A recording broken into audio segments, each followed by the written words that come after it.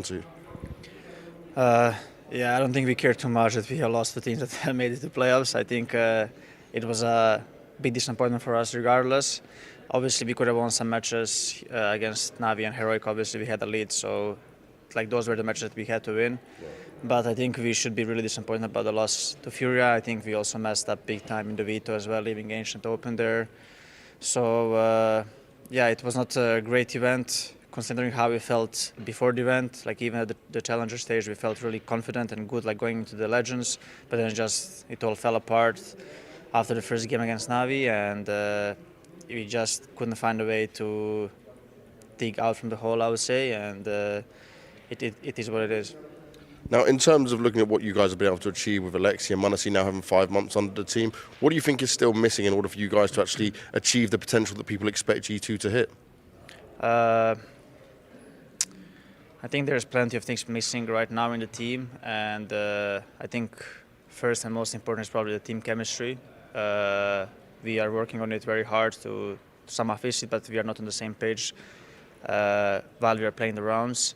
We are not having a great team play. It just feels off while we are playing, and it's something we are trying to work on. Obviously, our map pool has been also pretty bad ever since Katowice. It was just, I don't know, it felt like we never got the opportunity to play some of the maps, and then once you don't play these maps for a while, you forget. It's not like you don't forget how to play them, but you just like lose some of the habits.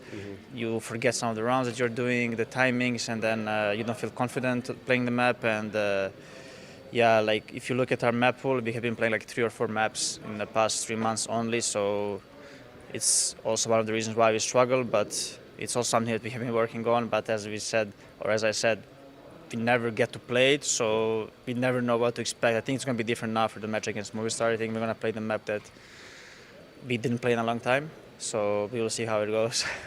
You're smiling away. Hopefully it's going to be full confidence. Nico, thank you very much, man. Good luck. Thanks.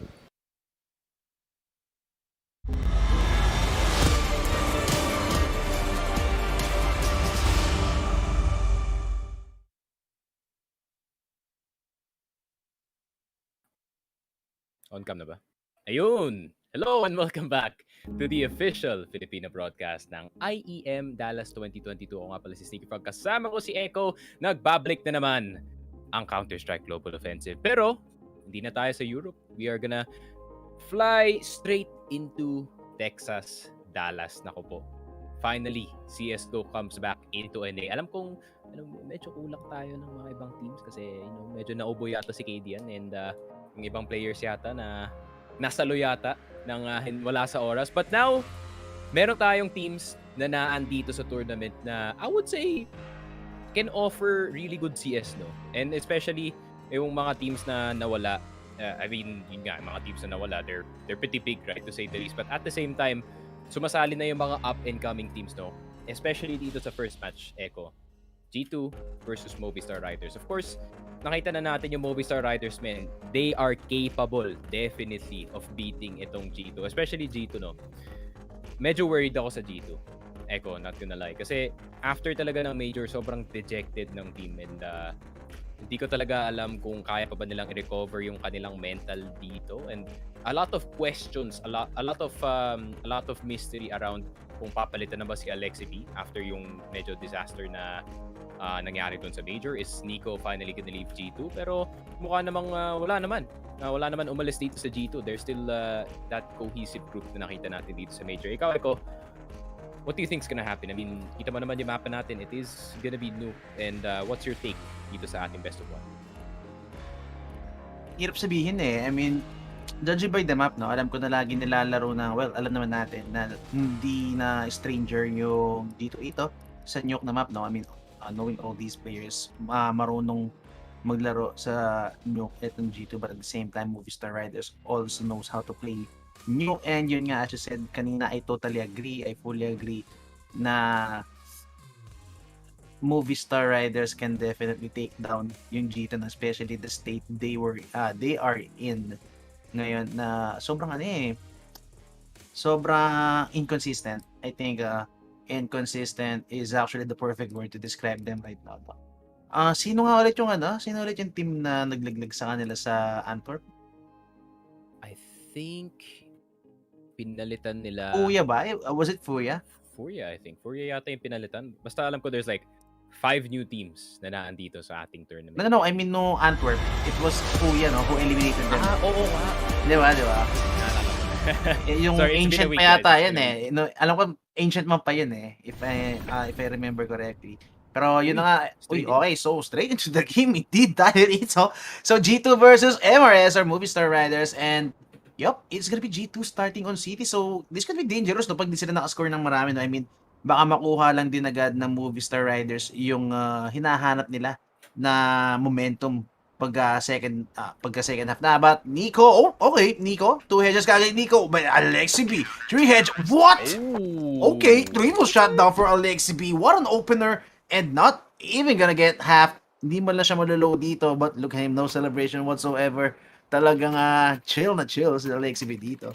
I mean, it is the expected result, to say the least, para dito sa side ng G2. I mean, really good shots galing dito kay Alexi B and kay Nico. Already starting things off dito sa pistol round with a really hot start.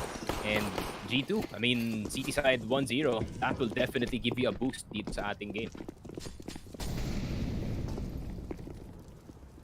Good molly to shutdown, no? In case there's gonna be an initial rush coming para sa side ng MRS. But they're just gonna be playing with 5 blocks this round and gonna be making sure it will be an AK-47 for the next round, no? Hunter, good frag para sa kanya. I mean, this is what you want, no? You would want these SMGs to farm some frags knowing na especially si Hunter, no? Si Hunter lang pala ng SMG dito. So, you would want Hunter to frag down etong mga Glock players natin, no? So, hopefully, makapagbigay siya agad ng AWP kay Monacy. But surprisingly, Monacy buys an A1S this early. And wala man lang siya helmet dito, pare. So, you can see the eagerness on this guy to actually wield a rifle already on the second round. Nico, okay. Nico getting tagged with the Glock at that range. At tingnan niyo naman, gaano ka-minimal yung damage na nabigay kay Nico. And Nico still dueling. And di pa nga siya tamatama. Oh my God, it's actually Alex who's tagging him down with a Glock. Again, second frag para kay Hunter. Oh, pero Alexi B with the white pick and eto na naman. Grabe, Alexi B na naman. Again, with a 3K dun sa may ramp position. Back-to-back 3K para sa kanya.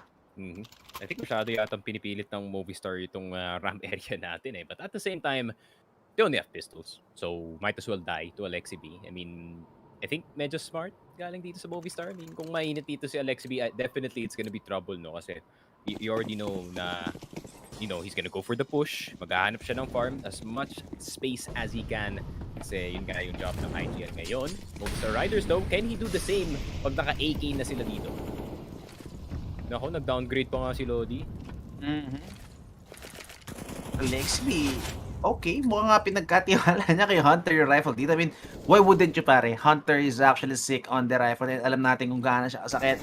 I mean, sinabi ko na rin ito dati, no, sa side ng G, no, it's actually Hunter who's always consistently top fragging, no, para sa kanila. So, surprisingly, he's not even considered as the star player para sa side ng G2 Esports.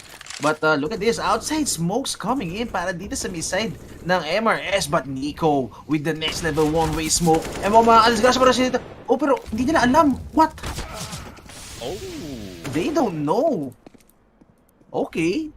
Nico still with the one-way. Gotta punish too! Oh my God, not even a headshot. It's the A1S power, pare. And mukhang Nico is already good for 2 Mopos. Gonna try to open up dito sa may A-side natin with the AK-47. Mapapatay niya si Hunter. Hunter, oh, good trade frag, pero not gonna be enough. Jax gonna taking down with a headshot, pero Hunter na naman. I mean, pinapakita lang ni Hunter dito how much is it worth it para ibigay sa kanya ni Alexi B yung A1S, and he's just showing us, mga kaibigan, what he can do with the rifle in his hand dito sa may gun round natin, pare. Yeah, gun trade was worth it. I mean, G2, really amazing start galing sa side nila. I mean, they're pressuring from all sides. Nico with a one-way dito sa may secret, catching 2 players dito sa outside. And hindi lang yun, Alexi B making his presence known na naman dito sa may ramp area, pushing into the trophy room, tossing in the molly. And para naman sa Movistar, men, hindi na nila alam kung anong gagawin nila doon. And this is not a good start para sa Movistar, no? Kasi wala silang makitang weakness dito sa defense ng G2.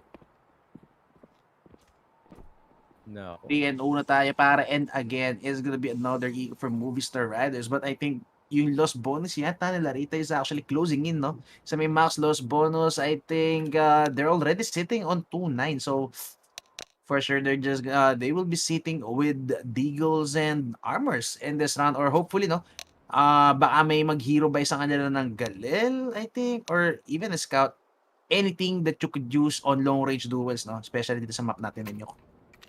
I think mag-reset lang sila ng round dito, as you do see. I think, sabi daw, parang yung keyboard ko hindi yata tilted enough eh. So let's make it 90 degrees. Plus 10 aim yan, by the way, if you do it. Pero mukha namang masaya yung G2 ngayon. I feel like naka-move on na sila dun sa Mukhang light dun naman sa ng mood. PGL Antwerp disaster. I mean, Extaz is really good at just setting the mood para sa kanyang team. He did the same thing din dun sa Vitality, and it's really fast kung paano mag-reset pag siya talaga yung coach kasi he's really personable with the players. Pero Movistar, half buy para sa side nila. I mean, oh, okay. So no hero coming whatsoever. So wala tayong rito pare. No Hampus play. No Hampus play tayo rito. But okay, Rush outside setup coming in, but look at this, Nico just right here to shut this down, and that's gonna be the information na kailangan nila to make sure na it's not going to be an A-hit, or that's gonna be a secret. Oh, by the Hunter, what a frag coming in for Hunter, playing it close na naman with the MP9, and gonna farm tons of cash again. Alexi B on the ramp, and it's just MRS. It's just MRS para getting tagged down, getting picked off one by one on different parts of the map. And this is not what you want. I mean, although yes, pistol kayo, although yes, wala kayong buy masyado, it's just a half buy Pestos, and yung iba nga sa kanila wala pang armor. Pero you don't want to be, like, I mean, you didn't even do a single point of damage, pare. You don't want to give away rounds like this na makakatulong mag-build up ng economy ng city. And especially para dito sa Movistar Riders, I've not seen a single burst galing sa side nila. I mean, you can smoke yung front ng trophy room no, then I guess do a 5-stack there. Magantay na lang kayo kung may mapupush, then pwede kayo mag-punish with just sheer numbers. And wala they're just walking in one by one, giving Alexi B some free kills dito sa ating mapa. And that's not the way you should play, especially pag ganun yung half buy mid, no? Tapos sobrang lakas ng baril ng kalaban.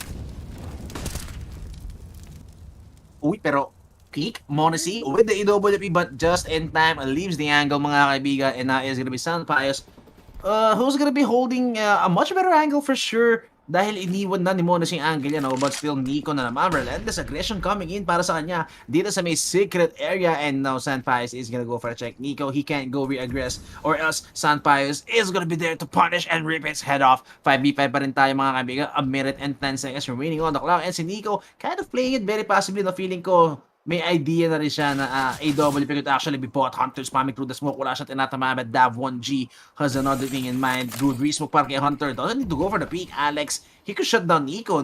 Sino kaya mas patient sa kanila rito, pare? 5v5 pa rin tayo. 50 seconds remaining on the clock, and ang may pang-counter go na lang dito is actually Hunter. Hunter is actually playing at the back of the silo, so this hit on the A side could still be lethal. Ito na nga. Oh, this is the classic double coming in para sa G2, pare. The double silo play, and this could be dangerous para sa side ng Movistar Riders if it will be an A hit. Kailangan nila boba, pare. Kailangan nila magpa-venge, but Monacy is there checking the cross for the shutdown. Good flash, pero Monacy, gonna whip the shot. Uncharacteristic is, but no, a hit is coming in. Just gets shut down. Hunter, hindi rin nakaisa si Hunter. That's the double shutdown they need. Nico and Monacy chiming together. Nico gets punished. Mopos with the re-peek. Monacy trying to peek, hoping to get another one bago mag-retake. Taking back the man advantage. Fake Vance is going to be the position para dito kay Alex, and Alexi B, does he know Alex is actually here? Alexi B, sino sa inyo ang tunay na Alex, para? And the double silo setup coming in, jumping. Alexi B hears him. That's the information. Mopos with the headshot. Sooner or later, it's gonna be Alexi B getting picked by Alex, but he's aware. Oh, he's even pre-firing, pare. Naririnig niya kaya? Oh my God, waiting for Alex to react, pare. Oh, wait, what a flick! 3 bullets remaining. He just needs to get the headshot, pero 7 bullets para sa Vertigo. Gonna go for the defuse, make it shot, and gets the 3 kills. Oh my God, Alexi B just instant closures. 1v3, doesn't Jonathan, mga kaibigan, goes for the 180 and finishes it with the Deagle in fashion. My apologies, Alexi B, for the slander that I said in the beginning. Pero grabe naman, I mean, Alexi B, the big brain play. I mean, just to keep tagging yung player dito sa may fake vents was really good para sa kanya, and I mean, I don't know what Movistar Riders was doing. I think masyado sila nag-focus dito sa may heaven na area. No idea na nakapasok na si Alexi B dito sa site. I mean, it was a good start para sa Movistar Riders. That was what I was looking for actually, Echo, yung burst galing sa side nila. Pero yun lang, hindi gumana, man. Exactly. I mean, man, the initial hit was good. Pero yung post-plant nila, the decision making by Hunter and Jax again na naman dito sa A side, mga kaibigan. These two are the pillars you need on the A side. Jax and Hunter, the nade, the flash, working together. But Hunter gets the off guard. Get off guard, mga kaibigan. Davon G, beautiful headshot, punishing ito si Hunter. But do they know na dalawa na kagad and this may have a position. Jax is still gonna be sitting on 9 HP remaining. And yeah, he could still prove to be a menace pa rin, no? Even though 9 HP na siya dito, he could serve as a bait or he could trade frag. Just needs to be quick. No plan pa rin coming in. Sooner or later, the smoke is gonna dissipate and it's gonna be kind of hard para sa may side ng Movistar Riders to even defend this angle. Alexi B, ayaw niya i-risk, no? Ayaw niya i-risk na mamatay dito sa may heaven position, but Morrissey is gonna be the one going with the angle, picking the angle, gonna try and get some information para dito sa may side ng G2 Esports. Would he dare go for the wall back? Pero eto na nga, mukhang kumukulit si Sunpies, but I think he spots Morrissey, and that's gonna be information for both of these teams. Retake is up para sa may side ng G2 Esports. Down na, bomb is down to half. Morrissey, good flash para kay Morrissey and Alexi B going for the paint. Oh, he's not even gonna get one, but he's playing with time so good. Davon G not gonna get the headshot. Nico and Alexi B, the whole squad of G2 coming in for the retake. Has enough time, mga kaibigan, to go for the defuse. And that's gonna be 6-0 for G2. Wala pa rin nakukuha yung Movistar Riders dito, pare. Ay. Yun lang, Movistar Riders cannot play the Geobuxion strat, also known as the Korean Turtle Warship, na pag tumalon ka, patay ka. Pero yun lang, na-counter nila ng maayos doon. I mean, Davon G had a really good entry dito sa site. All he had to do was guard itong heaven, but at the same time, it's really hard to guard heaven and anticipate a player pag merong smoke sa harap nun. Hindi mo alam kung papasok na ba sila or hindi, and that allows some of the players to actually spam the site, maybe even distract yung mga site players doon. And Monacy, props to him, he played that really patient. Hindi siya yung masyadong pumuputok na maaga dito sa site and revealing. I mean, alam na ng Movistar na nandun siya, but at the same time, he's not leaving himself vulnerable and giving himself a lot of options galing dito sa outside hut, which is really good para sa kanya. G2, 6-0. Nako po, the streak continues para sa side nila.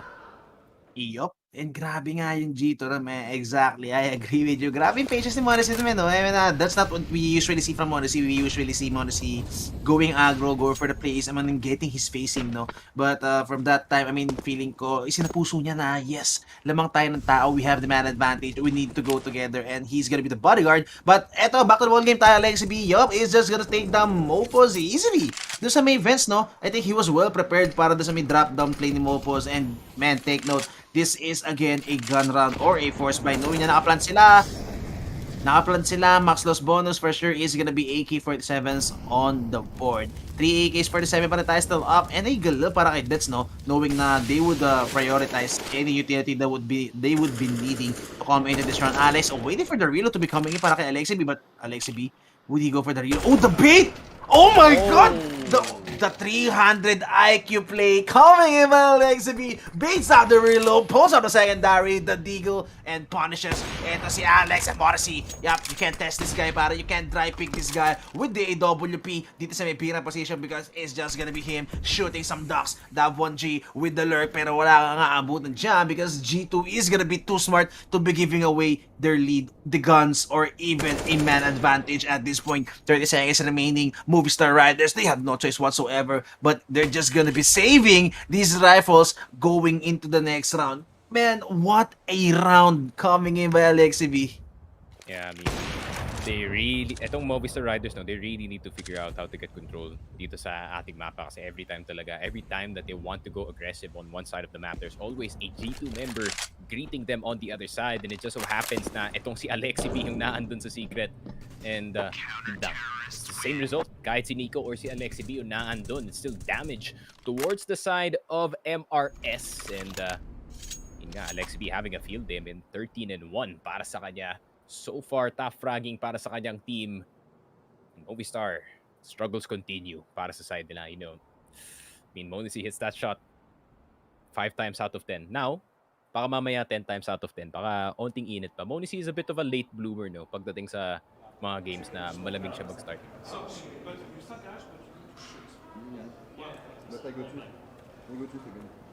Ano kaya kailangan gawin ng ano rito, pare? Ano kaya kailangan gawin ng MRS dito? I mean, for sure, man, they need to make an adjustment or alam mo yun, they need to find any exploits eh. They need to find the sweet spot kung paano bubutasin na itong G2, no?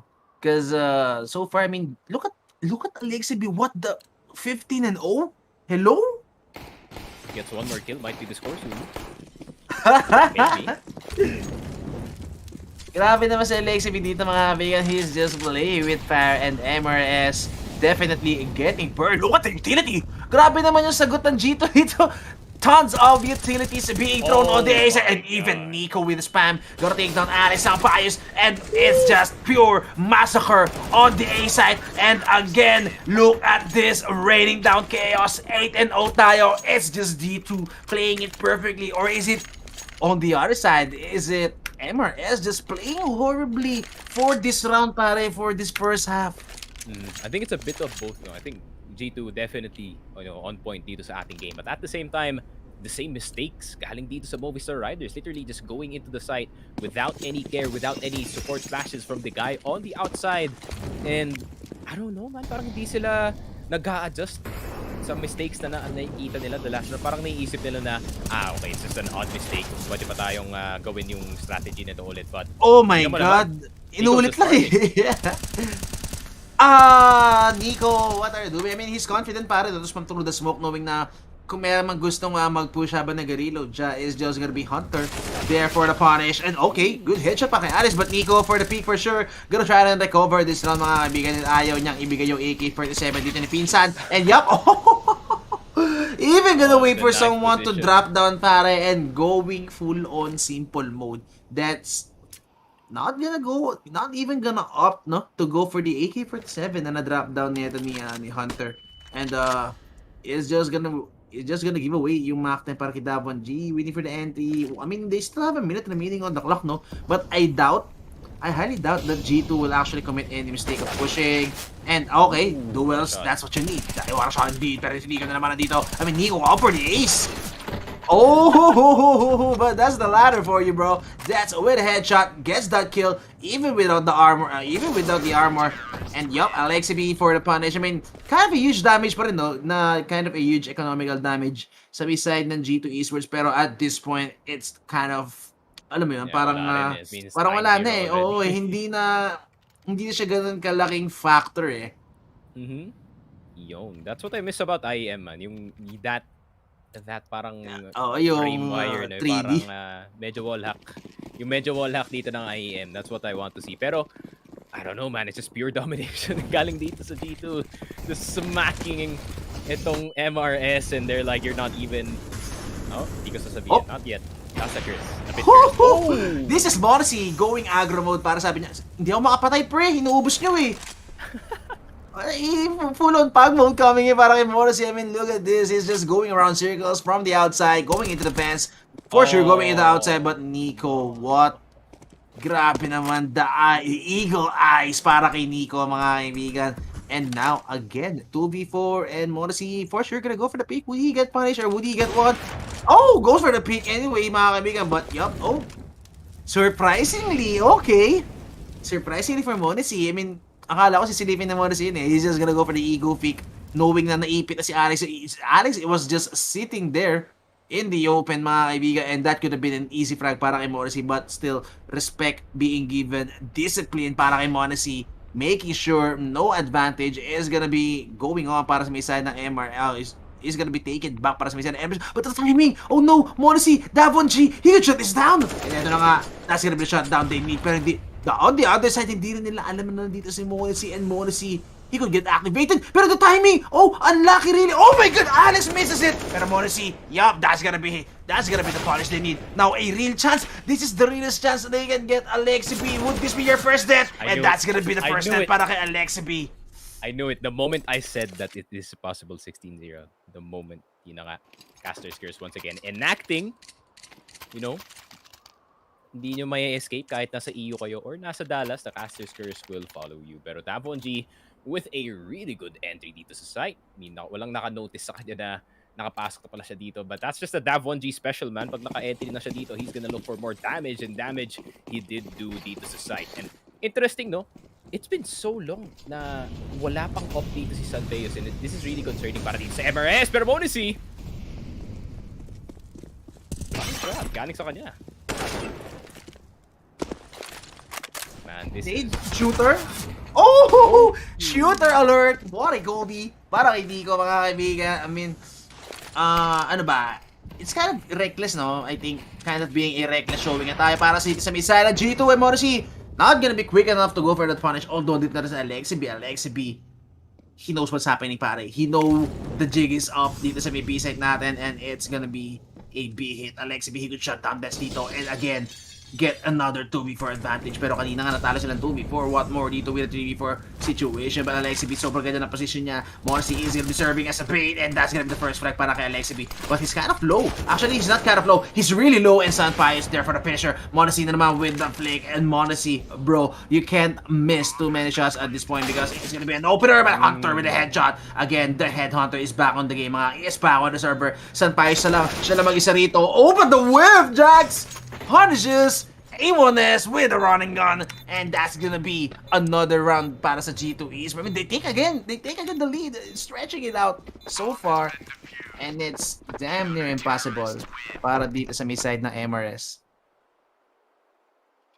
And ayun na nga. I mean, Hunter, really good kills here. I mean, Alexi B doing his best to delay dito sa site, no? But he does get killed eventually. But enough delay was already made para dito sa G2 for the other two members para mag-rotate papunta dito sa may secret na area. And there it is, the G2 special. Nagtanong pa nga si Topher po dito. Sabi niya, sino malakas dyan sa dalawa? I think the answer is obvious, no? Ay. MRS, man. Uy, Sanpeos has an op. That's an achievement. Yup. But Morris is still on the outside. I mean, feeling ko hindi umiinit sa mga nasa dito. He's just sitting on 4 frags, and that's not what you want if you're Morrissey, no? Especially si Morrissey.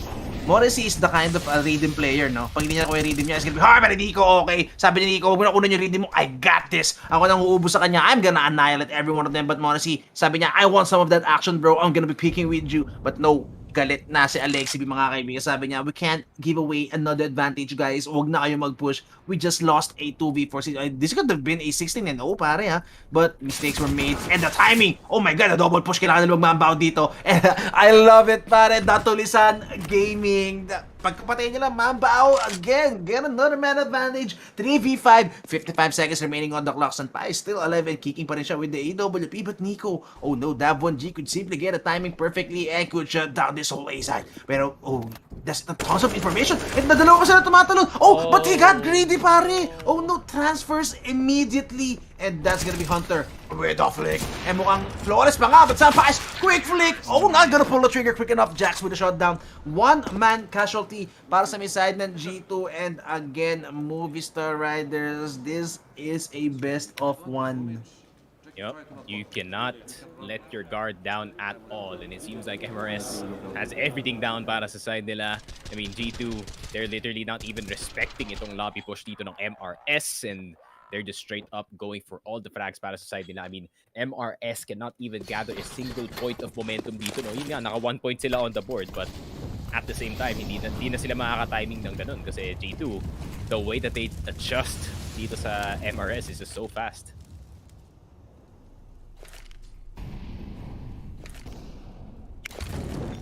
Look at the money. 13K para kay Monacy, pare. I mean, it's just cash overflow para dito sa may side ng G2 natin. 11-1 is the scoreline. I mean, kahit matalo sila rito, 11-4. I mean, oh, Monacy na naman. Again, not gonna hit the shot. Eating the nade. And Jax, yup, he's actually the one eating the nade pala, no? Doon sa may health position. Oh, pero si Alexi B, ito na nga, good molly, pero they're just gonna go through that molly. Oh, actually, I stand corrected. It's gonna be Nico and Alexi B to hold out the B side, and easiest spray down the bomb. Just gonna be sliding into the loving arms of Alexi B, and for sure, it's gonna be another round na naman para sa may side ng G2. Alex, timing, gets the frag with the headshot. I mean, Tech9, yup, by the timing. It's just G2, pare, making us, I mean, Caster's Curse, hello? I mean, 27-minute half, possibly 29. Pretty fast one to say the least, para dito sa Nuke, which is usually a really, really slow map. Unless, my favorite team is on the other side. Pero Movistar cosplaying the worst team to actually play itong Nuke. Sino ba? Who else is a team that's really bad on Nuke? I'm trying to think. I think MIBR is... no, MIBR is actually really good. Pero MRS, I mean, you can't really compare yung mistakes nila nandito. Oh, Kasi Hunter with the paulit-ulit ang anti-flash. ginagawa. That's information. That's information para yung LXB. The play coming in. Pero he still gets one though. Pero eto na nga Hunter. Grabe din napakasi mo po dito mga kaibigan. 3v4 situation. Nagmamadali yata sila rin. But Hunter, he's gonna make it just in time for the shutdown. And yun na nga, even go for the free fire, he's gonna give away his position. But Nate is gonna be thrown in the control room. And yun na nga, that's why it's the control room. Pinag-aagawan yung control room dito mga kaibigan. Nico go for the free fire through the smoke. Not gonna hit anyone. Actually, gonna hit tons of bullets. Pero not gonna go for the finisher. 88 HP remaining. The Nate. Oh, too deep. Kala niya yata may tao dun sa may shadow position, but now still man advantage tayo rito. Sunpies and Dabg sugatan sila rito, and Morrissey still has the AWP. Go for the retake now, and how would they actually play with this? Look at this, they're even waiting for a flank. Akala yata nila meron pa nasa likuran, but little do they know 3 players from MRS are already here on the B side, on the bottom side. What a flick by Alex at the Amashi, the frag, pero Morrissey still shots down. Eto si Dab1G and mag-isa nila Sunpies, not gonna get the frag. Hunter with the headshot, and again a retake, very clinical coming in para sa may side ng G2, and man, they just can't catch a break. Man, this is the G2 Dallas buff, pare. Baka balas yung EU. Baka balas pala yung EU, no? Yun pala, it's actually the NA event that will make G2 really, really good dito. But I mean, this is just pure dominance galing sa side nila. MRS, they got the site, however, too much casualties para makagawa ng site defense doon, and G2 just played it oh so perfectly galing sa side nila. The trades were there, the timing, everything going in the way of G2 para dito. And MRS gonna try to get the second point on the board. No up to be found para dito kay Sanfeus, and Hunter is pushing in. Yep, I mean, it has been his favorite position. Oh, pero on XCB, this is the first time he's pushed into the trophy room, and easy punish mga kaibigan. Executes Mopus just in time to get that information, and Nico nandito pa rin siya sa may labas. He's actually playing yung angle ni Rain dito, and oh, what the flick! Dab1G, how did you recover that, pare? Nico gets decapitated instantly. Although sobrang low niya na rito, pare, 10 HP na lang si Dab1G rito, and Monacy, yup, he's gonna spot with the Pickers advantage. Ziz the elbow first para kay Dets. Dab1G again with the headshot. What? This guy is a monster with 10 HP. Hunter, oh, he's gonna see the advantage mga kaibigan. Goes for the pick anyway, and yeah, I mean, Dab1G with 10 HP is still hitting some sick headshots, no? Pero kind of impossible na siguro at this time, at this scenario, knowing na wala sa kanya yung C4 and Jax. He could just go for the shutdown, he could just punish, he could just shoot Dab1G in the nail, and the round would be over. Even tapping mga kaibigan, making sure he's not gonna whip the shot, and I think, is that the last round? Last round na yun. 30 minutes on the dot, pare. What? Oy, oy, oy. Not gonna lie, that's the fastest half I've seen dito sa 2. And, I've seen ENCE. I've seen ENCE play it, man. I've seen ENCE play it perfect again. This is not as perfect as D2's defense. But at the same time, MRS not learning from their past mistakes. And unfortunately, doing the exact same thing for the past, 15 rounds, pushing itong A side hanggang gumana. Gumana lang yun one time. And G2 is like, alright, we're not gonna allow that anymore. And mag-bolster na kami ng defense dito sa A side. Good attempts galing dito sa MRS. However, they cannot execute at the end of it. And ayun na nga. 14-1, G2 starting things off in Texas with a really hot streak dito sa City side. And I can't say it's over yet, considering na G2 yung nasa kabila. So, come on, man, don't follow Palibid na naman. Oh, I mean, I di ko talaga matatrust, no? Kahit 14-1 yung G2 dito sa kabila. Like, it's still G2, man. You have to think.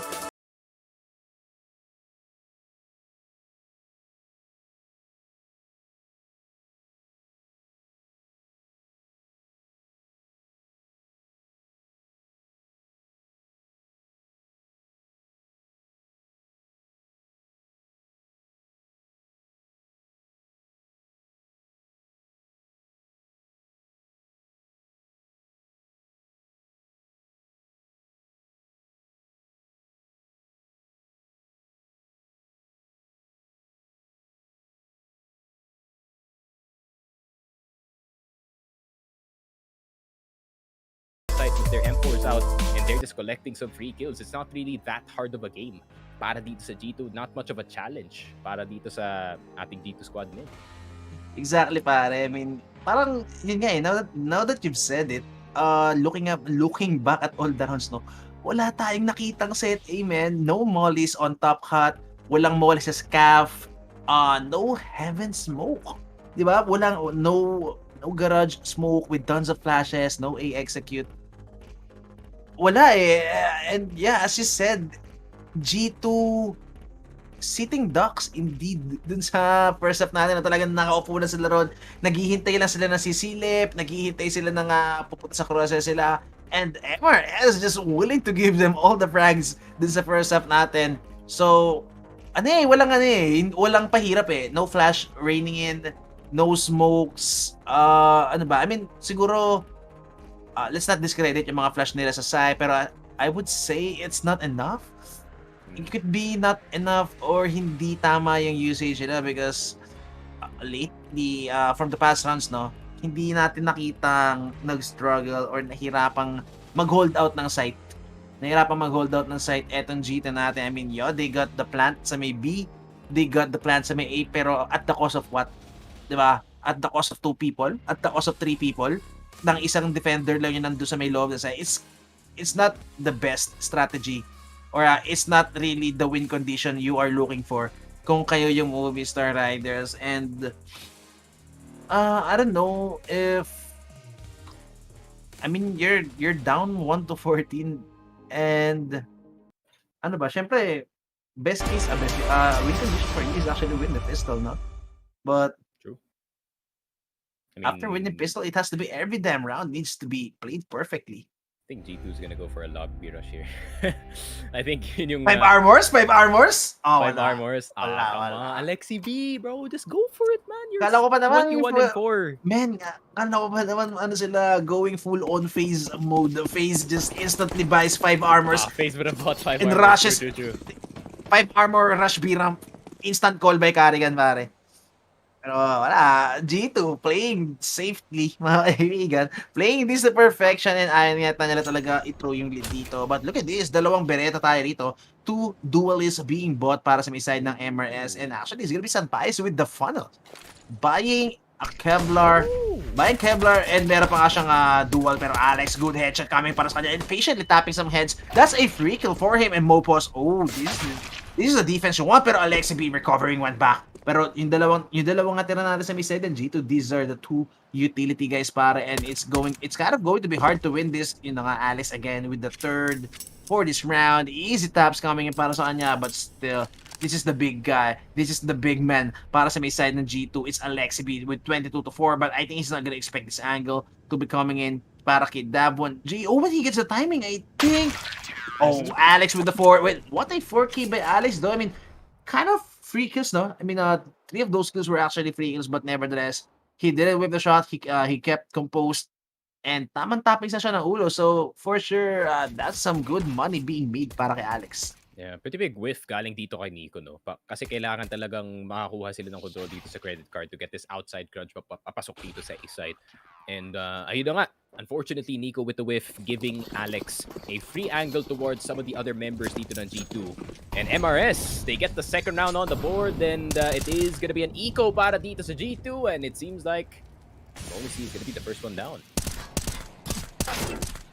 Oh my God, Alex, you need to leave the area, pare. Yun na nga. It's just the pistols para kay Alexi B. Shuriken down at Sunpass with the USP. Okay, so USP lang sapat na. Hello, MP9, you need to farm. MP9, you need to farm. Mayday. One goes for the farm. That's gonna be the farm. And okay, are we going for a longer game? Not like this, bro. G2, you only need to win 2 rounds on the board. And para naman sa Movistar Riders, it's still 13 rounds bago sila, makabalik pa dito sa ating game or actually get the win into the game. What's important para dito sa MRS na is, nakita mo naman si Sanpeos only opting in with the USP doon sa round na yun. And that means we are gonna see the AWP galing sa kanya and maybe some more outside control galing dito sa Movistar Riders. And I think para dito sa G2, they cannot be too overconfident challenging it from outside. Pare, G2, Yono. You only need one. Isa na lang ang kailangan Larino to be sitting on safely, safe hands mga kaibigan. But Sanpais bringing out the AWP because yep, no mistakes could be made anymore para sa side ng Movistar Riders. So as much as possible, they want to bring out the big guns as early as possible. And Nico with the okay, okay. First for Sanpais, almost takes down Hunter through the smoke. I mean, grabe naman. The two Kovacs being smelled by Mopos. Nakaasim na nga siya rito. Alex B. He gets off guard mga kaibigan. Sanpais go for the peak and the timing. Oh my god, Sanpais! Ito na ba yun, pare? Ito na ba yung hinintay natin? And G2, oh no, you can't mess this up. You can't mess this up that bad. I mean, giving up a 14-1 lead. Well, medyo malayo pa naman, no? Pero MRS, I mean, the way they're playing this, kind of worry-free, no? Good flash coming in para sa the G2. What Jax? Oh, okay. Monacy might have the op now. 35 seconds remaining on the clock, but no, hindi yata pupulutin ng Monacy. Monacy is gonna opt to go for the side. Alex with the punish. Oh, Jax with the headshot. And Jax, oh! Okay, good recovery para kay Jax, pare. He needs to retrieve the bomb though. And wala siyang utility to buy some more time, pare. And it could easily be a peak para kay Dets. Oh, but there's no... Oh, imagine, bro! It was on his head! It was on his head! Grabe, dude. Even at death, Jax is cracked out of his mind with this aim. Grabe naman yan. If he had 1 second longer doon sa ating round, that would have been one of the most insane clutches dito sa IEM Dallas. We are just starting dito sa ating tournament, but G2, unfortunately, they fall one more round. However, daming namatay dito sa Movistar Riders. They are still gonna have yung weapons na meron sila dito sa last round. Dav1G opting in for the AUG for a longer fight. And I think this is a tech pause. Walang kahit anong dalawang teams ang pause dito. I think Alexi B might have a bit of audio issues dito sa ating PC, but it is gonna be fixed in just a bit. But at the same time, it's really hard para sa G2 para magkamali ng 10 beses. But at the same time, it's G2. It's G2, yeah.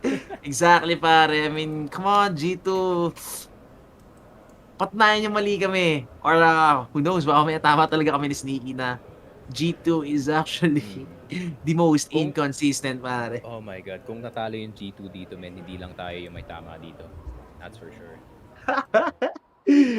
Para dyan sa mga sa mga mid-game betters natin, guys, who knows? Who knows the live odds, mga live odds natin dyan. May mga pupuso dyan, pre. Sabi ni Ron Waldo, 314 to 416. Maybe. Hindi natin alam. Who knows? Paalala lang, G2 yung nasa kabila. I call them the European liquid for a reason. Pare, if there is a team who could do it, it's G2. Truly. Ay. Pero let's not discredit Let us not discredit itong Movistar Riders. I mean, it could easily be a throw para sa may G2, pero nevertheless, if Movistar Riders aren't gonna play their best, hindi rin nila mag-grab yung opportunity na i-hand out sa kanila ng G2 Esports. So nevertheless, if Movistar Riders ay gagana na rito, mga kaibigan, for the second half on City side, it could still be a threat, pero G2, I think they just need to take their time, Hindi nila kailangan magmadali, and by madali, I mean take their time every damn round and wait for mistakes sa may side ng MR. They don't need to force anything at all. Yeah. I think this is a real test para dito kay Nico, especially he has the Deagle right now. So if he whiffs with the Deagle, then mental hard. Let's go. Oh, but he's waiting. He's waiting. Guess the two hits with the Deagle. Oh, pero not gonna hit the headshot. Oh, another wallbang kay Sanpais, and at this rate, mga kaibigan, it could just be, okay, Monacy, sabi niya, Nico, ako na, sige. Oh, pero pag nakuha niya off dito, pare, it could be dangerous, and the whiff, coming in, Hunter does the pistol, 2 rifles, dalawa na agad yung baril ng G2 dito. Now, they even have the smoke to shut down Dets, and Dets, he can't open up this door, pare, because he's gonna reveal his position. Actually, is he playing for the ad flash? Oh, now gonna go for the wallbang. Gonna go for the door. Okay, so no risk being taken sa may side ng MRS dito. I mean, man, advantage is up para sa may side ng G2 and they need to go for the retake para. Hindi na nila pwede, they can't go for the save. Pero look at this, that's information being given para sa may side ng G2 Esports and MRS. They need to go quick. Bomb is down to half, mga kaibigan. And what? Really?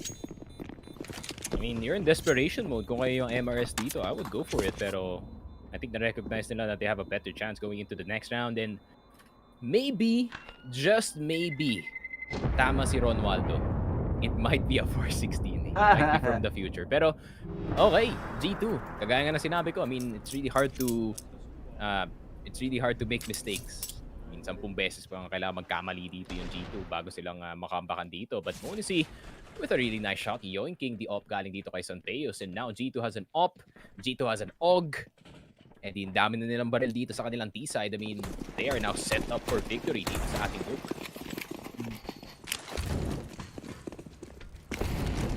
I don't know what happened there. I mean, MRS, that was a very winnable situation. That was a pistol. And, naman ko, I mean, it was do or die. It was do or die na right there and then. That's, you just gave up. You just gave up map point easily. And that's what I don't get from that. Although, ang ganda na pwesto ni ano rito. Ang ganda na pwesto ni, I think it's Alex ba? If I'm not mistaken. Is that Alex or Mopos? Oh yeah, it's Mopos. Si Mopos pa rin nakapwesto sa may trophy room and Mopos. Oh, he's actually weighing the risk, no? Kung magpupush siya doon or he's just gonna wait for anyone to be overextended sa may trophy room. Pero Nico, oh good flash. Bulag na bulag silang pareho mga kaibigan. Meet and greet, but Nico will shut down. Wanna see, what a flash coming in pa si Mopos. Eto na, nila yan yung backstab niya. And what a sandwich play. Mag-isa nila sa Alexi dito. 1v3 situation. He's gonna get sandwiched so hard dito sa may event side natin. And yup, that's gonna be the play that they want. And sorry, Ronaldo, 416 dream is down the drain. Ay. No, Ronaldo's dream is now dead. Yun lang. But, at the same time, G2, kind of, masyado yata sila nang madali dito, no, to actually get the win. And they did clear deaths dito sa my outside area, but at the same time, Mopos, recognizing na wala masyadong tao dito sa labas. It's like the exact same set yung ginawa nila doon sa pistol round, no, where, you know, you are really capable of just walking into sa may lobby na area kasi wala masyadong tao. But Alexi B! Napare mo ang rack na ito. Alexi B nagmamadali, but does the shutdown para kay Death. Even blinded shots na Alexi B. Son Pius and Dav1G with that rush takes advantage, mga kaibigan. Got some grounds on the trophy room. Alam nila na makakakuha sila ng grounds dito, knowing that it was a rush para sa Misana G2. 2 guys already on the ground. Monacy manages to get away dito sa may events position natin. I mean, do they have any idea? For sure they would have an idea. The Monacy is gonna be sitting here on the bench position. Still no resistance coming in para sa may lower bomb site natin or sa may B site para kay Monacy, and Monacy just buying his sweet precious time dito sa may lower bomb site natin. But yeah, he's gonna be staying in dito sa may baba ng Vance position, and the bomb is actually still nandito pa rin kay Hunter. It's still in the arms of G2, so they can still do so much, no? Nako, pag may nag-push dito sa B-site men or may nag-vent sa kanila, so that could be really dangerous. This could turn into like a 4v3 kung mahahanap si Monisy ng isa dito. Yep. Oh, pero this is a risky smoke, no? MRS could easily have the information na walang tao dito sa labas, because look at this, Alex watching so far back on the secret position. Oh, but Nico, how does he hit the shot? What a headshot para kay Nico Hunter. Also, the other back in the headshot, and Monisy just hops in, mga kaibigan, and takes it back into a 3v3. Nico with the headshot. It's just headshots galore. Monisy even with the headshot. 3v5. Gets a finger frag. And Alex, what? Yeah, man, how did they win that round? What just happened? Ay. And Movistar Riders fall apart after a really nutty shot galing dito kay Nico. Recognizing na merong boost dito sa may fake vent, getting both members, and what a heartbreaker para dito sa Movistar Riders. But at the same time, you cannot do the same damn play every round and expect it to work. And yun na nga, that's basically the story ng best of one na to. Movistar Riders not learning from their mistakes, not refusing to adjust dito sa defense ng G2, and yun lang, they pay the ultimate price of losing the first best of one dito sa ating IEM Dallas. Ano ba? I mean, not much analysis, no? Can be made, no? Dito sa match natin. It was just pure, wreck hard. I mean, look at this. It's just plain duels, plain read coming in para sa may side ng lead na natin. And, I don't know, signs of life siguro. Signs of life para sa may side ng Movistar Riders. Pero, di ko alam. I mean, yung mga round na napanalo ng G2 is kind of questionable though. Na, I don't know, is it a Movistar Riders giving away the rounds? Parang, how do G2 even win those kinds of rounds, di ba? Medyo questionable para sa akin yung the way they won yung rounds na yun. But nevertheless, I mean, it's still G2 esports. Again, as I was always pointing out, no, para sa akin, the greatest strength or yung pinaka, parang, ano ba tawag dito? Yung, syempre, every team has something unique, no? Siguro yung for example, FaZe has Carrigan, utility specialist, the body system, di ba? Para sa akin, G2, their unique strength is actually all 5 of them can shoot, can hit sick headshots, no? And, ayun yun yung pinakita sa atin last. I mean, it was the starter for Nico, that boost on the fake vent, instant headshot, so far away dun sa may lobby position natin. Then, after that, it was just headshots galore. Talagang, bilang pumasok si Monacy, instant headshot. And also from the Heaven guy, headshot coming in for Nico. It's just headshots all over sa may side nung G2 Esports. Not even flashes, man. No flash, no molly, no smoke to deny any vision para sa may side ng Movistar Riders. They just straight up beat them 3v5 in a dry duel. Yeah, that was a straight up fights nga galing dito sa G2. I mean, not much can be really said para dito sa MRS. I guess ban nuke na lang next time kasi you guys are not really capable of playing itong T-side, which is, I think it's a really underrated thing, no, para sa mga ibang teams to have a really good T-side dito sa nuke. I mean, even if you only get like 6 or 5 rounds, I think that's already really good para sa side nyo kasi meron kayong onting leeway pagdating dito sa city side para magkamali dito. But I think para dito sa G2, I mean, they have plenty of room to make mistakes. 14-1 start dito sa half. And yep, it just seemed like an impossible task para dito sa Movistar Riders. Not much can be done para sa side nila. So, unfortunately, they go 0-1 at the start of the day. Pero yun na nga, that is it para sa best of 1 of 49-minute affair dito sa ating Nuke. And it's a pretty fast one to say the least. So, meron pa tayong game. I think next game is gonna be tuloy-tuloy. Rolling schedule ba tayo direct? Like game then game after. Schedule. So dahil sa G2 guys, mag-aantay kayo. So sisingin Yes. G2. Sorry. So, sorry. Sorry na. Ganyan talaga. I mean, G2, they're a bit mean, but at the same time, they gave the middle finger to everyone in the crowd. So I expect nothing less galing dito sa G2. But yun na nga, that is it for this best of 1, a really fast one to say the least. So guys, huwag kayong aalis kasi meron pang CSGO action galing dito sa Dallas because of IEM. See you in a bit.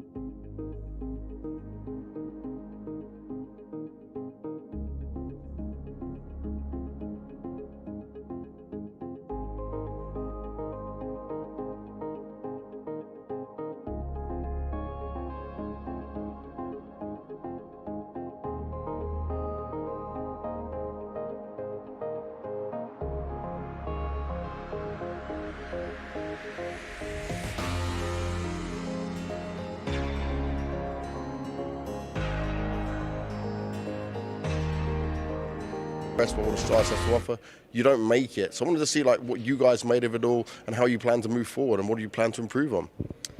I mean, I think a little bit of the same, that we had some good progress up until the major. I feel like we played better and better for each tournament that went on, but of course in the major we didn't play very well.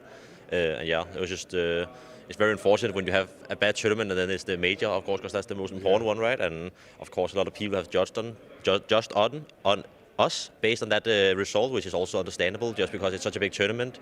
But for us, I think it's just we cannot sit and think about like why we were bad in that tournament forever. Like we have to move on, right, and try to play better in this tournament and the next tournaments. So I think that's just what we're doing.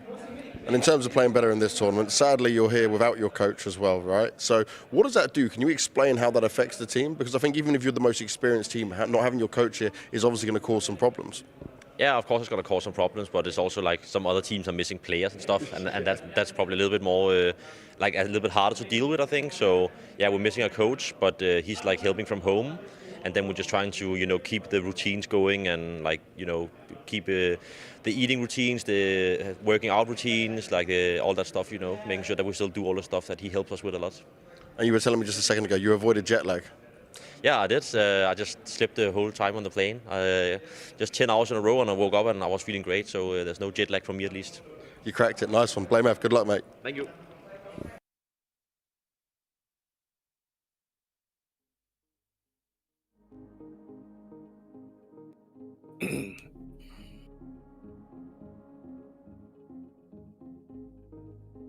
Naigaw na ba? Nasa camera na ba tayo? Hello guys. Ayun! And ayun, kita na natin sarili natin dito. Welcome back to the official Filipino broadcast ng IEM Dallas 2022. Ako nga pala si Sneaky Frog. Kasama ko si Echo.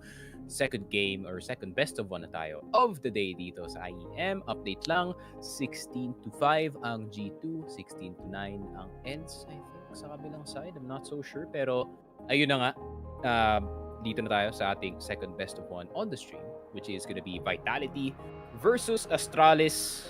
Nagkataon na naman ang nag-meet ang mga former teammates dito. Grabe naman, Echo. I mean, what do you think is gonna happen? I mean, meron bang ibang mangyayari dito? Kasi Astralis, for the past few tournaments, despite na napaka-powerful ng roster nila no on paper, parang nangihina pa sila. They're still struggling to see kung kaya pa nilang makaayos ng teamwork dito. And knowing parang since nung admission in Fire League, we haven't seen Astralis being in their best shape, no? And I mean, is Fire League even their main offer dito sa team nila? Dito sa Astralis? Kasi check ko lang. Please tell me it's not Fire League.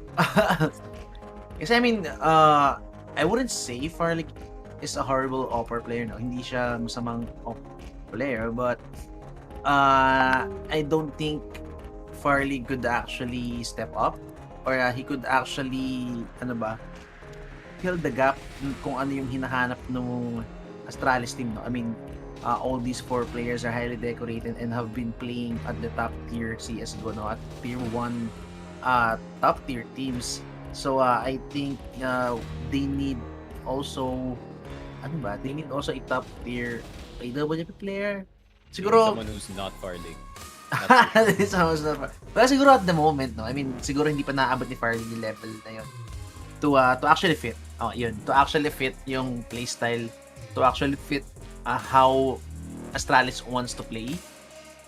So I don't know. So for me, so far it has not been a successful roster change para dito sa may side ng Astralis. And well, dito rin naman sa kalaban nila, actually Vitality na sobrang tagal na rin since the roster change, and ever since the roster change na yun, wala ako masyadong nakitang change, wala ako masyadong nakitang improvement, and we haven't been seeing Vitality to be at the top, top 4, top 3, not even top 6, no? So, and questionably, even with a better roster, diba? Man, you have Dupree, you have Magisk, you have Misuta, diba? You have Apex, diba? Long time experience, veteran player, and good IGLing skills pa rin, no?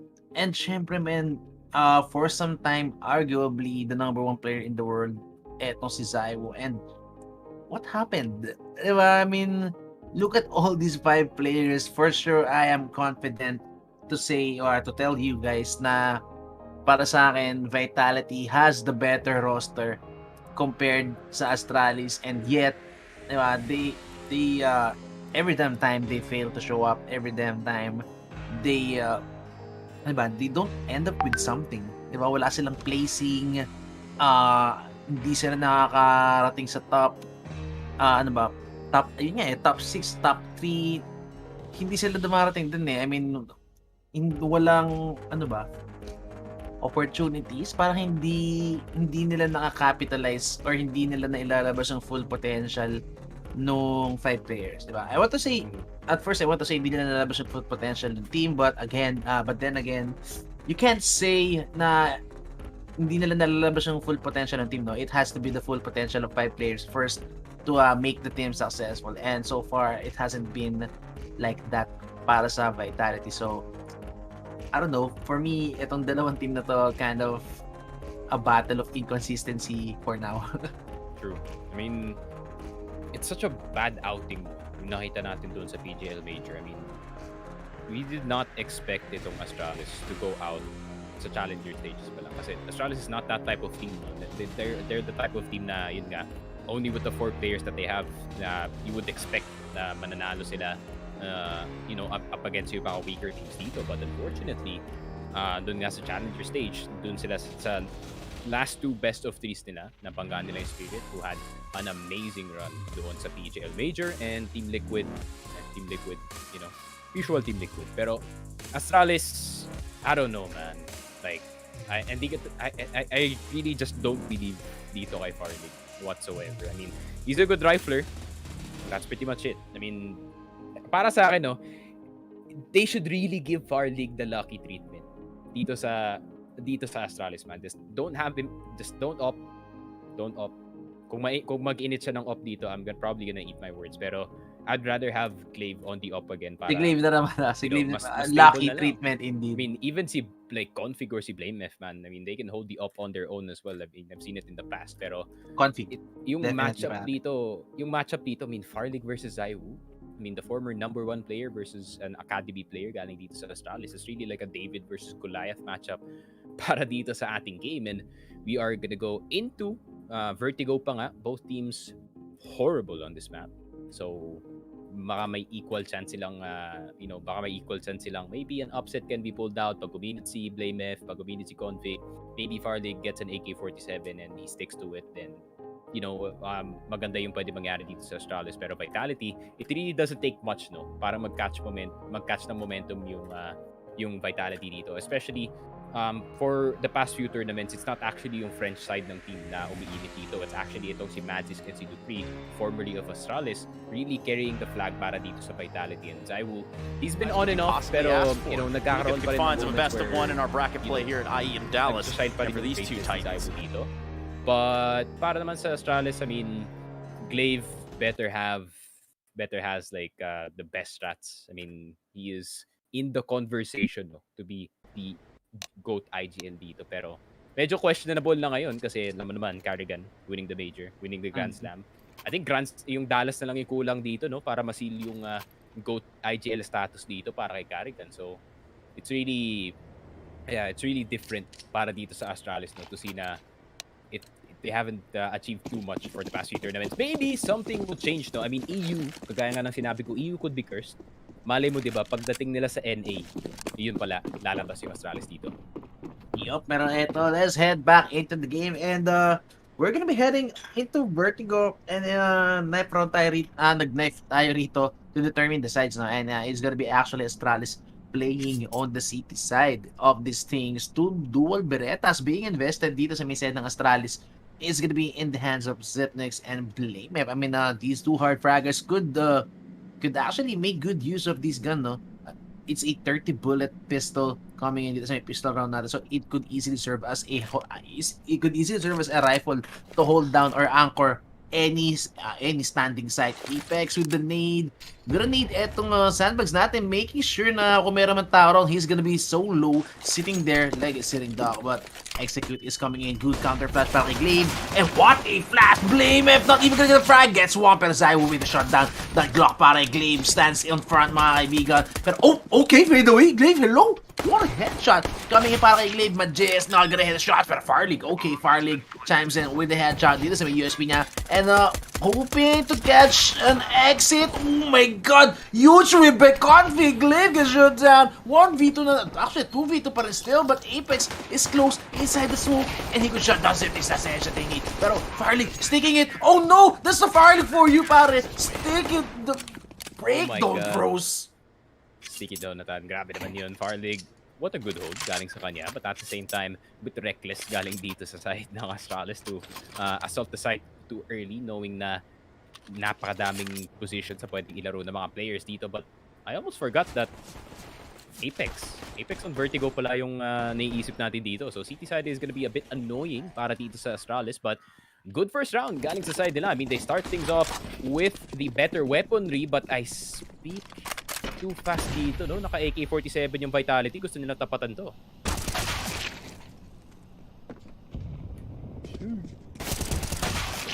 Oh, good shot by Blame Permisuta also. Naku po, yun na nga, headshots all over the board. I mean, these are the rifles you want in play, pare. And Misuta recovers one with the pickup AK. That's Zywoo's AK on the ground. Although 3 rifles at tayo rito now up para sa side ng Vitality 2v4 situation. And just like that, oh, good punish parang Zipis, but Misuta na naman with the headshot. Si Confident ang natitira 1v3 with the MP9, but he goes to shut this down. And you know, he gets revealed, pero nevertheless, without a frag, he gets one. Makes it possible, 1v2, no bomb plant remaining, and again, playing the close range angle si Confident. They're gonna wait for the smoke to dissipate for sure. So, no advantage gonna be coming in para kay Confident. Re-smoke para kay Dupree. Another re-smoke para dito sa may side ng Vitality. And that's gonna be the force by going in favor sa may side ng Vitality. Surprisingly, the duels, no? The duels heavily going in their favor with the gun advantage. Good job. Galing dito sa Vitality, no? I mean, getting those first 3 frags. Napaka-importante talaga na mawala si Glaive dito sa may cons na area so they can start assaulting itong ramp na area. And if you are not named Apex and naandun ka sa ramp, definitely you are not bulletproof, my friend. And yun na nga yung nangyari dito sa Astralis facing the force spy, and unfortunately, ayun lang, they fall.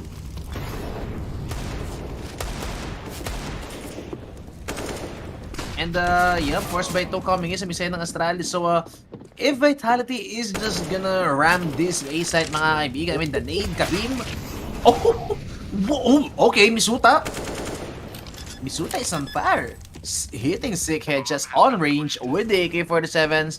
And Vitality, this could easily be a +3 para sa kanila, knowing na that was a force by Astralis, but it was just Vitality forcing their way inside with the headshots and not even a chance para sa Astralis for any rebuttals to come in. Yeah, I think it's the right decision, no, para dito sa Astralis to go for the force spy. Unfortunately, ayun nga, they could not get the first picks on towards their side. Glaive a bit too hot on his heels na nag-early pick siya dito sa may A-ramp, and unfortunately, yun lang, he got destroyed by every Vitality player na nakarating na dito sa may A-ramp. And it's really bad para dito sa Astralis, no, na uminit dito si Misuta kasi of all people na kailangan mo i-worry dito, you really want to minimize it as much as you can. And akala yata siguro dito ng Astralis, okay, we only have to worry about Dupree and itong Kinadisk. But at the same time, Misuta, you cannot forget about him, bro. I mean, he was not kicked galing dun sa French roster, no, for a reason, and this is exactly why.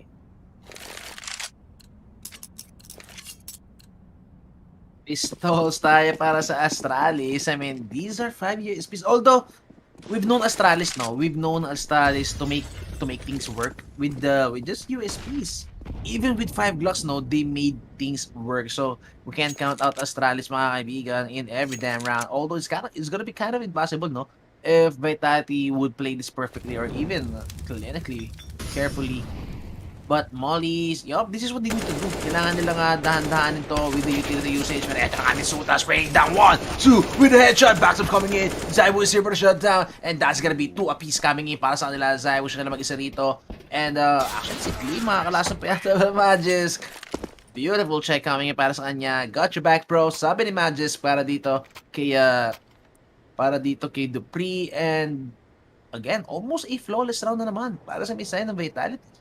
Yeah, not much lost. And para naman dito sa Astralis, no, they really need to win itong next round. I mean, next round is gonna set the tempo for the rest of the game para dito sa Astralis. And if they cannot win it, then it's gonna be bad news para sa side nila, especially considering, no, that Astralis used to be one of the best Vertigo defenses dito sa ating game. And now, it seems like it is not working back in their favor. Pero meron na sila mga M4 dito, so maybe this will be different para sa side nila. Good nades. Oh, good nades indeed. Takes down Dupree with the flash play with the transfer. What flash. A quick 3 kills on the side of Astralis. Although still winnable pa rin to, pare, ha? 2v5 lang. This is still Zywoo and Magisk. I mean, headshots could be still on the board para sa may side ng Vitality. Zywoo, you need to bring out the best in the game and gets the first headshot. Pero gonna take tons of damage. Down to half HP na si Zywo dito, sitting on 45 HP, and goes for the pick anyway, pero not gonna hit the shot. But look at this, Astralis investing 3 people already on the A side, making sure na no damage whatsoever is gonna be done para sa may side na Astralis, and yeah, that's gonna be the whiff kay Zywo, and Magis, he's gonna get revealed, double pick coming in, and almost gets a transfer. I mean, Blamef kind of rolling back the years in that one, dun sa kind of reminisce of complexity where he used to be the nade master para dun sa kanyang team, and a really well-placed nade galing sa side nila, and Farlig as well. Really good flash bulag, yung close player and the cons player as well. Nisuta and Apex could not see anything at all pagpasok nila dito sa may ramp na area, and yun lang. Astralis, a well-needed round para sa side nila to snatch back the momentum, and na nga, pantay na ang economy dito ng Astralis and Vitality, and another must-win round for both sides.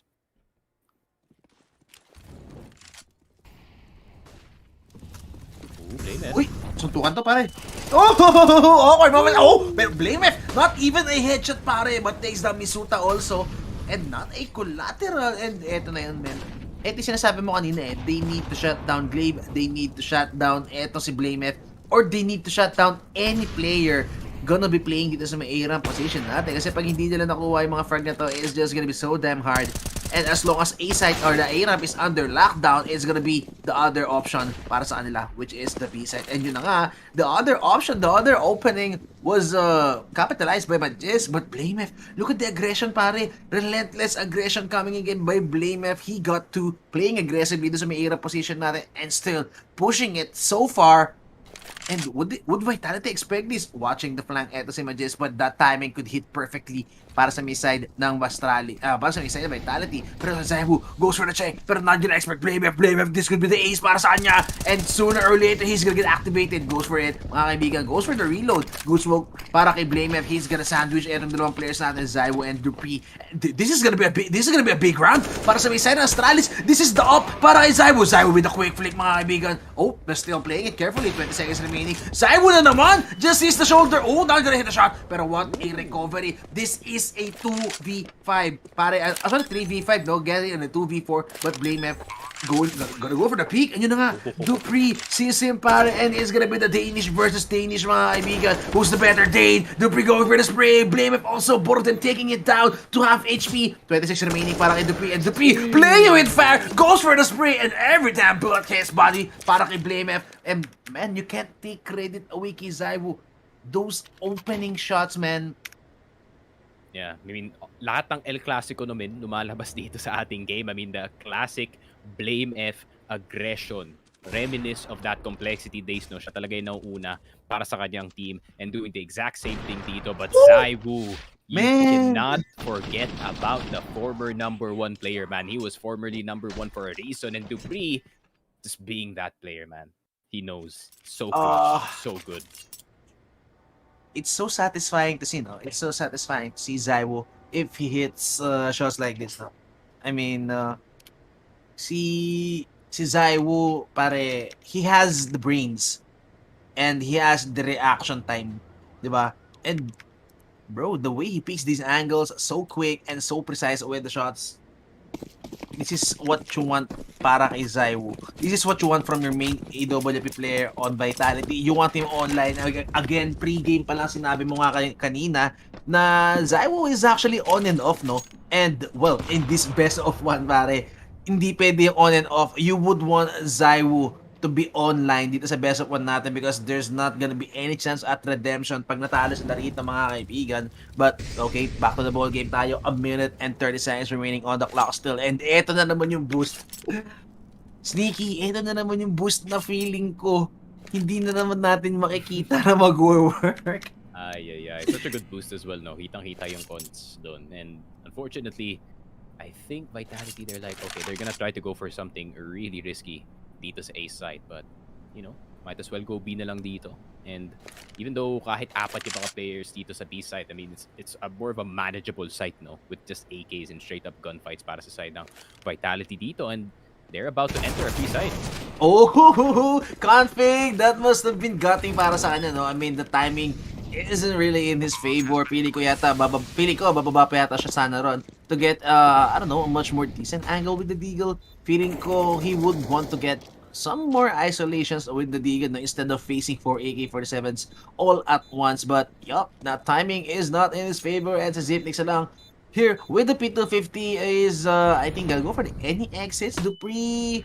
Oh, good flash. Pero feeling ko narinig niya narinig niya and the Zipnix. And yup, just gonna go for the spray down even through this thin wall. Paper wall, as we call it, pero Farlig with the share ash. Farlig with the USP, I mean, double headshot para kay Apex. That's gonna be economical damage. Blame F with the Deagle. Would you get the AK? Dupree going for the hunt. I mean, hindi niya na kailangan mag-handle, no? So, AK-47 for Farlig being retrieved. And again, senseless boost mga kaibigan. 3-man boost na wala naman nakuha. Hold on to that AK, Farlig. Ayaw wag mong bibitawan yung AK-47 na yan, but yun na nga. I mean, classic vitality once again, kind of reading the risky play dito sa A side, and instead just going B, knowing that the AKs are gonna be more effective doon sa side ng mapa na yun. And ngayon, vitality, 3-point lead dito sa ating half. Round 8 pa lang tayo dito, but it seems like they have this swing of things dito sa ating early game. And no! Oh shit! And just, man, they haven't found any success dito sa may A-ramp natin on gun run, no? Feeling ko the only round na napanalo na rito was the Eco and... okay, Zywo. Proving us wrong, mga kaibigan. And this is the first time Zywo took out the T-side AWP. Oh, not the first time, but in a while, no?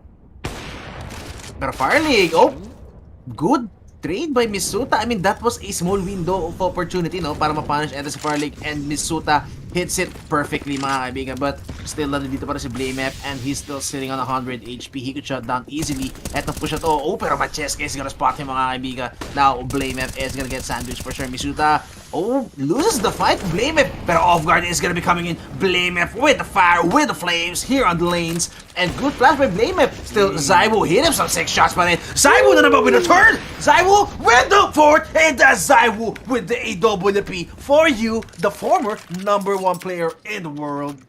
Grabe naman yan. I mean, Zywo putting on a clinic dito sa A site with that AWP, na panghinti na lang si Magis doon. He got to witness a really good play from the best player in the roster. Grabe naman yan. Classic Zywo once again with the AWP being so effective of supporting yung kanyang teammates dito. He's just kind of hanging back nga lang dito, no? Hindi nga siya nagpupush papunta dito sa site. That's the job of his teammates. But instead, he got all the kills and just ended the round himself. Zywo going beast mode dun sa round na yun, and now it is a 4-point lead para dito sa Vitality. A great start nonetheless para sa side nila, and I think it's a timeout para dito sa Astralis. Yep. Grabe. I mean, it was simply Zywo telling Magis, come on man, witness greatness at the moment. And yep, they don't even need to do one job. Zywo just ended it right there and there. Punishes everyone, goes for the ego peak. And that's not what you want against Zywo. Failed flash though. Can't make with the Eagle, one tap. Man, if they're hitting shots like this, no, consistently, this is Vitality's strength. I mean, instant headshots. Yeah, this is the best entry frag. This is the best entry fragger you can get, pare. Galing sa may Astralis, no. Dupree with these entries, with these transfers, with the AK shots. Pero si Magis, medyo nadulas yata siya dito, and not gonna reload, no trade frag. Dupree, gotta trade his foul, Danish man. And now with a 2-man advantage on Vitality, gonna play it very slow, gonna play it kind of careful, no. Mukhang pinag-iingatan nila yung road. I mean, after all, this is gonna be the eco para sa side ng para sa side ng Astralis. So, you don't want to be throwing away rounds like this. And that's gonna be the A-formation. Good molly para kay Apex. And Blamef, would he get the right read? Actually, the bomb got towards me, no? So, Blamef, gets the headshot, pero would he get the AK-47? I mean, 2 guys are here para sa side ng Vitality. Blamef, he can still do some huge damage, no? He can still do economical damage para sa side ng Vitality. But nevertheless, Vitality, mukhang goal-oriented sila rito para and Blamef. Feeling ko hindi na ipupush ni Misuta to. He just needs to guard yung AK-47, no? Dupree, another headshot. I mean, Blamef hits the shot, but not gonna be the headshot. So, punish was there para kay Dupree. Headshots on the board for the guys in yellow and black. And it's gonna be Vitality stretching the lead to 5. Grabe, I mean, a good shot galing dito kay Blamef, and that is pretty much it para dito sa Astralis for that round. And pretty clean round. Galing dito sa side ng Vitality. And this is exactly what you want, no, para dito kay Dupree. No fear of the opponent when entering. And that is where Dupree really shines pag nakakuha na siya ng mga entry na ganun, doing so much damage. I mean, what type of entry is 12-1 dito sa ating game? And that is just how good Dupree really is pag meron na siyang only momentum dito.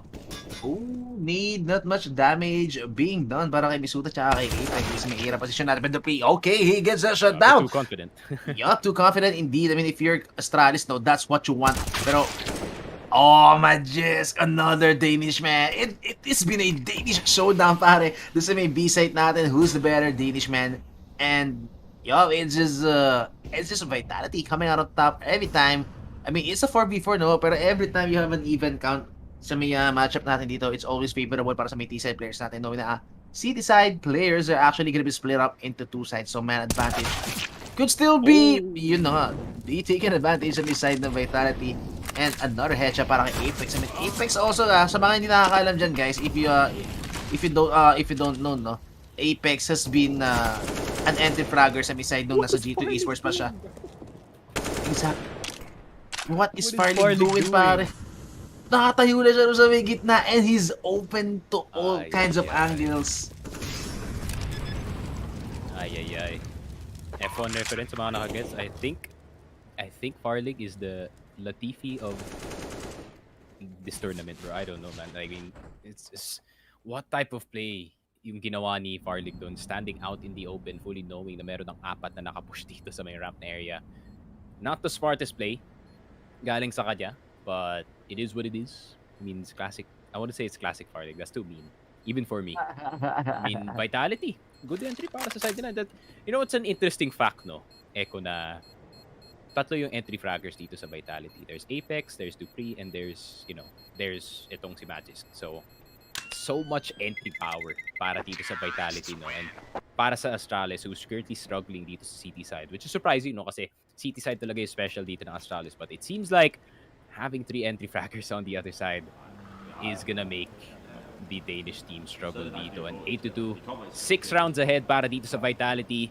And it's just gonna get harder from here. Especially pag nag-switch na yung half dito and Apex is gonna start to just mow everyone down dito sa A-ramp through the smoke. And it's not gonna be a good time para dito sa Astralis if they cannot collect more rounds dito sa ating half.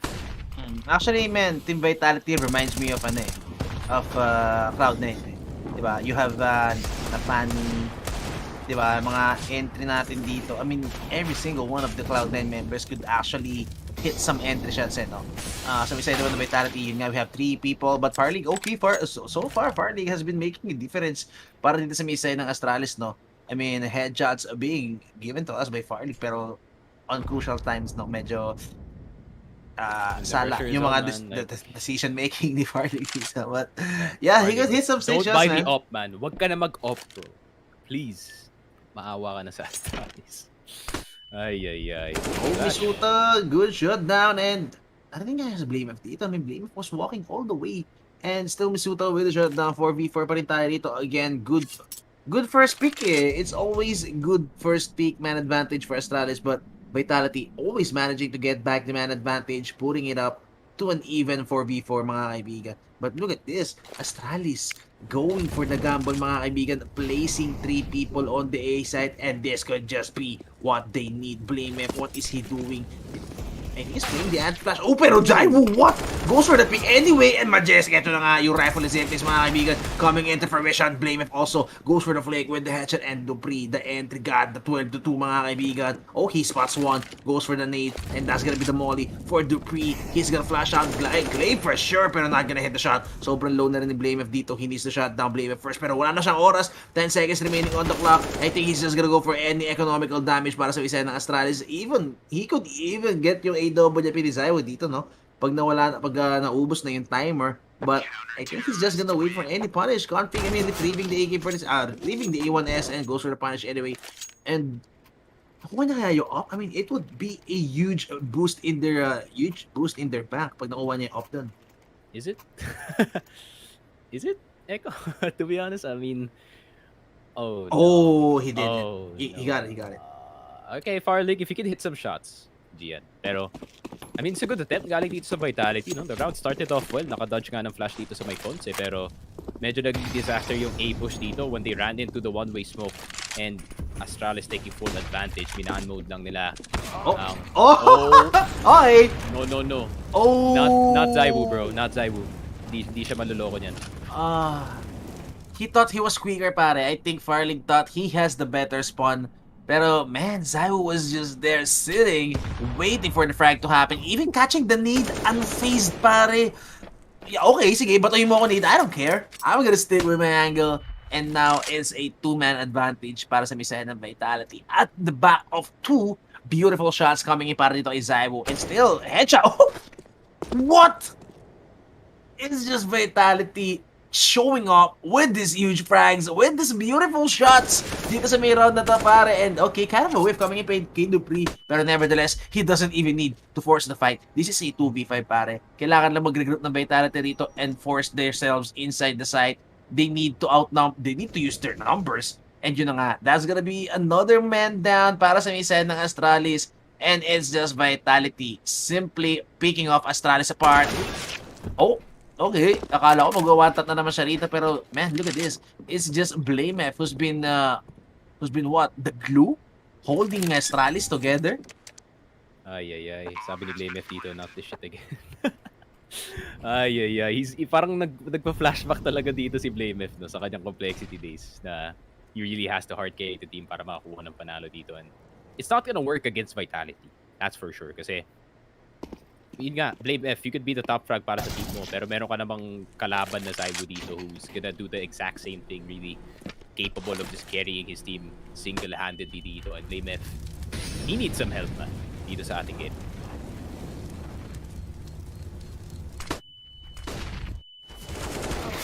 No. Not even a save. Not even a save. I mean, if you're Vitality, you would want to get the 12-3. I mean, this is still Astralis, pare. Nothing is impossible, but okay, meron palang doorbell, pare. Nakita niya palang sumeksi-seksi si Farlig down even before going for the peak. So, kind of the easiest frag, no? Coming in para dun kay Zaiwu. Watching Farlig just walk into his sniper crosshairs. But nevertheless, I mean, Astralis still, they need to win some rounds. Blamef, he's gonna be handed out an M4 A1S. Okay. A hero A1S, I mean, for sure, this is gonna be worth it. This is gonna be worth the investment kapag nabigyan ng opportunity si Blamef. I mean, so far, he's been only the one, he's only been the one na, tumatama sa Astralis. Siya yung nakakapanalo ng mga 1v1 duos dito. So, he is the one you would want to invest a rifle or a hero rifle para dito sa city side natin. No? But nevertheless, still, look at this Vitality. Again, playing it slow para sa kanila. It has been successful so far. Farlig, good smoke para sa kanya. That's by Morta. Pero eto na nga, we're gonna see it in fruition na. Okay, wala.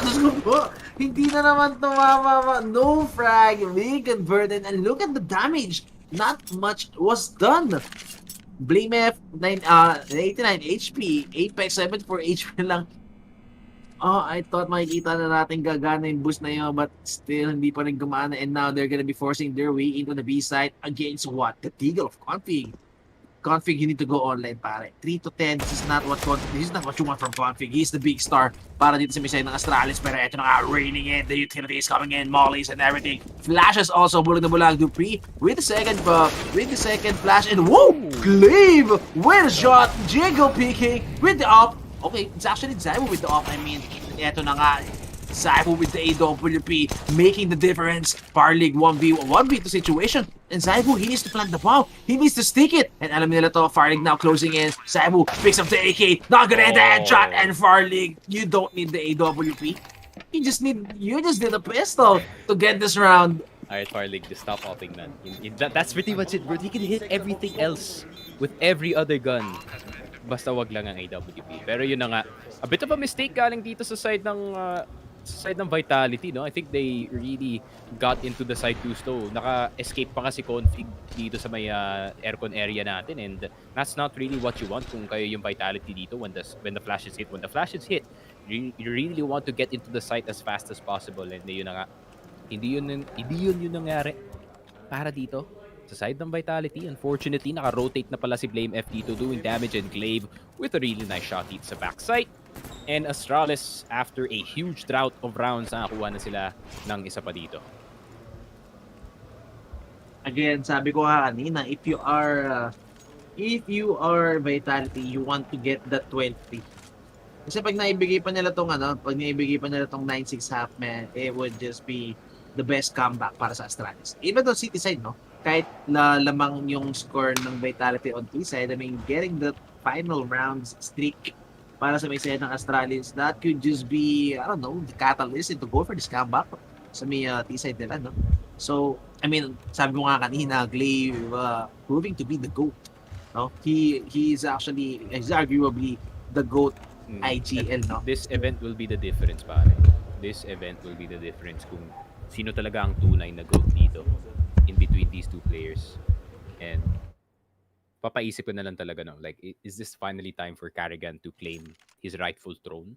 Or baka may miracle comeback pa nga dito si Glaive? I mean, he's hitting some really nice shots dito, but it's not gonna be enough, especially pag kalaban mo yung Vitality dito. And it is gonna be a tech timeout. Very nice burp gana kay Dupree. I could smell that from here, pero I mean, what can Astralis do at this point? It's T-side. Para dito sa Vertigo, already a disaster para sa side nila. And para naman dito sa Vitality, no, I mean, even if they lose every single round dito sa half natin, goods pa rin sila dito. I mean, they would take a 9-6 kasi city-sided naman yung mapa na to if you guys don't see. This map is actually really, really city-sided, pero Astralis is not really proving justice dito sa ating game. Pero tignan natin. Yeah. Surprisingly, no, yung dalawang GOAT IGL na, alam mo yun, parang pinagmamatchup natin. Trivia lang, guys, sa mga viewers natin dyan. These two GOAT IGLs are actually of the same nationality. The Danish IGLs, man, I mean, they're really something else. Grabe talaga. Siguro, para sa akin, I mean, one more IGL I can commend is, I think Hampus. Hampus is really underrated. He's actually a very underrated IGL, and he handles his team so well, pare. I used to call him the Swedish Blame F. A frying IGL. NIP. Kasi grabe talaga si Hampus, no. Pag naka-on na siya dito in terms of the frags, nagkakaroon talaga ng napakalaking impact para sa kanyang team. Pero Dupree just swinging dito sa B, getting config agad. Uy, pero eto naman Blame F re-aggressing na naman. I mean, this has been the first time in a while na re-aggress eto si Blame F sa may era position. So far, he has been playing it passively, no, or siya yung nagiging rotator dito sa may side ng Astralis, pero now is gonna be Blame F being poised to go aggressive here sa may era position natin. Good presses being given para kay Zywo on the A-ramp. Kind of giving a guessing game para sa may side ng Astralis, no, not knowing na 4 people from Vitality are actually heavily committed dito sa may B-side hit natin. Still, they're gonna go for the setup dito, and look at this. Is this going to be pure commitment? Yup, I think it's gonna be full-on commitment mode para sa may side ng Vitality. 4 players with full set of utilities are sitting here beneath these stairs sa may B-side natin, and Dupree, he's gonna molly out etong close position. Try to flash out kung sino man tao, if ever man, no, na may nakatambay dito sa may close scaffolding natin.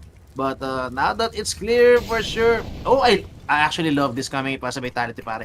Isa-isa nilang flash out every damn angle. First yung close scaffolding, next is at the back of the white, and now Zetnix, yep, he's gonna give away his position. Again, eto na nga, after clearing yung mga close angle, no, 2 mollies immediately thrown dito sa may backstep, pero Glaive and Zetnix together chiming in with the spam to root the smoke. Gotta take down 2, pero Zywo takes 1 back. He punishes Glaive through the smoke. Good molly para kay Farley. That's gonna molly default position natin, and now mapa-flash out ito si Zywo. Zywo now with the AWP, gonna be playing in the close pillar, and it's gonna be hard para kay Zywo, no. I mean, good flash by Farley, and Zetnix with the pick, and he gets the frag.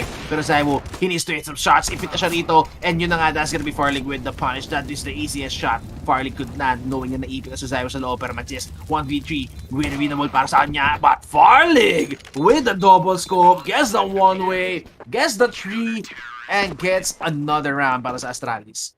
And ayun na nga, Farlig actually hitting shots. Pog. Ayun na nga. I mean, a bit too early, no? With the push. I mean, Glaive with really nice timing dito sa may boost na area. Zywo getting the kill above the smoke. Pero yun lang. Hindi nila... I think yung position ni Zywo dun, no? Medyo Delix min. I'd rather just have him play dun sa may... So far back. Dun sa may entrance min, to be honest. I mean, just have the two riflers be bodies in front of you and mag-frag ka na lang galing sa likod. Pero Zywo wanted to go for the risky play and Farlig wants to go for it as well. And eto na nga, naasim ang Vitality, trying the speed game mga kaibigan, pero immediately gets punished.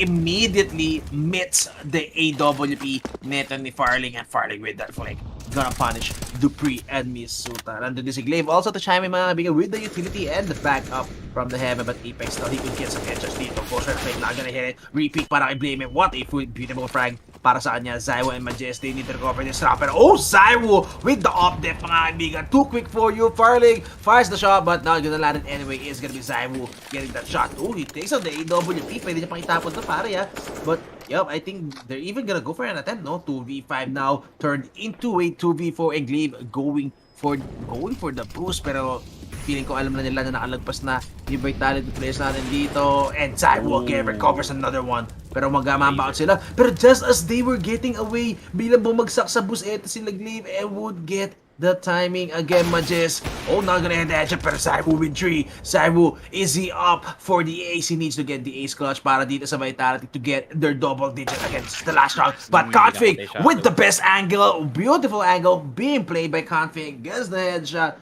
and that's gonna be 10-5 para dito sa first half natin, pare. That's good.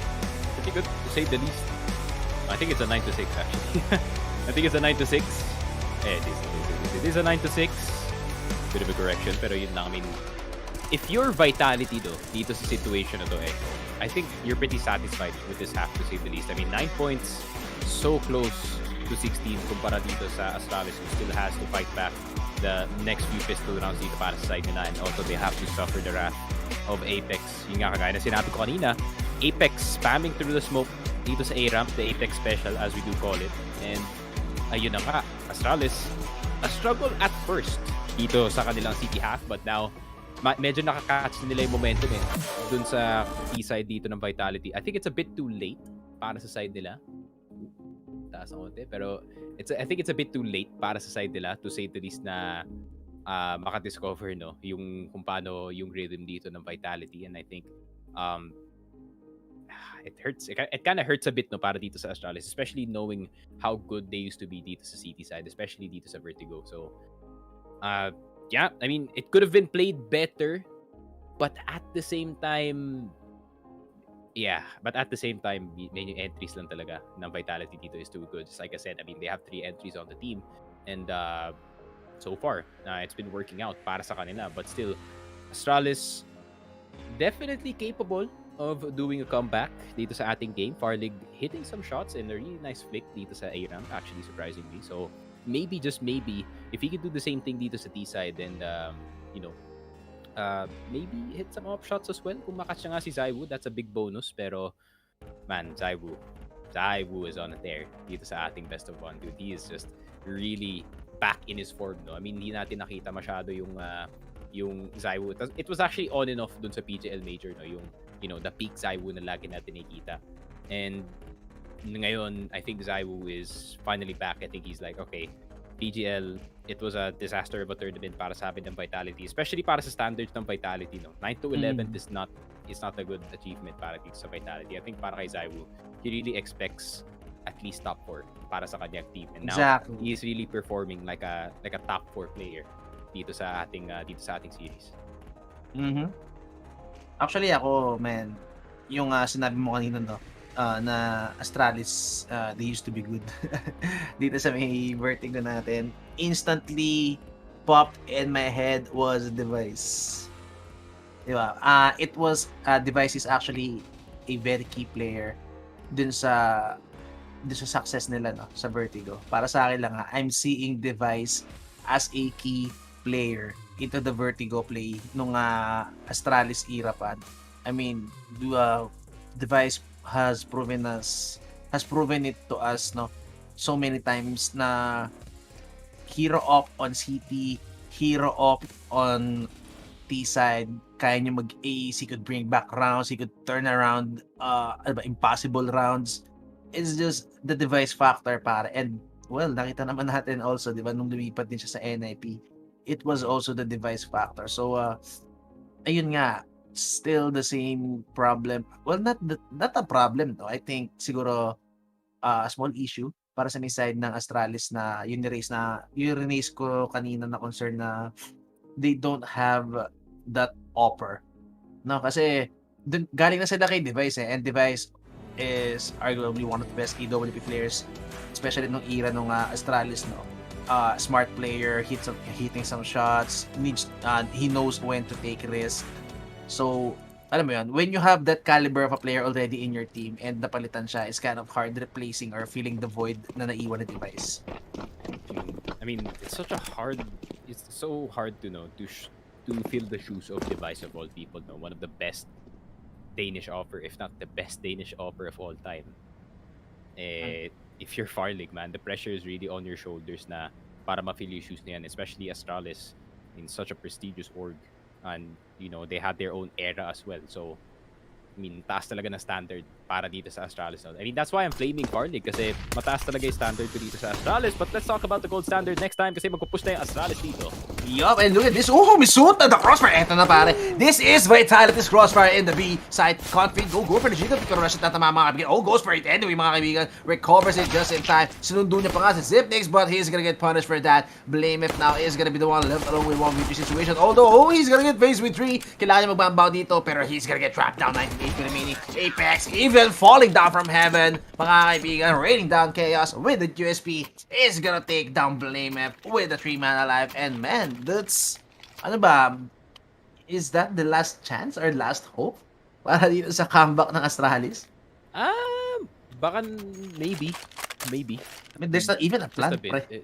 Not even a plan kasi grabe naman yung read ng Vitality doon actually. Dito sa may middle area natin, the straight up stacking towards the B side. I think alam nila na capable naman silang makakuha ng retake dito, no, sa A side, especially knowing yung kanilang utility na meron sa kanilang mga pockets dito. And Vitality, I mean, they just straight up destroyed yung Astralis B push dito without any concern other than, you know, nakahit si Config dito ng mga gandang shots, but Tupri has it held down para dito sa Vitality. And Astralis, mapapaikaw sila dito. And Magisk, gonna be the first blood here.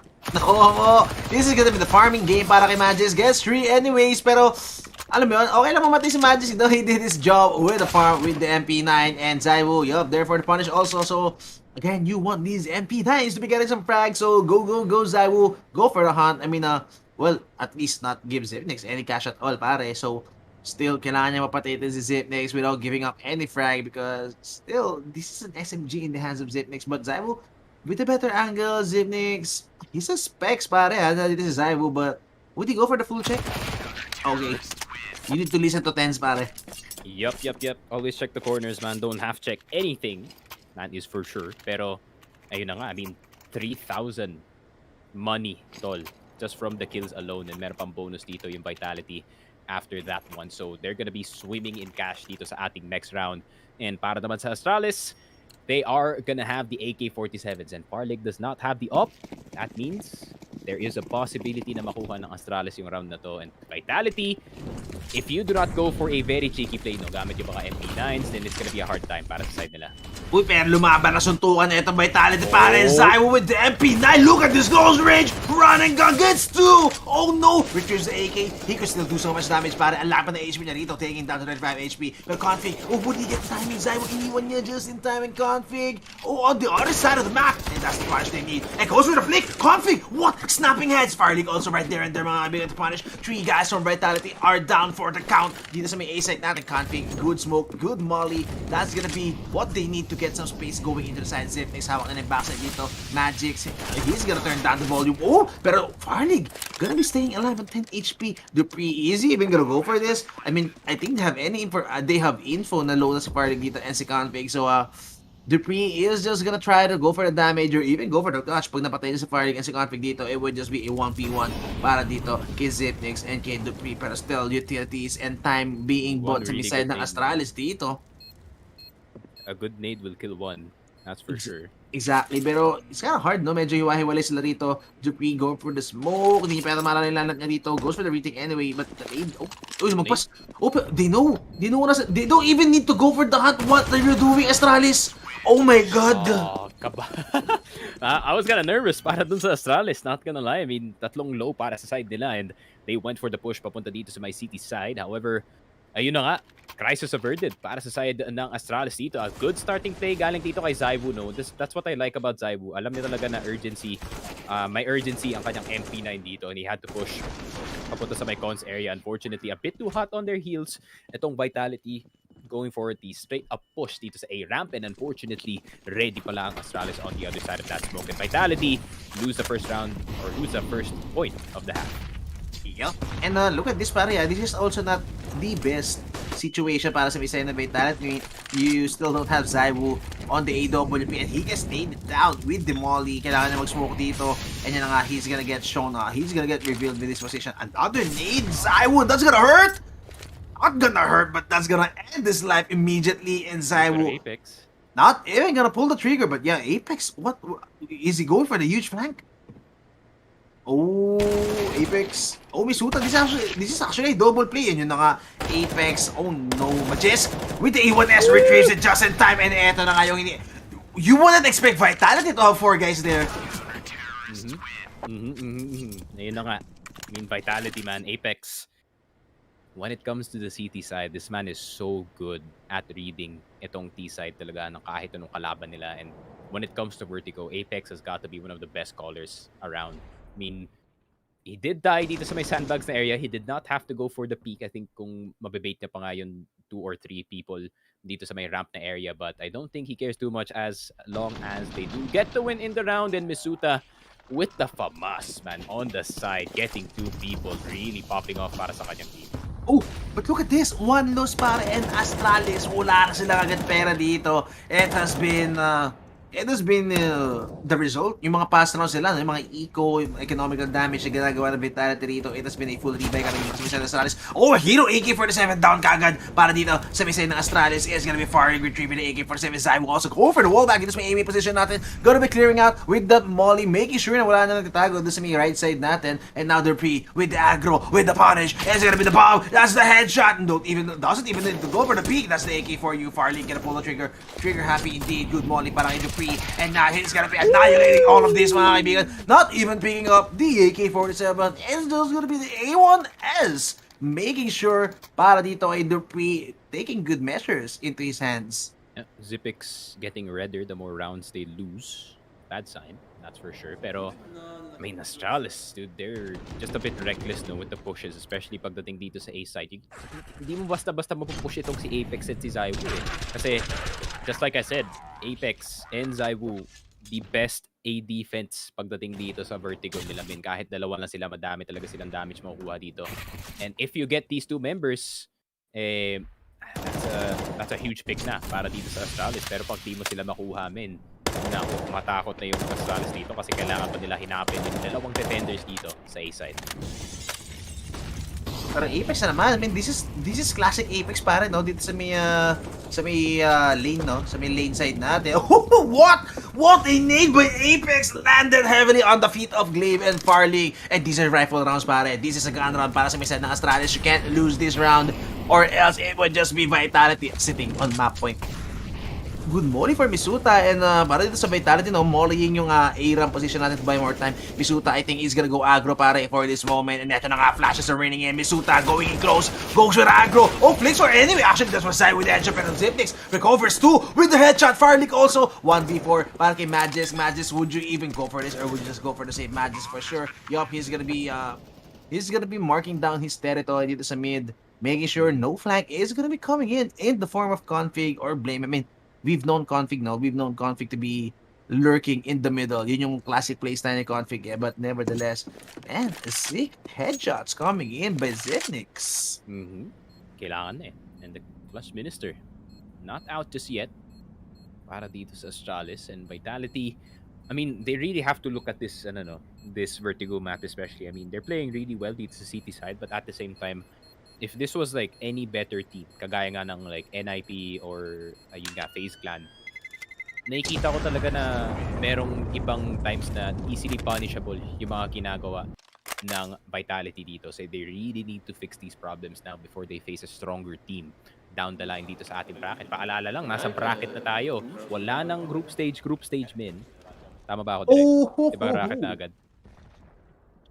Group stage pa pala. Okay, group stage na nga. Pero, yun nga, when it comes to the bracket, it's gonna be a scary time para dito sa Vitality if they keep playing the same dito sa kanilang city side, no? Overextending dito sa A-Ramp. I think allowed naman yan pag meron kayong like certain information or certain damage na nakuha dito. Pero, pero this is huge. Zywoo with the op. This could be something, this could be what they need. Although wala silang op dito. Masyado Zywoo, medyo na Zywoo. What? He goes with the fleet right anyway. Man, that was smoked so hard. Oh, he doesn't even, it's gonna be Apex. And look at this, raining down. Rain of fire, and Zywoo knows perfectly what's gonna happen. Just poses right there, pare. And Zywoo, what? Man, kakasabi ko lang, even without the smoke, that's gonna be so hard para dito sa may side ng Astralis to shut down. Eto si Zywoo all the way from that range, pero it doesn't need the vision anyway. Zywoo straight up punishing. Eto si BlameF through the smoke. What? That's gonna be tilting para kay BlameF, not being given a chance to see the opposing side and goes down anyway. Pero Misuta, that's gonna be easy frag para sa kanya. Takes 2 in the process, and is that a flawless round? Flawless round, man. Oh, no one dead galing dito Wait, sa look at this. Vitality. Oh, there's actually a gap. God. Look at that gap, bro. Oh, not even a double scope, pare. That, bro? It's not even a double scope. Zywoo Magic, man. Zywoo Magic's back. And it is here. 29 frags on About to drop 30 though. About to drop 30. Grabe. Zywoo is mad, and man, look at the second fragger. Second fragger is actually Dupree sitting on 19. Zywoo is so far away. What? Uy, pero mukhang mabilis na to. Coming in para sa Astralis, but resistance coming in the form of Apex na naman. I mean, you can't go rushing in with these guys. These guys are highly prepared. Misuta, okay, headshot na naman, and 4 people na naman from Vitality. Nandito na naman sa A-Sit para sa tukan to, but Zywoo, does the shutdown they need. Farley jumps down. Eto double setup, and as you were saying, pare, it's always Farley with the AK-47 hitting sick headshots. 2v2 situation tayo dito. So far, it has been a good recovery sa side ng Astralis. Pero backstab coming. Iba Dupree, unlucky really para kay BlameF, mga kaibigan. The timing not working in his favor. The nade just in time kung pumasok yun doon sa may loob, and that's gonna be the finisher. 2-man alive tayo sa may side ng Vitality. I mean, it has been a war zone doon sa may A side, pare, no? But nevertheless, it's Vitality coming out on top, recovering it up, clutching rounds para sa may side ng Vitality. So, ma-point na tayo para sa Vitality. Grabe naman. I mean, Vitality, ever since Zywoo hit that really nice shot in the last round, everything just deflated para dito sa Astralis. I mean, Farley is really trying his best with the AK-47. However, yung swarm galing dito kay Dupree was just the right timing para sa kanya to make it a favorable situation para dito sa Vitality. And now, look at the guns para dito sa Astralis. This is looking like a dejected Danish team dito sa ating Vertigo, men. This is sad. This is saddening. Although they can make it work, Zywoo! Oh no! Kala ko makakalis pa. Just imagine if Zywoo made it away, pare, with the utility para Farlig. Farlig, drop that weapon right now, bro. Bigyan mo kay Glaive yan, pare. Come on. Give it to Glaive, brother. And I love the pause. I love the pause sa Astralis, pare. Goods yan. Para mag-split yung dalawang city, no?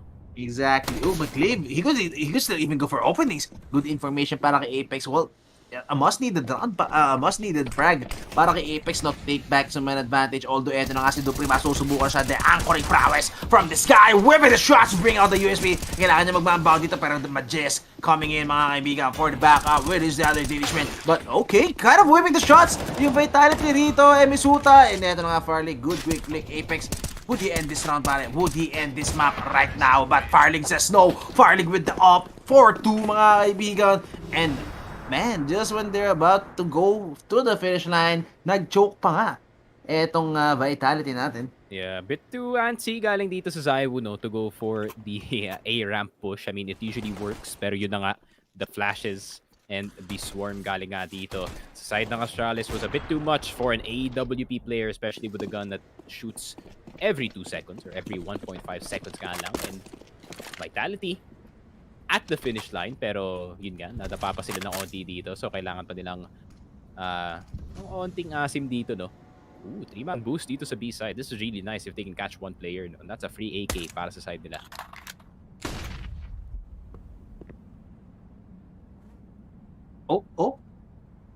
Oh, actually, this is the nakikita, boost on nakikita. the B. Yeah, akala ko makikita siya dito. Akala ko makikita yung mid though. But on the other side, no, hindi rin naman kita itong boost natin para kay Majis dito sa may B side. Oh, but would they go in the B side? Although pag na-alarm ni Config to, it would be information na 3 guys are invested in the B. Pero eto na nga mga kaibigan. Oh, he sees the head. Pops it. Oh, pero nakita na siya ni Config but does the damage anyway. Majest goes for the man bout mga kaibigan. Alam yata nila mag-rotate out etong Astralis. But Astralis, they're gonna be patient. They're not gonna... Oh, they're actually rotating all the way into the A side mga kaibigan. Pero Vitality knows. Look at this. The CT side mga kaibigan. Going inside. Oh, pero Blame if one goes for the bowling. Strike indeed coming in. Not gonna hit some damage. And 3 kills na agad para kay Blame if. That's even the hero. That's even the hero. A1 is for you. Dropping down on the ground in the form of a Jess. Zep next gonna be burned. Dito sa may city position natin. USB kay Dupree. Doing damage. I mean... Vitality, you can't get reckless. This is Astralis' double-digit round. And para naman sa Astralis, no, I mean, they're no strangers to comebacks, that is for sure. Players are capable. Naganda talaga na mental dito ng Astralis, so it's not gonna be a problem for them para makabalik dito sa ating game. And 15-10. Really good news para dito sa Astralis na nakakakuha pa sila ng round dito sa second half. However, the gun buy is gonna be in effect once again para dito sa Vitality. Unless they do decide to go for another eco, no, para sure nang makakuha ng op itong si Zywo ulit. They need the op on Zywo, pare. I mean, Zywo with the op is a threat. He's lethal with that zoom banger, pare. I mean, aggressive, passive. Zywo can make it work. Kailangan lang siya mapunish ng ano rito. Kailangan lang siya mapunish ng Astralis dito. They need to have the read. They need to shut down Zywo, whatever he wants to do. Kasi Zywo, man, he's dropping 30 bombs already, and you know when Zywo hits the shots, man, he's gonna drop insane frags para dito sa may side ng Vitality. And, well, his team is there to pay up the pieces and try to finish it and clean up duty siguro, no? For the rest of Vitality squad, but nevertheless, still 15-10 pa rin tayo, mga kaibigan. And Majis with that hero buy, wala siyang pang rifle ngayon, so he's just gonna be sitting with a deagle in hand. I mean, you can still count out Majis, no? Oh, pero aggression na naman ang ginagawa ng Vitality rito, ay Misuta and Zywo, sobrang low na nila kagad, pero may sagot and spamming through the smoke, almost takes down Zywo in the process. 22 HP na lang din si Zywo dito. I mean, 2 guys already were spammed through the smoke, and Zywo still the one still breathing dito sa may era position natin, although the utilities being used. Zywo, look at this, play with fire, and then naman Glaive again with a second frag through the smoke, and Zywo, man, you need to go big. Dupree, oh, he's actually the one who needs to go big and not even gonna get one. Mag-isa na lang si Zywo dito mga kaibigan, and mukhang palulusutin niya, but no, he needs to pull a trigger because Blame F has gone for the check. 1v4 situation. Vitality again, they lost all 4 people, all 5. Astralis winning via elimination, and look at the money. Naku po, medyo mababa ang pera dito ng Vitality, and they're getting a bit reckless dito sa kanilang A-side defense. No? I think they're really pushing an issue that they really don't have to dito sa side, and Glaive getting some really nice shots dito sa A-side, as well as Blame F getting some control. And Vitality, masyado yata silang nagmamadali dito men sa finish line. Baka mas madapa pa sila lalo dito. And Astralis, you cannot give them a lick of momentum dito. Pero Blame F naspatan na agad dito sa cons. Grabe nga, man. Pero still, Zywo with the deagle. Okay, good headshot though coming in by Farlig. And eto na nga, man, Farlig again with he's an insane runner indeed. Para dito sa misa ng Astralis and Glaive. Yeah, they're gonna be forcing out duels dito. And man, Glaive is alive. Hello? Even Farlig with the headshots, man. Never had Farlig an AWP. I now kaya agree. na lang loads. Man, Hindi naman nangyayari, dude. They're winning because he has an AK-47. Tignan mo Farlig naman, is he has 3 insane. kills. Farlig is insane with the rifle. Grabe, think- the I think headshots is nag-click killing. na eh. Nag-click na kay Glaive, sabi niya, teka lang. I think Farlig's a good rifler. And suddenly, he's 23 and 19. Tignan mo, I wouldn't say he barely held the up. He held it for like 2 rounds dito sa T side. However, yun na nga, once he started just exclusively using itong AK-47, his effectiveness and his skills are just going up para dito sa T side. And para sa Vitality, I mean, Zaiwu has his 30 bomb. However, you need to finish the game, man. You can't drag out this game much longer, pare. Kasi, come on, man. Look at Config. He's sitting on 9 frags, pare. Hihintayin mo pa bang gumising si Config on overtime? Look at Farlig, pare. Look at these shots from Farlig. Ooh! AK ka na. Ngiti siya, oh. Sabi niya, yes. I am hitting shots. Time to op. Ayun lang. I mean, I think it's a timeout. Galing dito sa Vitality. It's a bit long. Yung break natin dito. Nej, så løber I 2 mod A, og så kommer man over og kører på, og du har flashes til venstre, ikke? Når vi booster op og knalder. From what little Danish I know, no, I think they might go for a fast A take dito. Pero hindi ko alam. I barely speak Danish. Pero ano kaya ang pwedeng gawin dito ng Vitality na? Feeling ko kasi masyado, yun nga, kagaya na sinabi ko min, masyado nilang minamadali yung A-ramp dito when they don't have to. I mean, pwede nilang i-catch dito yung push sa A side galing dito sa Astralis and it would just end either way. Pero may op na naman si Farlig dito, so opportunity For Vitality? for Vitality. Zaiwu knows his angles very well with the AW. But, not gonna catch anyone dito sa mid-side ng Astralis on the A-ramp because this time, they're gonna be poised hitting etong B-side natin, pare. 4 guys are here for the side of Astralis on the B-side. And Dupree, he's aware of that. Good smoke para kay Dupree. Will even go for this good flashes. Information para kay Dupree. Another flash for Dupree. Buying some space. Gonna go on the long-ass pillar. And he's gonna be guarding White, no?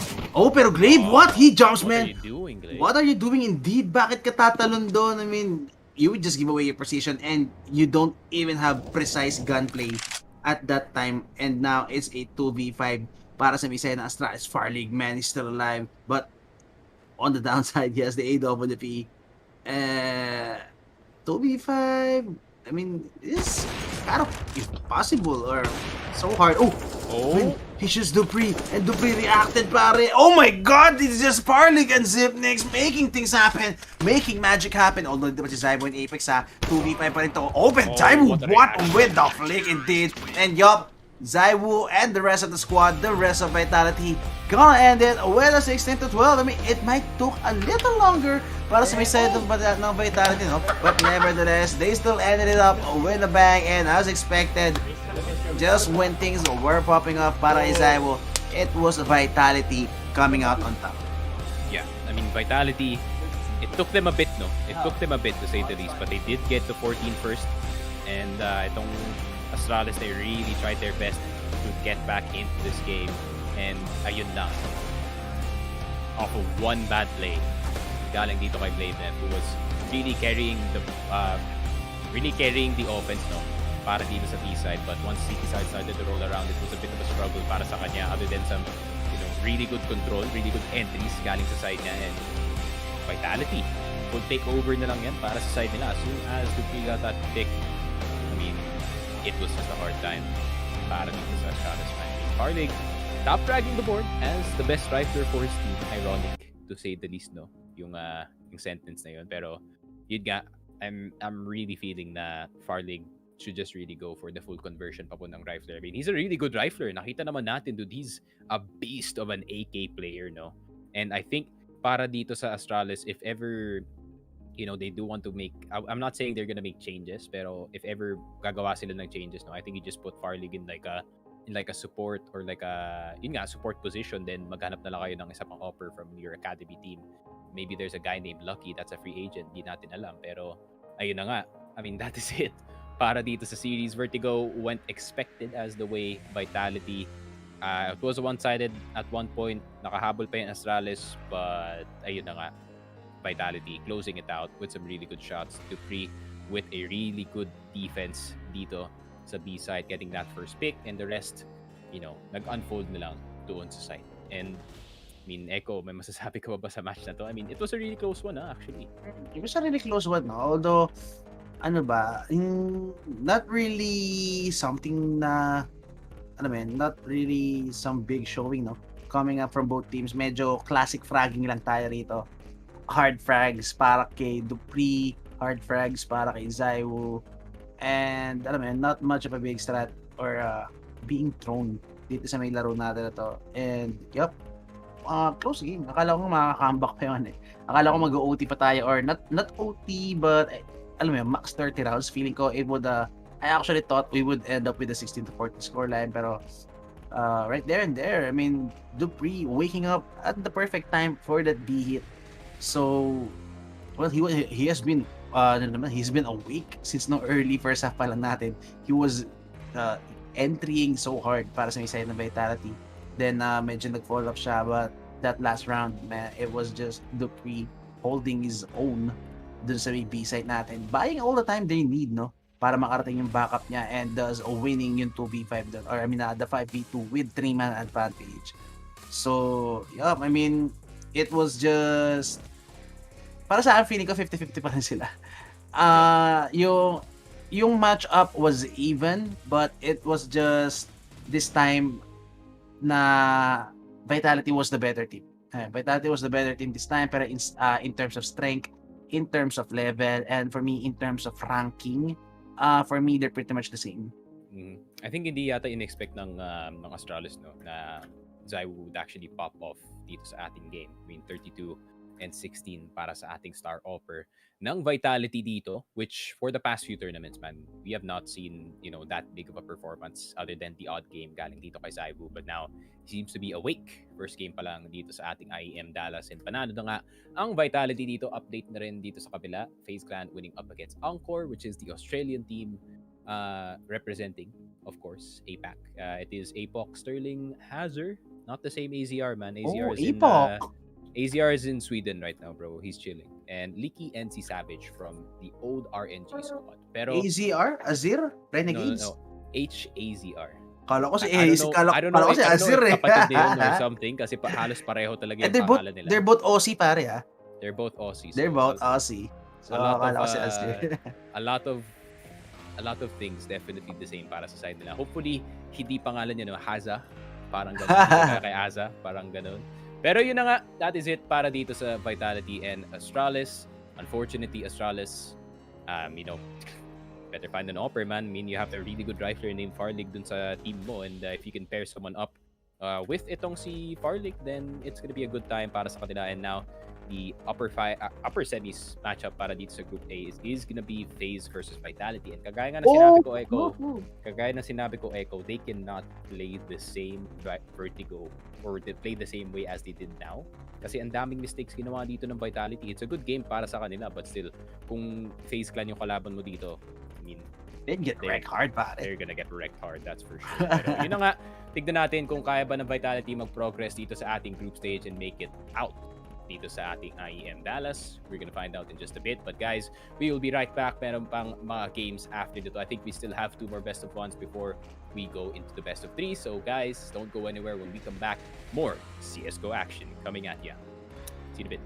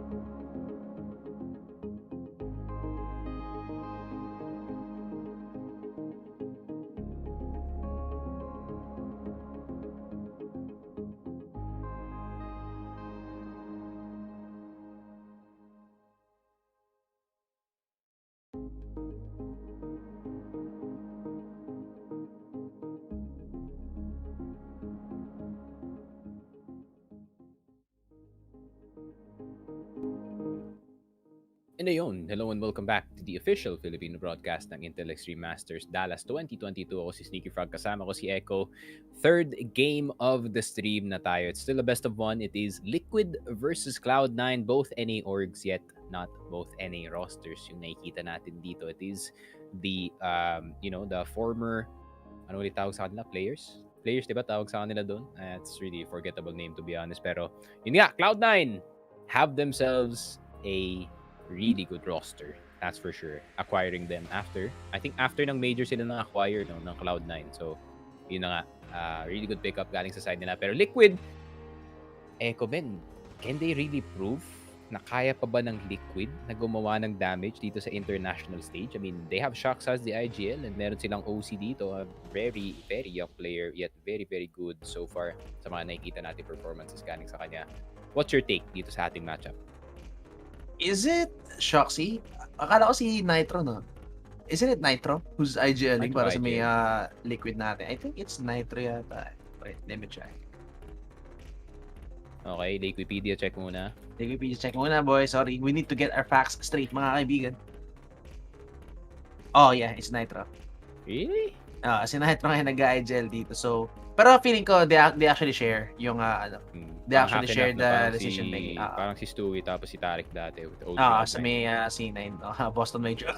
Ayun, so feeling ko naman, men, actually, napag-usapan na natin ito nakaraan na I think the burden is not really that heavy para kay Nitro, knowing na nandiyan din si Shox to back up, no, with the calls, mid-round decision makings, yung mga reads, no.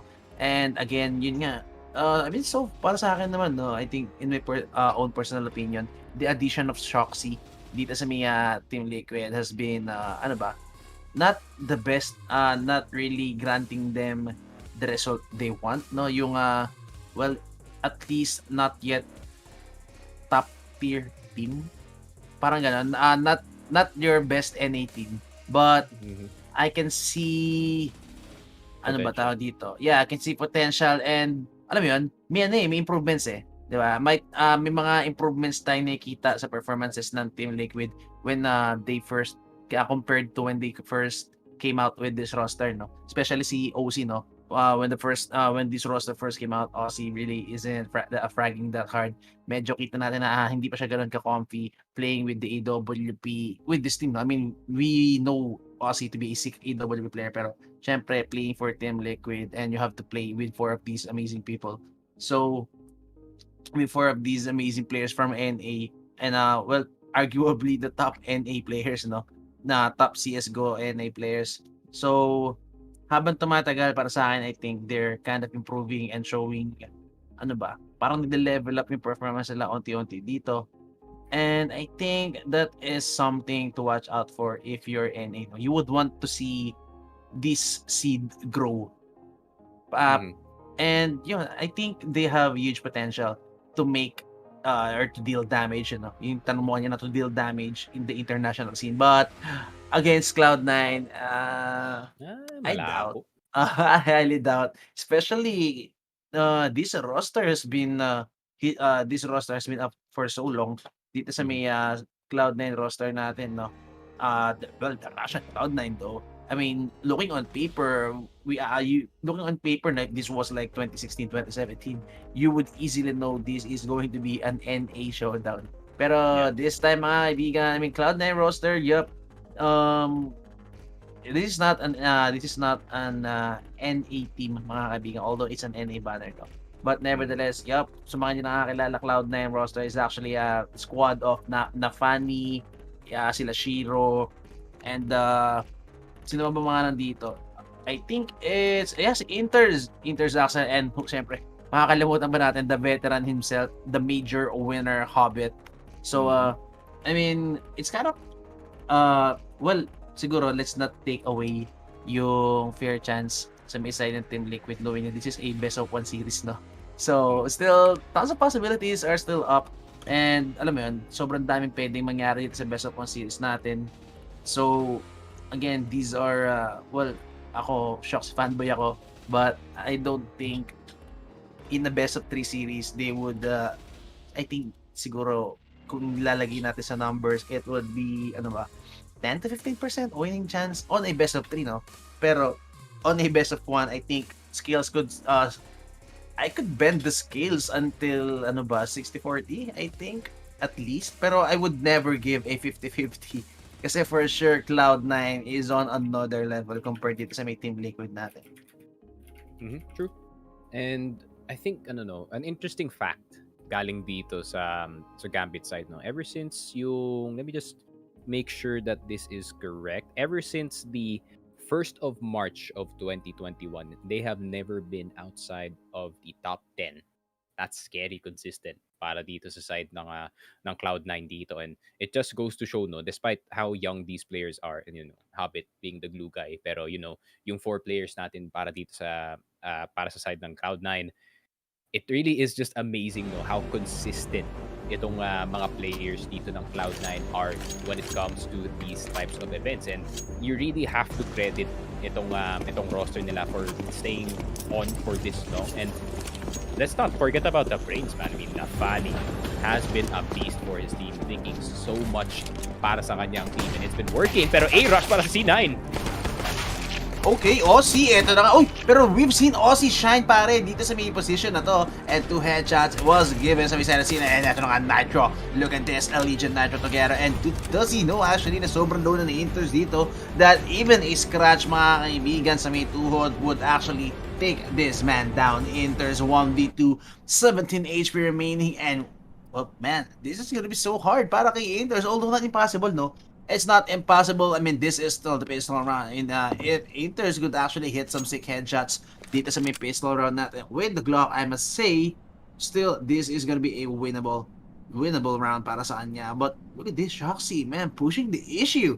And at the back of him is Nitro. And the 2 IGLs, man, putting their brains together. Oh, nakita na Shoxy for sure. That's information. And Shoxy just gonna wait for the cross to happen. Inters not gonna expect it. And, yep. Easy body shot for Shoxy, making sure it's going to be a frag. And, well, man, what a round for Aussie. I mean, dalawa lang yung nakuha ng headshot doon, but nevertheless, he took so many damage. He gave so much damage doon sa dalawang natira natin na, well, body shots na lang yung binigay ni Elite tsaka na Shoxy dito to finish that round. I have a feeling na we are gonna see a lot of Vertigo dito sa ating best of ones, and you can't really blame yung mga teams, no, kasi it's such a random map from time to time na napakadami talaga pwede mangyari dito. And if you are adept dito sa Vertigo, you can really make stuff happen para sa team mo. And para naman sa TL, OC with a really good opening pick. And dito sa A-ramp, it's just a big swarm galing dito sa TL, straight up fight towards the C9, and the USPs winning out in their favor. And Cloud9, mapapa-eco sila dito. Yup, and si Shiro lang yung nag-invest dito, no? And man, look at this, Shiro being handed out a deagle, no? Galing kay Inters, and he's gonna buy the armor. And OC, easy shot na para sa kanya. I mean, that's even an armored Hobbit. That's an unarmored Hobbit, and easy frag para sa kanya. But Naf, would he get the right timing? Although this is gonna be Naf and Shox playing it together. And look at this, grabe naman sila dito. Just jumps on top of Axel with a headshot. I mean, Shiro, with the rifle now and the armor, and he could make so much damage, but no. Immediate shutdown by Leash, needs to get the A1S, gonna drop down the FAMAS, and one-man casualty para sa may side ng Liquid. But this is gonna be the rifle round, pare. Rifle na nga para sa side ng Cloud9 dito, and we are gonna see what Nafani is gonna cook up para dito sa Cloud9. I mean, so far so good para dito sa TL. Not much of a problem para sa side nila. Nagpa-farm lang ang mga players dito ng Team Liquid, and they still have the MP9s on their side dito kay Naf and kay Nitro. Can come back to bite them. However, si Nafani, nag-force pa yung mga ibang players dito, no? 1K lang ang kanilang pera. So, mapapadigil talaga iba sa kanila. So, kulang pa ang buy dito ng Cloud9. Yup, but on the other side, Team Liquid, not really the best buy, no? Dalawa pa rin naman sa kanila ng MP9 dito. And look at this. Oh no, Shoxy. Goes for the shake anyway. And spams down si Axel. 70 HP na lang. And Nafly, oh my god, full on man mode. Not gonna hit a shot. Gonna do so much damage though. Pero that funnel, pare, it ends Inter's life. Nasunog pa nga si Inters dito. Elige also in the middle to punish the lurk of Hobbit. Now 3 of the people para sa mid-side ng C9 is gonna be trapped down here on the B side, although no flank is gonna be coming in sa mid-side ng Team Liquid. A minute remaining on the clock and pwede pa nga mag-reset yung Cloud9 dito. And as I was saying that, look at this Shiro with the AK-47 going back dito sa may connector position natin, no? Feeling ko kino-consider niya yung option dito na magpa-A pa sila, but no, that's gonna be Shoxy decapitating FC Accent. But good one-way though. Good usage of one-way para kay Shiro, no? It gave them a glimpse of chance going back into this round, and mukhang magre-reboost na naman sa laro. I mean, good decision making. A good call coming sa side ng Cena. Hindi expect ng Team Liquid to, but look at the position. This is Aussie in prime position, pare. This could easily be a shutdown position para kay Aussie, but the flash, hindi yata madadodge ni Aussie to, and he's gonna get blinded so hard, but goes to the frag anyway. And Aussie, oh, what a tight angle by Nafani, mga kaibigan. 1v2, good molly para sa kanya. That's gonna buy more time. 30 seconds remaining on the clock, but the flank coming in, and ako po mukhang napasama pa nga. I mean, well, that's the smoke for you. And Nafani, 4 seconds remaining, brings out the rifle, mga kaibigan, goes for the frag, but Nitro with the movement punishes Nafani and clutches the round with 1 man alive. Man, Nafani played so good doon sa round na yon, but the boosts weren't working out para dito sa Cloud9. And grabe naman, Nafani. Ang ganda ng attempt niya sana dito, kaso yun lang, nawalan pa siya ng oras dito. Cloud9 taking a bit too long sa pag-take dito ng B site. And ayun na nga. Good defense galing dito sa Team Liquid, or rather itong si Naf. A bit too hot dito sa B site natin. Medyo nahulog nga siya sa 5 members dito ng C9. However, information gained and damage has been done. Grabe na stage, pare. Nagpainit sa Molly, mga kaibigan. Down to 55 HP, and he's gonna get fragged. He's gonna get a frag. He's gonna get rewarded for the over-aggression. Pero oh no, without a fight, Hobbit takes one down, mga kaibigan. Takes one back. Good nade. Kabim! Arego po! Shiro and Aussie together, punishing Hobbit with that nade. Hitting Shiro on the ground, and now 1-man advantage tayo sa mid-side ng Team Liquid. Still gun round pa rin tayo because of, well, no plant, no? No plan coming in for that round, but still enough to go for the buy para dito sa side na Cloud8 natin. Flick coming in para kay Axa, but with the Galil, Kachiro with the off guard. Still the Galil, the budget rifle na naman, mga kaibigan, coming into play para dito sa side ng C9, but OC with the F4A1S dito sa side lane position. This could still be lethal if he gets the perfect timing para, unless Axa. Yes, as I was saying, Axel not even getting the attention, but goes for the wall bang. And ito na nga, na-fly. He needs to get away, mga kaibigan, just in time. And yun na nga, gets away behind the protection of this wall of smoke para sa side ng Cloud9. But look at this, it's now gonna be the entire position of Cloud. It is gonna be the entire backside para sa side ng Cloud9. And Team Liquid getting ready for the flash, and na-fly. Would he go for this? Good flash. Na-fly pushes in, gets one frag, takes it back into a 2v2. 1 flash remaining para dito sa side ng Team Liquid. Although wala na sila smoke, pang-buy ng time, pang-diffuse dito, mga kaibigan. But yup, Sherry is gonna give away his position with his spam through the smoke. And na-fly. I love the crossfire coming in, and yun na nga, wala na smoke, mga kaibigan, to get some cover, and it has to be a sick clutch by Shoxy. Shoxy, would he roll back the years, mga kaibigan? Good flash and info play, and Shoxy. Oh, that's good headshot family para sa kanya. Oh, but Inters, he knows exactly Shoxy is gonna be pushing in, and he just held his angle, got the headshot, and that's gonna be the round para sa Cloud9. Grabe. I mean, it was a disastrous start para dito sa Cloud9 at the start of the round. Pero yun na nga, they got it back. They recovered just in time. Maganda sana yung push na dito. Pero Inters, such a good rotation habang dinidistract ni Shiro ang mga side players dito. And Inters really doing it para dito sa Cloud9, and masterful AK-47 play galing dito sa ating Russian player, and he's gonna have to back off. Tignan mo si OC nagpupush dito sa base.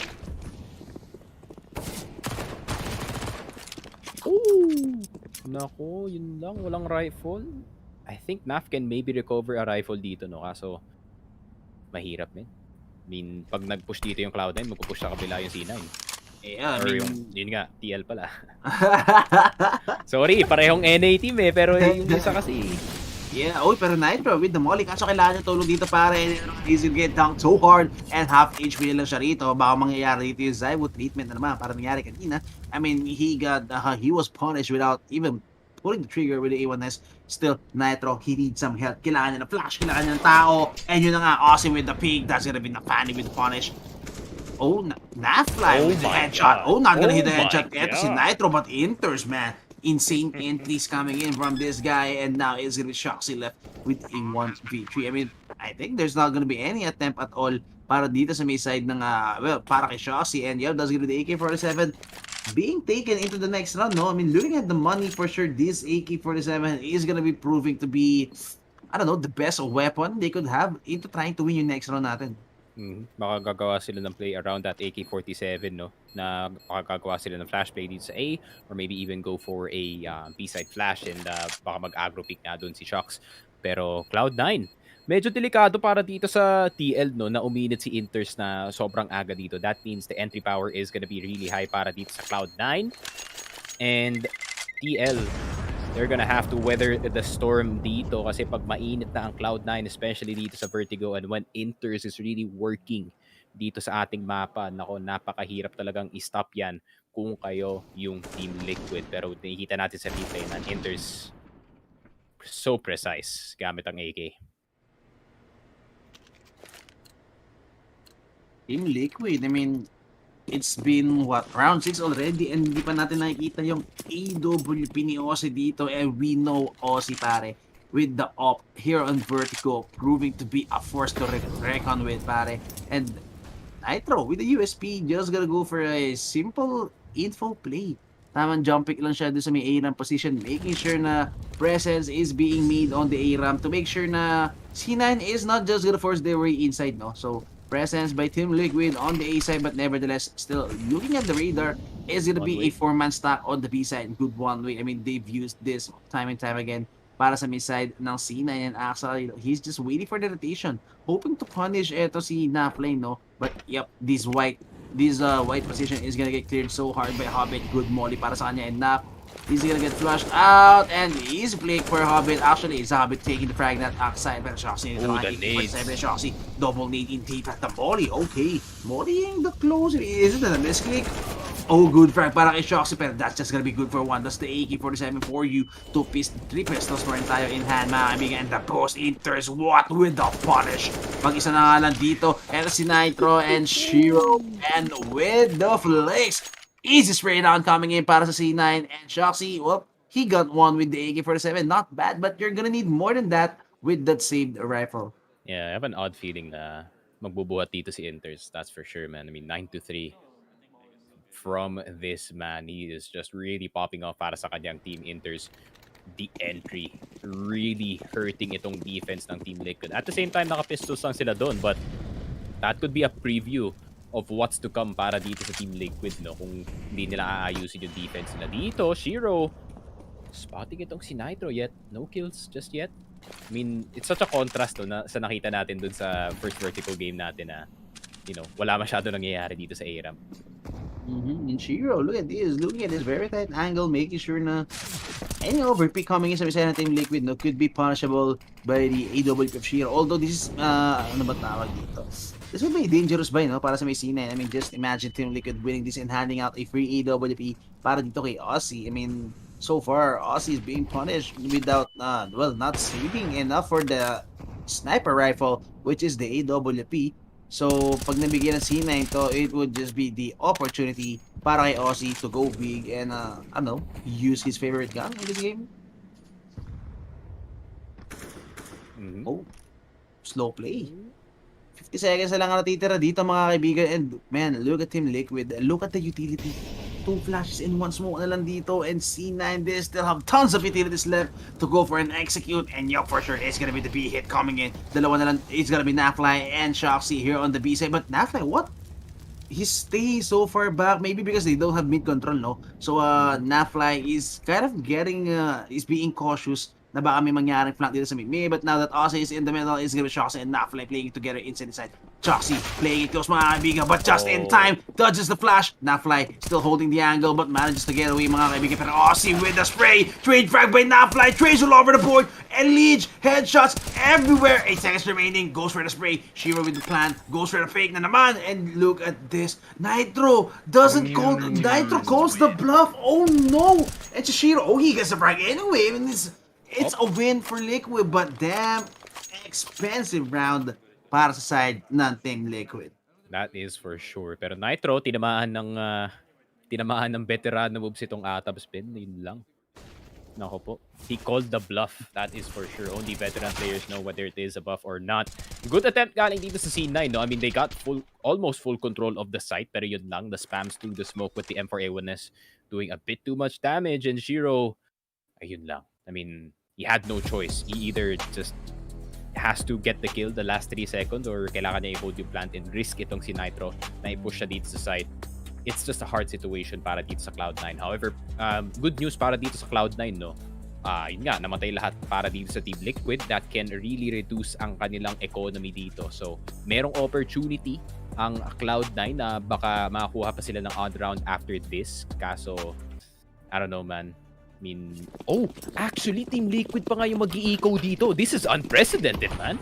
Yeah, I mean, wala silang pera coming into this round, man. And look at this. Spammy is gonna be coming in. Would they even expect this pistol round, pare? Would they even expect this pistol play? And yun na nga, the flash! Oh, pero Hobbit, man, just at the right place, at the right time to shut down the aggressive push coming in sa may Team Liquid. And now, they know heavily what's up, pare. It's a pistol buy for Team Liquid and C9.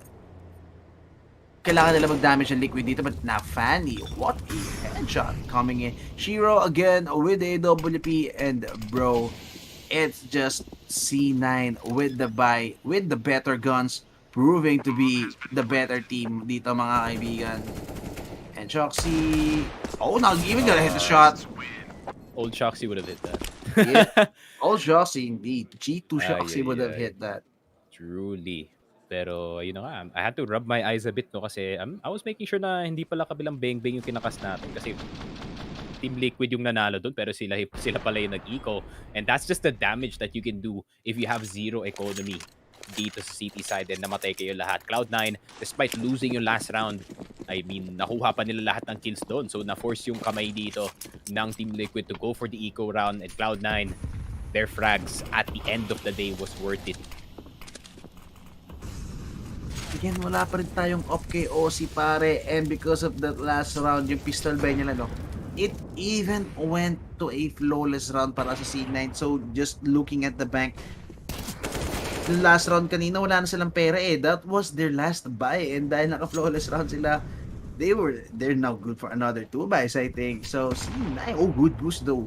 Good innovation dito para sa may side ng C9, no? Trying to punish any overpick sa may scaffolding, but not Fanny. The angle not working in his favor. Beautifully played by Aussie, no? With the 45-degree angle ng Nafly.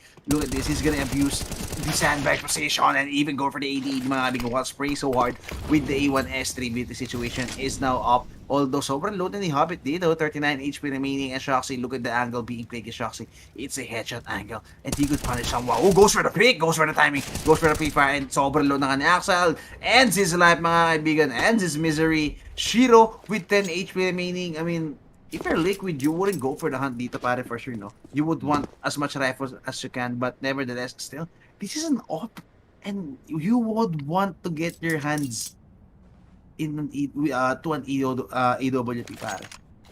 Hindi lang yun, no? You really want to get the op off of the hands of Shiro kasi pag nagkataon talaga may space na gumawa ng play dito si Shiro, gagawa talaga yan. And if he still has the op, there's still potential to make a play dito sa ating next round. Tignan mo naman yung economy dito ng Cloud9. They did win the last round. That means they're gonna buy dito sa next round natin para naman dito sa TL. Nako, the struggle continues para sa kanilang economy dito. I mean, nakaka-afford pa naman sila ng mga FAMAS and mga possible MP9s, maybe some nades. Pero para sa Team Liquid, next round is also a must-win para sa side nila para hindi ma-reset yung economy nila dito. And Cloud9, chilling pa rin sila in terms of the economy. Pero para din sa kanila kailangan nila ipanalo yung next round kasi halos pareho yung place nila economically with Team Liquid. And I think it's a timeout para dito sa Cloud9. Yep. I mean, still, no? Playing on city side, kailangan pa rin makapondo ng ano rito. Kailangan pa rin makapondo ng Team Liquid. Especially, ano ba? I don't really think Team Liquid has the best T-side in Vertigo. I mean, city side for sure. Especially, like, yun nga, no? Again and again, lagi kong pinapoint out Aussie with the op dito sa Vertigo, pare. But, man, without the AWP and gonna be playing on the city side, si Aussie hindi siya nag-off sa T-side eh. He's always playing rifle on the T-side eh, with the AK-47. So, I don't know. It's going to be hard para sa side ng Liquid.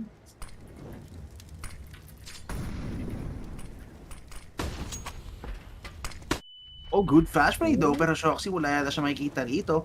But information was gathered though para kay Shoxy na no one has been pushed that far back sa may B stairs natin, but nevertheless not funny. He's gonna be the one gaining some grounds dito sa may A-ramp position natin. Hobbit also right here to go for the butt assist and Team Liquid with that information they're gonna be gambling, stacking dito sa may A site natin and gonna be leaving si Alige there in the middle with the double angle para dito kaya it's gonna be Aussie and Alige in the middle and Nitro with the peak goes for the frag pero not gonna hit the shot and eto na Axel, what? That's not even a headshot and Shoxy now po, the timing hits perfectly para sa kanya mga kaibigan but not gonna hit the headshot. Inter siya naman with the frag pero Aussie nandito na nga mga kaibigan with the rifle but Shiro with the up instant deny and that's gonna be Team Liquid, everyone put to ground by the whole squad of Cloud9.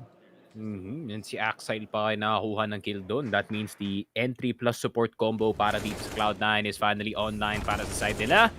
And Axile, masterful 2 kills dito sa side to get some control dito para sa Cloud9. And para naman sa Cloud9, I mean, that was a well-needed round. No? Medyo mababa na yung economy para sa side nila. And if they do lose the round, they do lose the op para dito kay Shiro, which is what you don't want kung ikaw yung Cloud9 dito, especially when you're on T-side. And Team Liquid, once again, man, I mean, eco na naman sila dito. Oh. Ay. What an opener! Carrigan, What an opener by Napa ni Classic Carrigan indeed, mga kaibigan. Just pushes through the smoke. And Hobbit. Oh, okay. Good deal. Oh, Aussie? Oh! Aussie? Come on, bro. Oh, one bullet. That could have been something huge para sa kanya. If he got that 3K, makukuha niya pa yung AWP ni Shiro dito and he would have full possession ng bomba, no? Well, not the bomb though, na funny pala. But nevertheless, kung nakuha niya yun, those were 3 guns on the ground sa mid and could easily be picked up by Elige and Nap. Oh, not gonna hit the shot. Ito si Elige and now it's just gonna be Nap with the 1v3, 5-7 kit and an armo. This is a force buy, pare. This is a force buy pala. Look at the money. Team Liquid, no. Down the drain. This is so hard. This hurts to watch, pare. And it's really not a good force buy, no, kung pistols lang yung makukuha mo dun. But at the same time, 5-7s can really do some damage in close quarters combat. Pero, I mean, that's not C9's thing eh. Di talaga nagko-close masyado yung C9 dito. They like to play it slow. They like to play it methodical. Hindi sila masyado kumukuha ng mga very, very risky plays unless your name is Nafani, which is, that is your role. You're the IGL. Kailangan mo talaga mag-risk ng mga ganun na push. So, pretty good job. Galing dito sa Cloud9. Good attempt. Galing dito kay OC, no? Almost highlight play na to kung nakuha niya si Shiro dito. Sure, kind of even whipped the shot, no? But pulls out the pistol and well, mas maraming bala yung P250 kaysa sa Deagle. Truly. You need to invest in an op. Pare, you have 3 rounds remaining and hindi pa rin kayo nag-o-op on city side. Cloud9, you have to make sacrifices.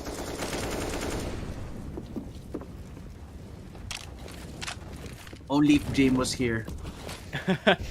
Big boy James with a safety L. Oh my god. Oh, yeah. It's just a massacre, pare. Exactly the word, that's for sure. I mean, what can Elise do? Meron siyang P2K and Dream. The default P2K as well, man. Someone give him a skin, bro. Nako po. It's the freaking matte black, bro. Hindi man lang yung Fire Elemental, pare. Yung pinakaswag na P2K. Yun lang. 7-5. I mean, same story, no? From the last game. It's T-side kind of coming out on top dito sa Vertigo. I mean, what's happening? Is the meta changing though? Nako, mainit. Mainit daw si OC. Mainit masyado. That's, ano no, parang medyo, it kind of makes me think, no, pag kinagawa ni OC yun. Kasi it's usually a sign of nerves kung medyo, medyo nilalamig yung, or medyo iniinit yung katawan. Happens to me as well in tournaments. Could happen to Echo as well kung medyo kinakabahan din si Echo. Then, signs of nerves para dito sa Team Liquid. Pero, Ay, gano'ng kalamig yung venue though. mainit talaga no, papawisan at papawisan. Papawisan ka talaga. I mean, kahit naka 16 degrees yung aircon, men, basang-basa yung mouse mo dun sa tournament, kakabahan ka talaga. So, OC, kailangan yata ng towel for that one. Pero Cloud9, no? This is just classic Cloud9, men. Slow play after slow play. And para naman sa Team Liquid, di nila ginigreet lang maayos yung slow play dito ng Cloud9. I mean, Team Liquid, you can go for the pushes. However, Cloud9 is gonna look for the punish every time. And yun na nga, as we were saying, pare, again, the punish indeed. Nafani, man, what a headshot by... Oh my God! What a flick by Nafani! What? That's a 90-degree flick. I mean, he didn't hit the headshot, but nevertheless, man, the spray landed in so good. It even felt like a headshot. Sobrang bilis ang pangyayari. And TL save. Yeah, I mean, Game time muna. man, game time. In the blink of an eye.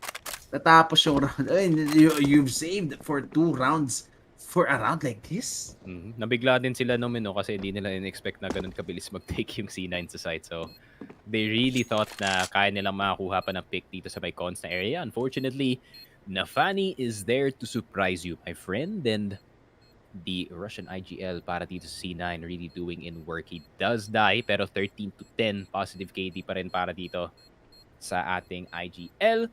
And Cloud9, so far so good para sa kanilang T-side. Just to remind everyone in the chat, this map is CT-sided, pero to a fault as well. Kung maayos naman yung T-side nyo dito, meron kayong opportunity na kumuha ng lead dito sa T-sided. Ayun na kayo nangyayari dito sa Cloud9. Every time na nakakapasok dito sa A-ramp, itong si Nafani, pass through the smoke, lagi siya nakakakuha ng opening kill. And Team Liquid struggling to get that first pick, man. Nakalup yata si OC, pare. He's stuck in a this loop. is actually the next round pala to na ginagawa niya pa rin yan. Man, not good news talaga, pre. Parang kinakabahan yung TL dito. Yeah, well, to be honest, look at this. It's OC sitting on 12 frags, pare, and the rest of Liquid squad not really doing that good, no? Ooh. And Shiro, yeah, I mean, pare, no chance. No chance against an op. Second best CIS offer for a reason, man. Uy, Ribik. Oh my God, he's going for the chase though. And Elij, okay, sige. Mark 3, let's go. Ano? Oh, yeah, kulit. Oh, ano? Ayun, Hard nakisa pa. whiff. Just imagine if that was an instant headshot. Ay. This is gonna be painful para kay Nitro. I mean, it's gonna be an A push, then a late push galing kay Hobbit dito sa mid, and he's not gonna save the MP9, that's for sure. So, Shocks, I think alam na ni Shocks and si Nitro na lang maghahanap na lang siya ng damage dito, but what damage can you do dito sa economy dito ng Cloud9? 7k na yung mga pera nila dito. I mean, it's gonna be the last round after all, no? After neto. So, medyo nonsense going for economical damage. I mean, maybe, I don't know, go for the farm. Maybe AK? Mas makaalis, pero malabo, man. Mararap around dito si Nitro. Yeah. Unless big plays will be coming in by Nitro. Oh, hindi ba siya niya Hobbit? I doubt.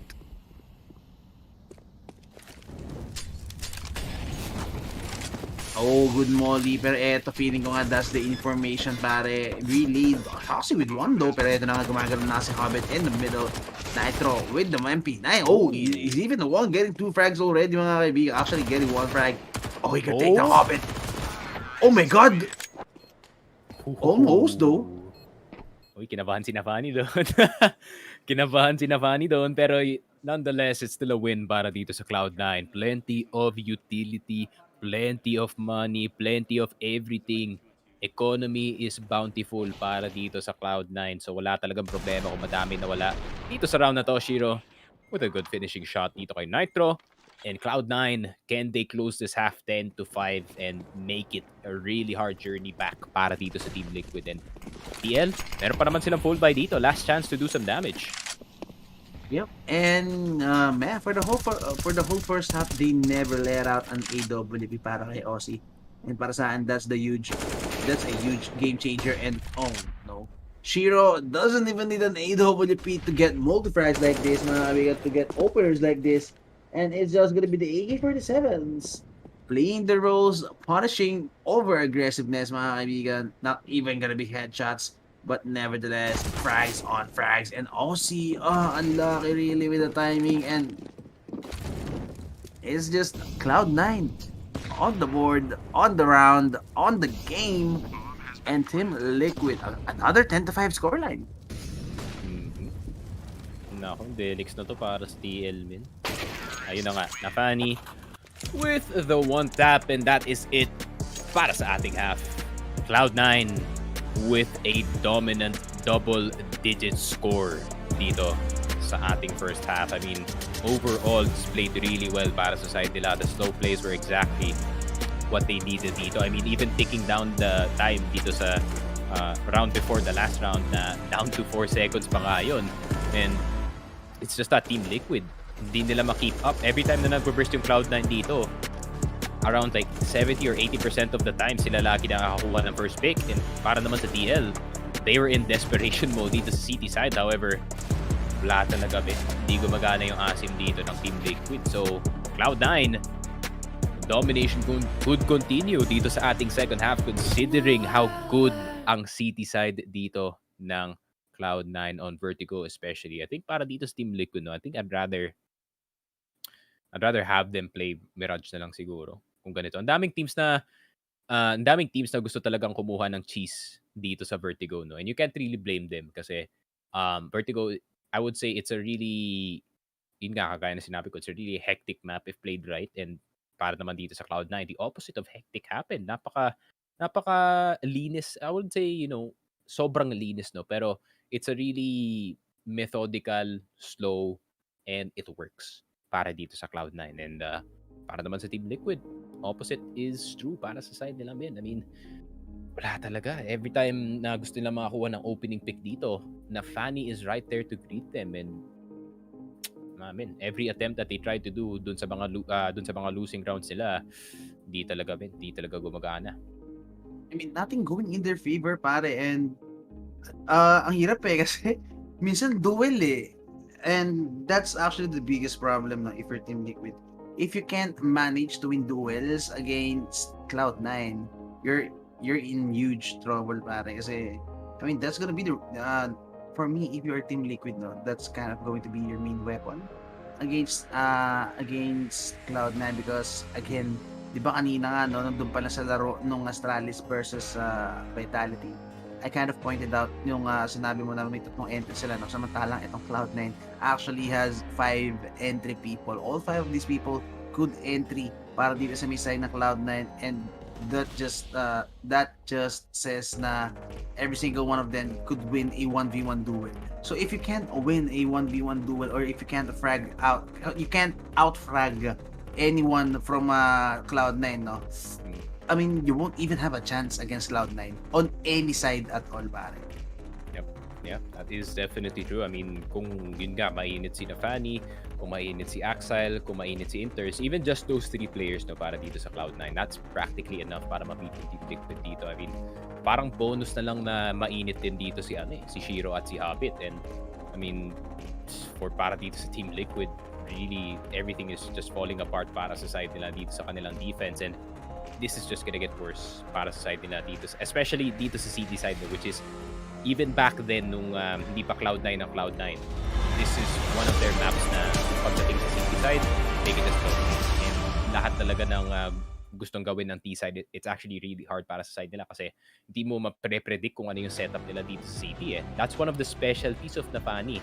He has got to be one of the most unpredictable IGLs in the world, pare. Yung ano no, yung balls na talaga mag-push no. I mean, he loves making those big plays no, pushing through the smokes, getting some pickups, then bigla siya mag-mamba out. Yung fast-paced aggression coming in para kay Nafani. He loves doing that. Well, yun nga no, especially if you're the IGL, you would want to have an overview. Pero okay, 3 armors tayo dito, 2 mollies and 2 smokes. Surprisingly no flashes though. Pero ito na nga, look at the counter flash though on the side of Cloud9, mga kaibigan. Shiro with 1. Aussie again, taking down the Fanny. Good smoke, pero Hobbit! Hobbit now has the bomb, mga kaibigan. Naku po, this is not good para sa may side of Team Liquid.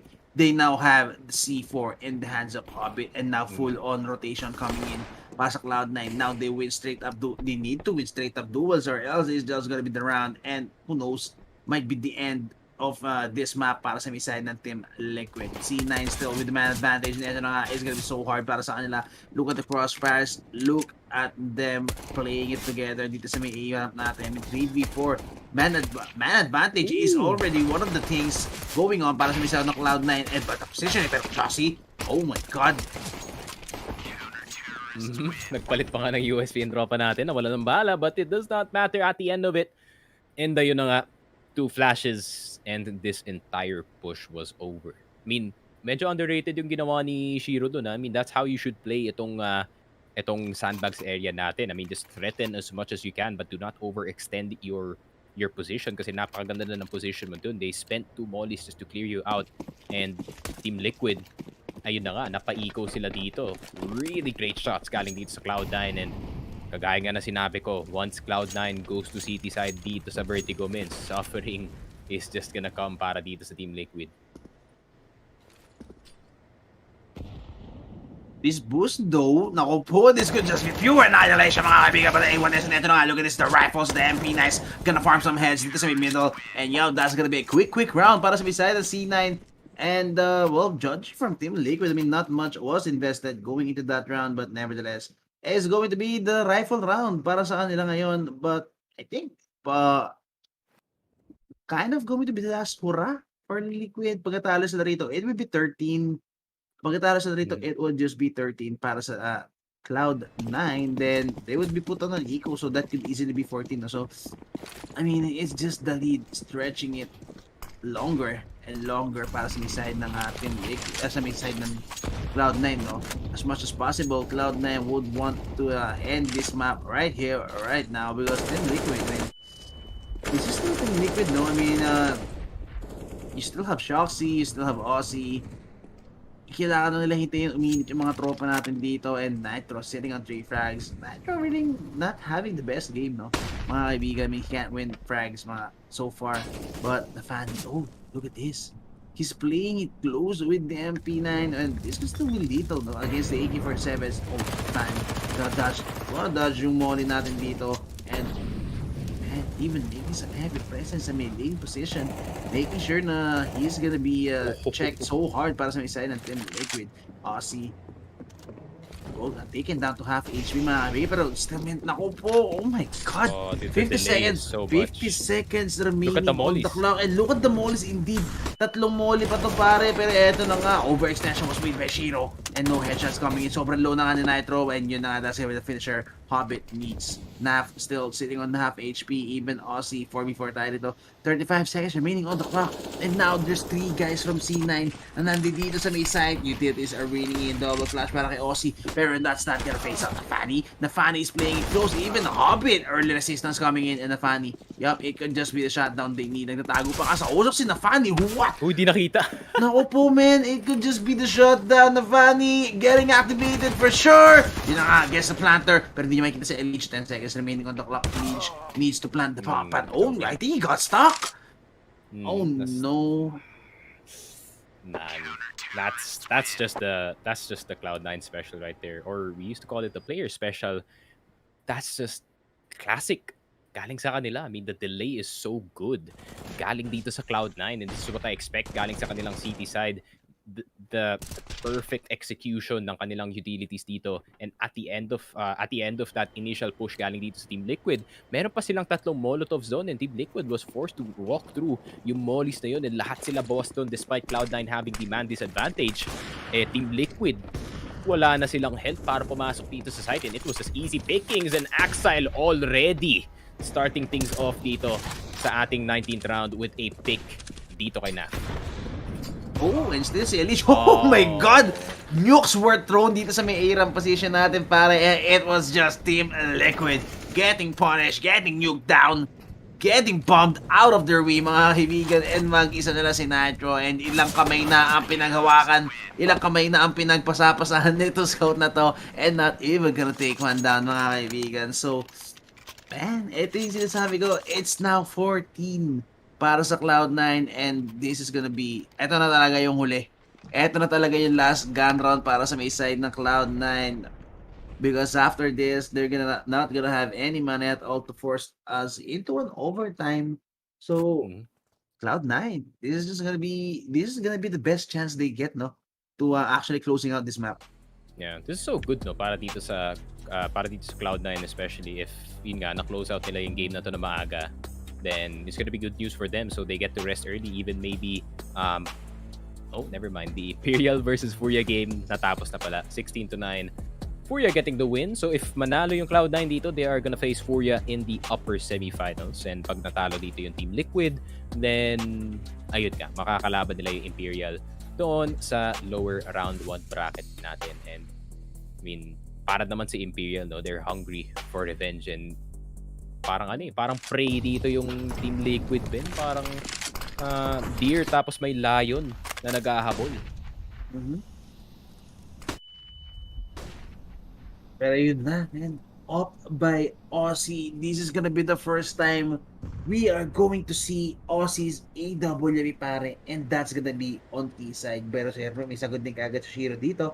Shiro now gonna buy the AWP on CD side, and with 4 set of utilities, he's gonna be a force sa may isip na good molly, and kailangan mag-smoke ni Nafan rito. He's gonna buy so much time. Good nade though, and Shiro, you can't leave this angle, pare. And you know, but kind of gonna whip the shot. Buti na lang si Hobbit to pick out the pieces. Good headshot coming in para kay Hobbit. That's gonna take down Shoxy. 1-man advantage tayo dito para sa Misan Cloud9. Yup, and Nafan, what with a good flash support, mga kaibigan. Manages to find some cover inside the A site, and now it's gonna be Shiro getting tested on the side lane, and what a quick pick coming in. Repeat. Oh, and you know that's the punish they need. Napfly with the running gun. Even the headshot to Aussie on the Tetris position, pero Nafani boosting himself dito at the back of the side, and I don't know, makakuha kaya siya dito. I mean, overextension could be made sa may side ng Team Liquid dito, and you know, nakita nila Nafani, pero what, Nitro, this is what you need, man. This is what you want for from your IGL. You want your IGL to wake up. You also want your IGL to be hitting some shots. Pero yun na nga, 2v3 retake. They're gonna, CNN is gonna go for this. Axel goes for the jump, goes for the info, and I think nakita niya yung tao sa ramp, no? But I don't think they actually saw it o si Nitro. Nevertheless, wala pa rin tap ng bomba na nangyayari dito, but still, they're gonna go for the spam. And, oh! Frozone fake. Where's the kit? Okay. So nga, it's over now, mga kaibigan. Walang kit si Axel. Best thing he could do is save this gun, yung op ni Shiro. Uy, nag-think pa nga. Yoy. I mean, it's a win for Team Liquid. However, the op is gone para dito kay OC. That was the gun that was making the plays para dito sa Team Liquid. However, it's the same thing as the earlier round galing dito sa Cloud9. They lose the round. However, nawala lahat ng baril dito ng Team Liquid. That means medyo makukulang ang firepower dito ng Team Liquid going into the next round. And Cloud9, an opportunity to take it to 15 dito. Pero yun, Team Liquid, di naman sila masyadong dejected dito. And yun na nga, nawala yung off dito ni OC, pero Nafani going aggressive. Oh my God, awkward moments. What, Nitro? Hello? Huh? Oh, the 4x3 experience, baby. Oh my God, what was that? OC na naman with the headshot. Again, he's always the guy taking it back para sa side ng Team Liquid. Pero, man, it's not gonna be enough. It's not gonna be enough if it's only going to be Ozzy, no, who's fragging it out para sa may side ng Team Liquid. Again, Naf, look at this. He's not even breaching the double-digit scoreline, mga kaibigan. And we've always seen Naf to be a consistent player sa may side ng Team Liquid. Pero this time, C9 with a full-on shutdown, not even gonna let Naf go for any frags at all. 2v4 pa rin tayo rito. I mean, still kind of winnable. You have now sitting on the AK-47, so still one top potential is there para dito kay Nafly. And yun na, sabi ko lang mga kaibigan, the headshot was there for Inters. Oh my god, beautiful positioning for the trade frag. And Aussie, well, he needs to win this round. 55 seconds remaining. You can't save this round for sure. You need to clutch. And that's going to be map point para dito sa may side na Cloud9. Grabe, I mean, the last round can be summed up into one sentence, man. You won, but at what cost, pare? And it costed them the AWP, the gun that made them the play. And para naman kay Nafani, no fear from this IGL. Grabe, cheek to cheek dito sa mga Team Liquid player. Hindi nila na-notice kasi alam mo naman, 4x3 is the key para dito sa CSGO. And yun lang, hindi nila nakita na meron palang Nafani na nakabantay doon. And TL, a bit of a dirty buy para sa side nila. Unless C9 really magkakamali sila dito, there's no reason for them to lose this round. Double nade. Oh, Hobbit takes one down bago pa nga siya mamatay even before getting punished. And feeling ko nga makapagmambaut pa siya rito. And Nitro kind of looking for the rifle to retrieve, mga kaibigan. And this is a Mach 10 against an E1S at this range. So Nafly, you wouldn't want to take this fight, pare. Flash play, but no information. Okay. No info being gathered by Axel. He's just gonna simply play the close range angle with the MP9, mga kaibigan. But yeah, I mean, how would you even go for this? How would you even win this round if you're simple? That's game over right there. Yep. That's game over right there, indeed. And it's just Liquid throwing bodies at the floor, pare. So, Cloud9 closing it out 16-6 with a huge lead. Not the cleanest, but nevertheless, man, it was just a quick game para dito sa B-side ng Cloud9. I think Cloud9 is what Astralis wish they could be. Yung kanilang CT side dito. And grabe naman, Cloud9 masterfully played from both sides, D side and CT side, so consistent dito sa Vertigo. That's why it is one of their best maps in their map pool. And maybe a mistake galing dito sa Team Liquid not banning it out and maybe just playing another map entirely. Nakalaban dito ang Cloud9 and nako po, nalagay pa sila dito sa kanilang sarili lang comfort zone. And Cloud9 getting a very easy win over Team Liquid dito. I mean, not much can be said really. I mean, Team Liquid, sunod-sunod na mali. Every time na gusto nilang pumasok sa side, there's a Nafani greeting them para naman sa T-side. Nafani, once again, really making space para sa kanyang team. Axile, Shiro, and Inters, man. Grabe talaga. I mean, with the way that Cloud9 is built, it's just built so well and it is built to win. And win na nga ang nangyari dito sa ating best of one. So, congratulations dito sa Cloud9. And I think para kay Echo, not much further analysis. I mean, TL doing classic TL. Pulling a liquid? Pulling a liquid? Yan ang liquid na gusto ko. Di naman gusto. Yun yung liquid na sanay tayo makita. Yeah, classic liquid. Classic liquid. Pero tignan natin, kaya bang bawiin ng liquid doon sa lower bracket? Can they kill the dreams Imperial? of the Brazilians of Imperial and FNX? Tignan natin, men. Kaya ba ng Lodi natin the no FNX, no major statement? Will it be true? Para dito sa Imperial, malalaman natin in just a short while. Pero guys, magbe-break muna kami ng onti dito kasi kailangan natin huminga ng onti bago mapunta dito sa final best of one of the day. Then ipapasa na namin kanila kay Noit and kay Naufu, pero meron pa kami isa dito. So guys, don't go anywhere. Mas madami pang matches dito sa IEM Dallas 2022. So, see you in a bit.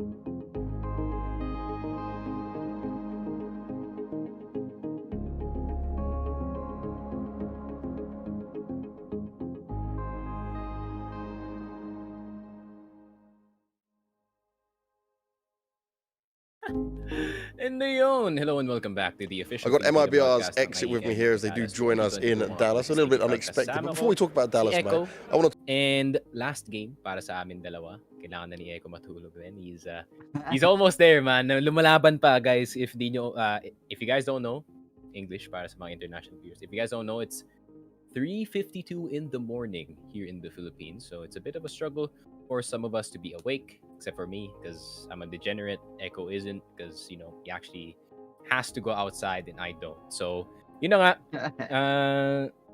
last matchup, or rather, last best of one for the stream, we do have, ano yung matchup natin? Complexity and Complexity. MIBR. Oh, I really wanted to go for the NIP one. Pero, walang hampus, so a bit less exciting para dito sa NIP. Pero yun na nga, MIBR versus Complexity, our second NA team of the day. Complexity, of course. I mean, hindi pa sila, liquid level, no, to say the least, para dito sa NA. However, unlike itong Team Liquid, their potential is actually really, really big kasi napakadaming young players dito sa kanilang team. Of course, the most well-known dito sa Complexity, no, I see Grim, fresh from Team Liquid. Ang ganda ng mga performance doon at the tail end of his career doon nga sa Team Liquid. But now he finds himself dito sa Complexity. He is gonna be joined by Floppy, Junior, Fang, and JT. Para naman sa MIBR, it's Jota, Shello, Exit, Turtle, and itong si Bit.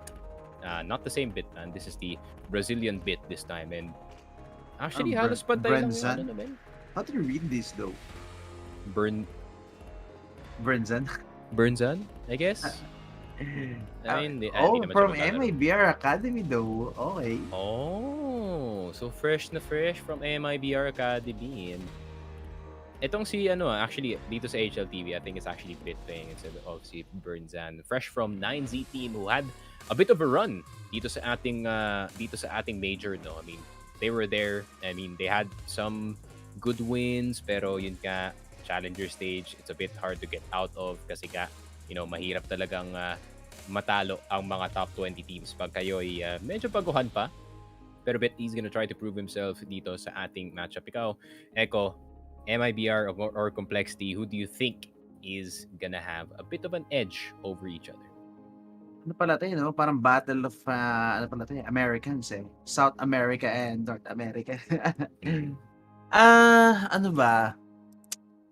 Kasi bago yung roster ng MIBR and para sa akin, actually si Woody pala yung nawala, no?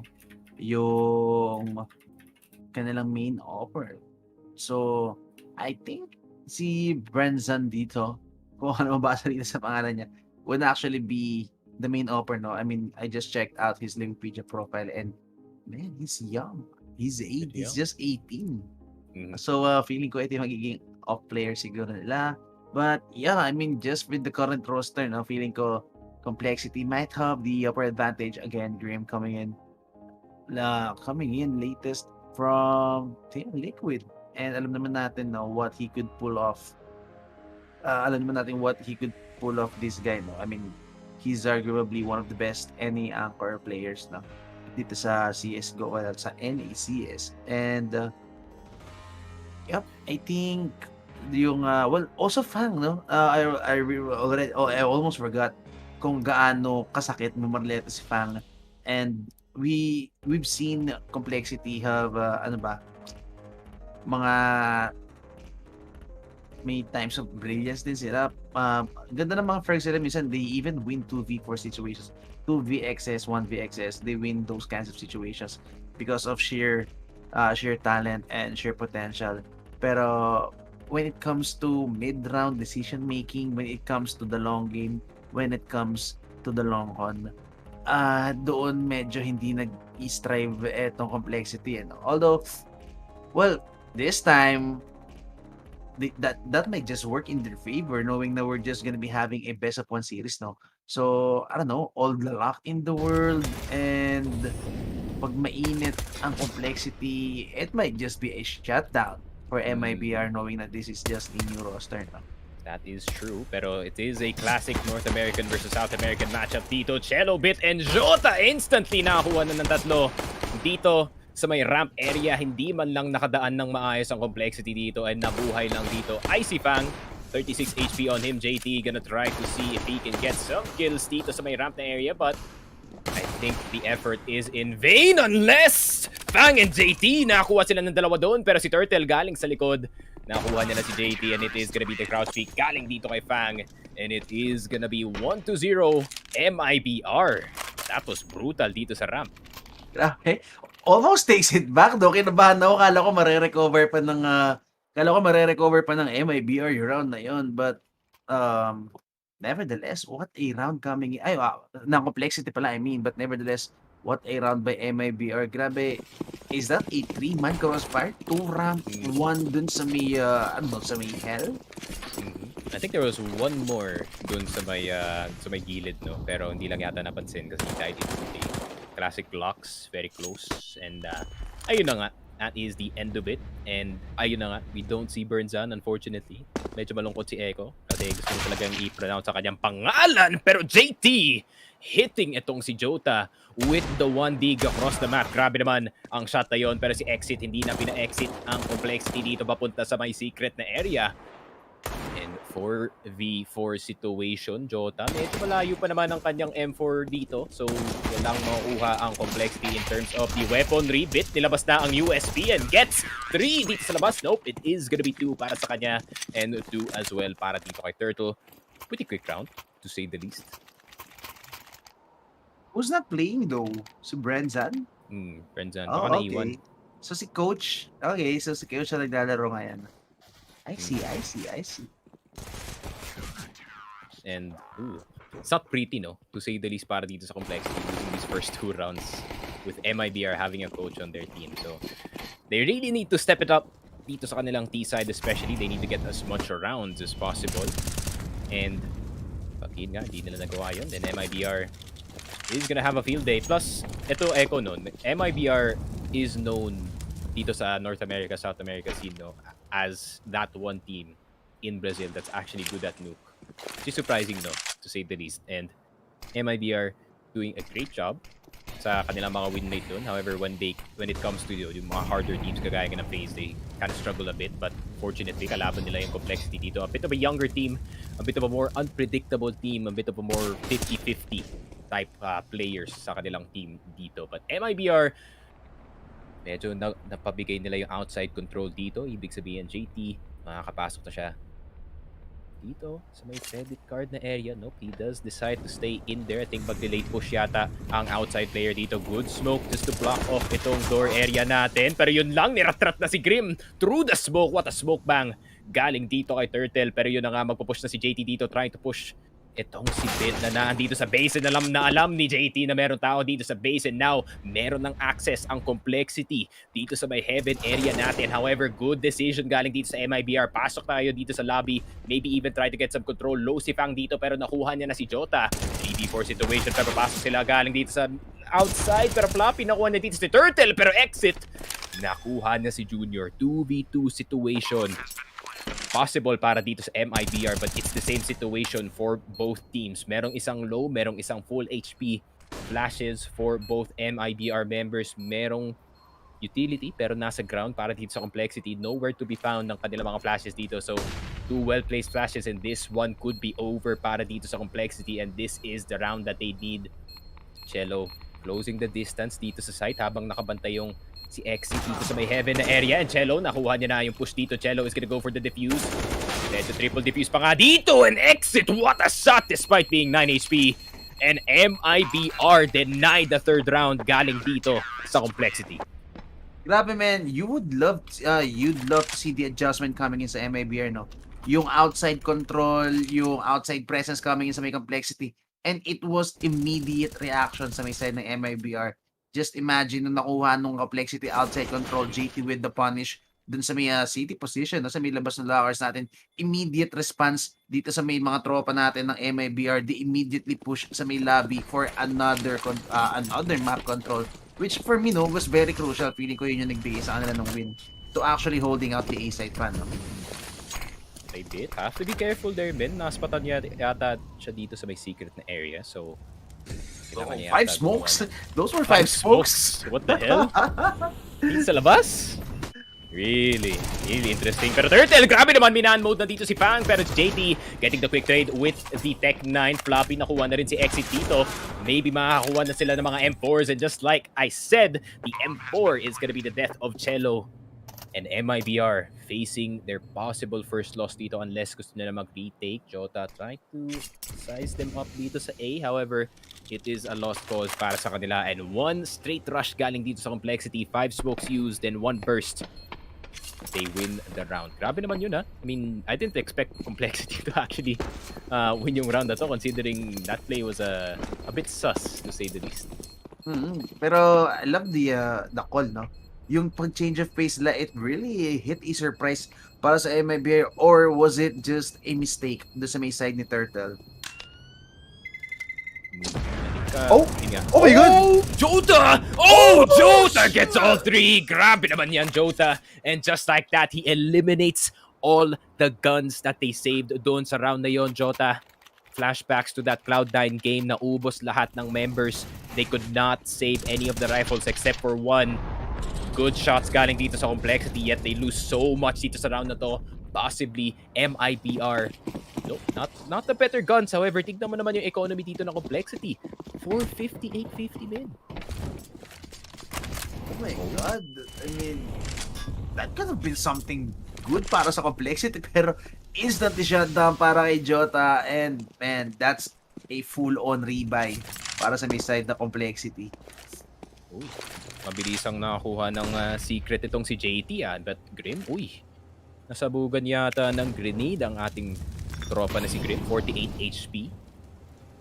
Pero JT, di na kailangan mag-overextend dito as long as he has secret control. Meron pa silang option na bumalik dito sa A-site yet. Oh, what a two-tap galing dito kay Cello. And sino na naman ang susunod na matututap dito ni Cello with the M4A1S, and that is gonna be 2 members. Welcome to ramp. And here is my M4. Sabi dito ni Cello, Floppy and JT na lang natitira. And yun lang, in a blink of an eye, tinapos na ni Cello ang push dito ng complexity, and wala silang pera except for Floppy dito. So maybe there's gonna be Deagle's drop dito sa next round. But MIBR, a single individual play galing dito kay Cello, is the end of it ng round na to.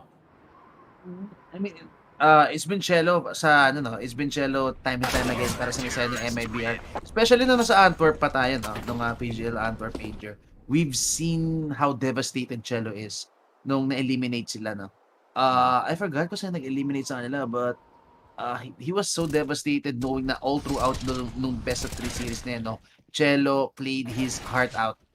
It was consistent performance coming in from him, top fragging all over the board, and sobrang ganda na performance niya. So seeing Cello give his heart out this series na yun and get eliminated, sobrang heartbreaking. And who knows, this could be the redemption arc para sa MIBR. It's very similar to Nico, no? He's also finding redemption dito sa ating IEM Dallas, and what a way to do it, man. So close to home, by the way. Only like 2 countries away, like medyo malapit din yung Brazil, but knowing the Brazilian audience, they're probably watching Gaules right now, and all the complexity fans, all 5 of you nanonood dito probably. So thank you sa pag-join.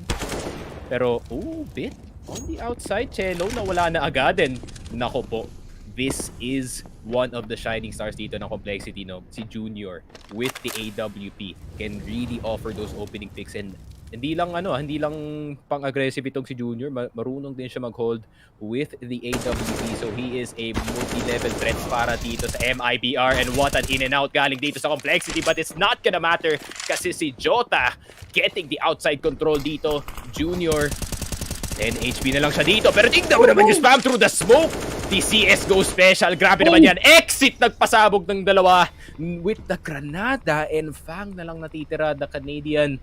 Kaya niya pa bang gumawa ng 1v3 clutch dito? Alam ko si Fang magaling na player to, pero 1v3, 17 HP, flash, and a Galil unless pangalan mo refresh. Next to impossible talaga ang clutch na to. The jiggle pick galing dito kay Exit, and 5-1 na agad ang MIBR dito.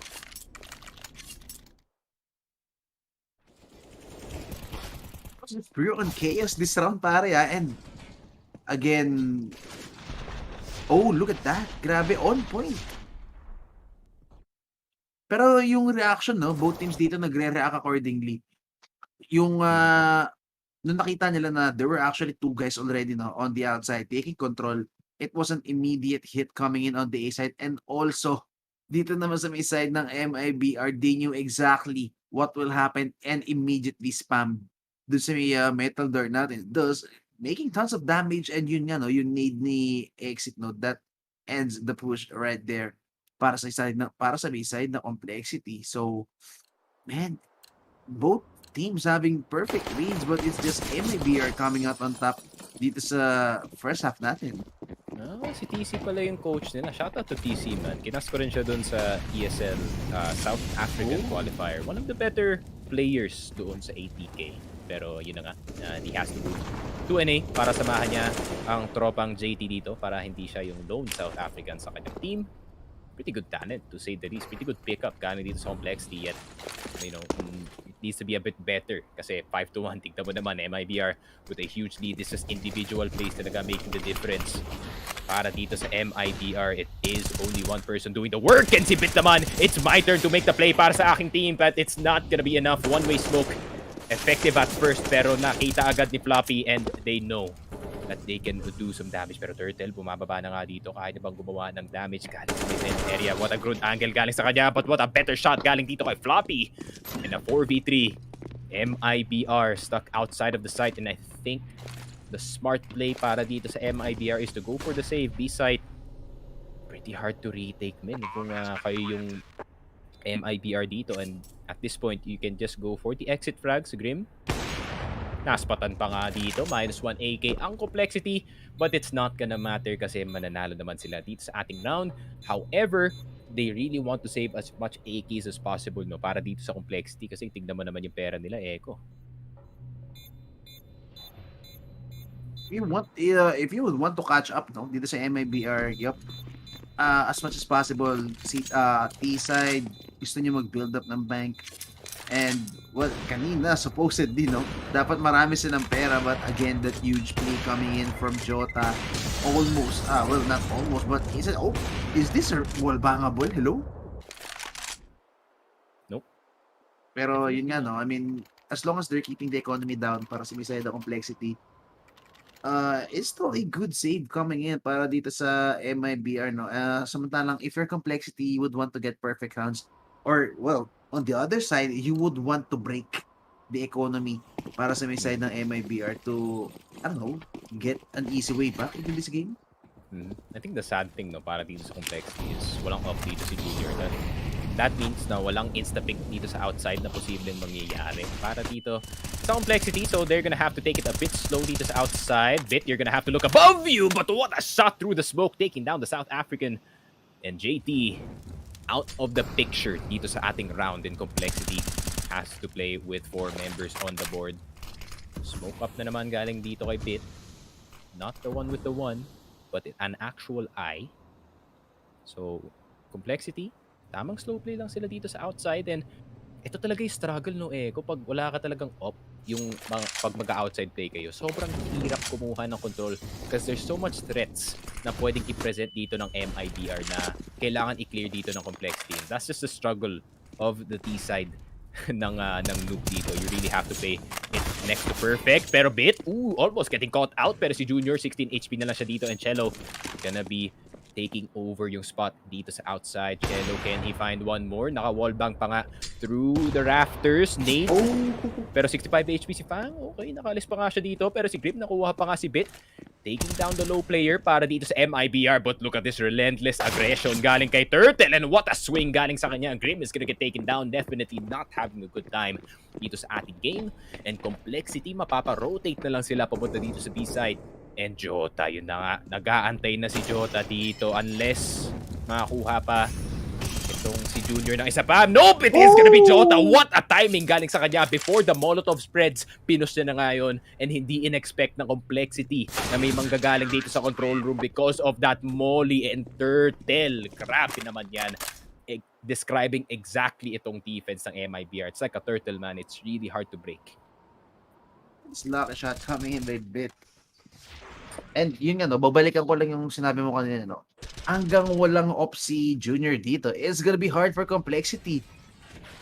I mean, they have to spend so much utility sa may outside, pare, for the fact na para lang makakross sila papunta ng secret or even get the garage control, no. And even with that, tons of utilities being used para lang makarating sila sa may garage, hindi rin nila nakuha safely. There was huge resistance coming in from the side of MIBR sa may locker position, no? Even on the heaven.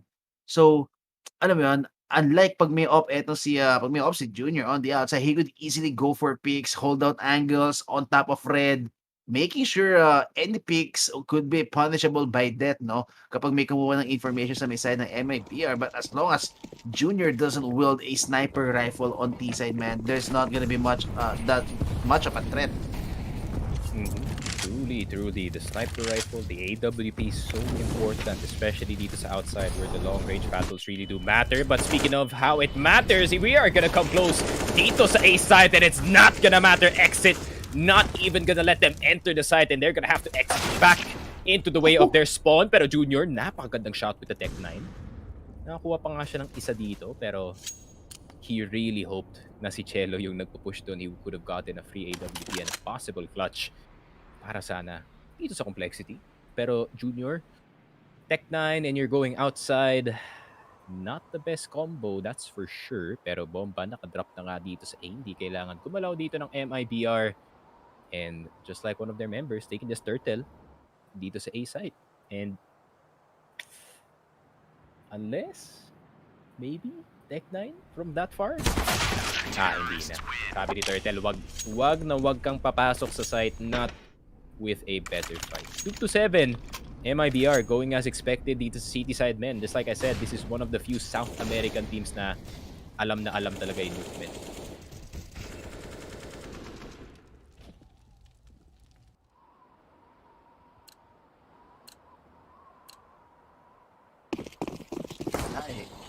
It's just a shutdown coming in by MIBR. I mean, was that even a perfect lead? Or, ano, it was just an easy 2-man. Oh, okay, rush, hello? Ooh, that's a big rush galing dito sa complexity. Nabuhay pa nga sila dito, but instead they are gonna go into the B-side. Si JT, he missed the bend entirely! JT, nasan ka pumupunta? You need a map. You need a map, my friend.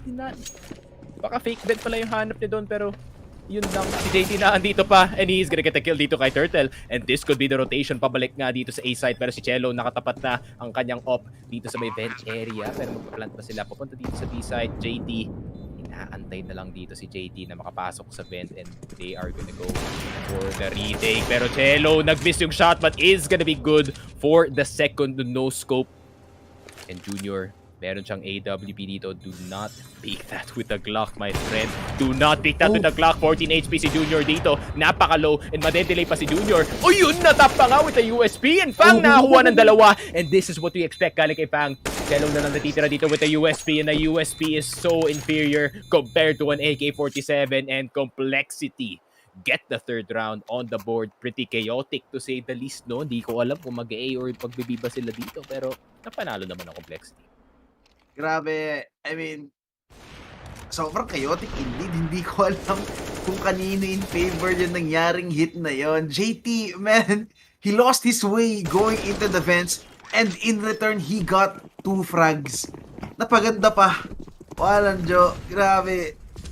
Sobrang gulo though. Hindi ko alam kung kanino naging favor in trades na yon. And, well, suddenly, complexes this round with a huge clutch by Fang. Pretty big one, to say the least, no? Nakikip ni Junior ang kanyang op. Maybe outside control is gonna be a bit easier para dito sa complexity. And MIBR, same old pa rin yung setup nila dito. Mag-jiggle pick lang si Cello. Does not need to overextend. Ooh, almost gets his head taken off dito sa may ramp area. Does it again! This man is braver than he is. Pero yun na nga, flash. Papunta nga dito sa may ramp area. Cello, rinig na meron nagka-cross. Papunta dito sa may heaven area. Molotov is gonna go down. And okay, complexity gonna slow it down, making sure na control muna ang hinahanap nila dito before they do get into the site, para medyo ma-confuse man lang yung MIBR dito. Pero tignan mo naman yung setup dito ng MIBR. There's still plenty of people dito sa A site para makagawa ng play. Plus meron pang tao dito sa outside that can quickly rotate papunta dito sa A. And Turtle gonna try to look for that first frag once again, pero si Grim pala yung nakahanap sa kanya dito, and meron pa isa dito sa pinto, pero si Grim, tamang delay lang galing sa kanya para hindi siya masmokebound. Ang Jota, nakuha niya si JT dito, pero Floppy malapit na makuha dito si Cello, pero exit na naman nandito sa site. What an anchor play galing dito kay exit. Junior na lang ang naan dito sa A, and kasama niya pa nga si Floppy dito papunta sa may hot na area. Floppy 36 HP, si Junior nag-aantay pa rin dito sa may vent, pero bit nakuha na si Floppy, and ayun na nga, Junior with a no-scope, pero hindi niya makukuha ang clutch. Good attempt galing dito kay Junior, but it's not gonna matter because MIBR gonna get the 8th round on the board. A little bit more of a struggle than usual, no? Pero merong baril yung complexity dun eh. Looking at the scoreline, pare, no, lumalayo na yung MIBR dito, but man, every damn round it's being so much closer. Clutch after clutch lang nangyayari dito, lagi 1v1. And bro, Junior with the op, ito yung sinasabi namin kanina pa, guys. This guy with an AWP is actually scary, pare. And parang si B1 dito si Bitman eh, parang parehong aggression. Pareho yung laro. Anger, pareho yung laro. Maybe Bit is secretly Brazilian. Hindi natin alam. Pero Cello, what a reaction galing dito kay Cello. Cello, instantly, Jota. Oh my god, no one is stopping galing dito sa MIBR. Kayota, ang sinasabi nila dito sa complexity. Pitik pa kayo dito. Turtle with the swing, and grabe naman yan. Does get traded out by Floppy. Floppy trying to go for the 1D, pero 50 HP na lang siya dito. Tries to go for the Sky Flash, pero papapick dito, goes for the wide peak, pero si Exit na naman, men. Exit is such a huge problem para dito sa complexity, pare. I mean, that round, the outside play was, I don't know, kind of good para dito sa may side na complexity, pero ang bilis nung ang bilis nung reinforcements coming in dito sa may side ng MIBR. The moment na namatay si Bit, all three players no, from MIBR are already there on the outside for that huge resistance, pare. Puro kong Furia yung kalaban ng complexity dito. Walang round siguro nakuha itong complexity kasi every play that they want to go for that, other than those clutch plays, I mean, it's really hectic para sa side nila. Pero Turtle is gonna get pushed in. Pero si Jota makakuha ng kill dito kay Grim. Pero meron pa tao dito sa may vent. Somehow nakalabas pa nga si Turtle dito sa may vent area. I have no idea how he is alive. Pero si Junior ang makakapatay sa kanya dito. And suddenly things slow down para dito sa complexity. JT going for the DH push. And makukuha niya pa nga dito si Bit. Pero Jota is so fast with the trade, so fast with the timing. And complexity, one man down na naman sila dito. Pero tignan mo naman si Exit trying to go for the aggressive play dito sa may lobby na area and hindi alam ng complexity na parating na pala ang mga players dito. Floppy with a really good shot dito kay Junior, or rather kay Cello. But Cello does get the trade kill on the upper. Pretty easy with the numbers advantage para dito sa MIBR. I mean, for that round, medyo it's just trades all over the board, I think. I mean, ito initial 2 frags though. And the rest of this was just trade frags all over the board. Trade si Cello, then trade si Jota. I mean, also yung nangyari, no, nag-drop down si JT dun sa may mini garage. Getting that frag sa may mini garage person. Nag-wide swing din immediately eto si Jota to make sure the trade was gonna be there. And just in time, Jota making it, mga kaibigan, doon sa may locker position, well, doon sa may hell, to back it up, etong si Cello with the AWP. So, again, it's just MIBR with the perfect reads, with the quick reactions to even out the man advantage. Samantalang complexity, I mean, so far, nakukuha nila mga entry na kailangan nila, hitting the shots, hitting the headshots, and wala lang walang conversion Walang walang finisher walang icing sa ibabaw ng cupcake, pare. Truly. I mean, parang kulang ng layers pare, no? Yung push dito ng complexity, and you really need layers pag kalaban yung MIBR of all people dito sa Nuke. And it's like I wouldn't medyo ma-offend yata yung years, but this is kind of like a tier 2 matchup, and yung stats, you can actually say na it's actually coming into effect dito. I mean, both teams 80% win rate dito sa ating Nuke. However, MIBR seems to have a better CT side nga dito kaysa sa T side ng complexity. But can we say the same once the sides do switch para sa dalawang teams natin? And complexity gonna go for another A crunch dito, and already gonna go for the Molotovs, gonna go for the smokes. Pero anong mangyayari dito sa MIBR? Tamang tunog lang ang nangyayari dito. Pero Turtle, and itong si Exit namatay agad. Pero si Bit with the AWP. Pero tignan mo naman si Cello! Wow! That is a 3K galing dito kay Cello. Crisp, clean, knock onto the heads galing dito sa MIBR. Grabe naman, Cello going nasty. That is the offer, by the way. Binigay niya lang kay Bit yung op. Sabi niya, sa'yo muna to, ako muna ang magma-man mode dito sa A-side. Man, look at this series of frags from this guy. Woo! And just imagine coming in from an AEWP, I mean, he's not been rifling hard netong first up natin. And, well, first time in a while na humawak siya ng A1S and immediately get a multi-frag in an orderly fashion, pare. It's just Cello stepping up big time, man, para dito sa MIBR. Isn't it crazy na it's only been, once again, 27 minutes. Gusto ko talaga you don't really see often, no, na ganito kabilis yung Nuke. Pero we're talking about North America versus South America here. You're gonna expect the gameplay to be very, very fast, especially from the side of MIBR. Pero tignan mo naman, kalmado lang sila dito. Bit with the easy angle. Pag nagpika dito, JT, yun na nga. Counting his stars doon sa angle na yon, and he does get away with his life. And Bit having to spend some utility dito sa may secret para hindi makapush agad dito si JT. Pag nakapush nga dito si JT, he's really good at continuing this one. Pero Cello, face-to-face action dito sa may ramp area. Nakuha niya lang si Grim, pero hindi si Fang. Jota trying to go for the return, pero si Fang nabawasan ng 27 HP na lang natitira para sa kanya.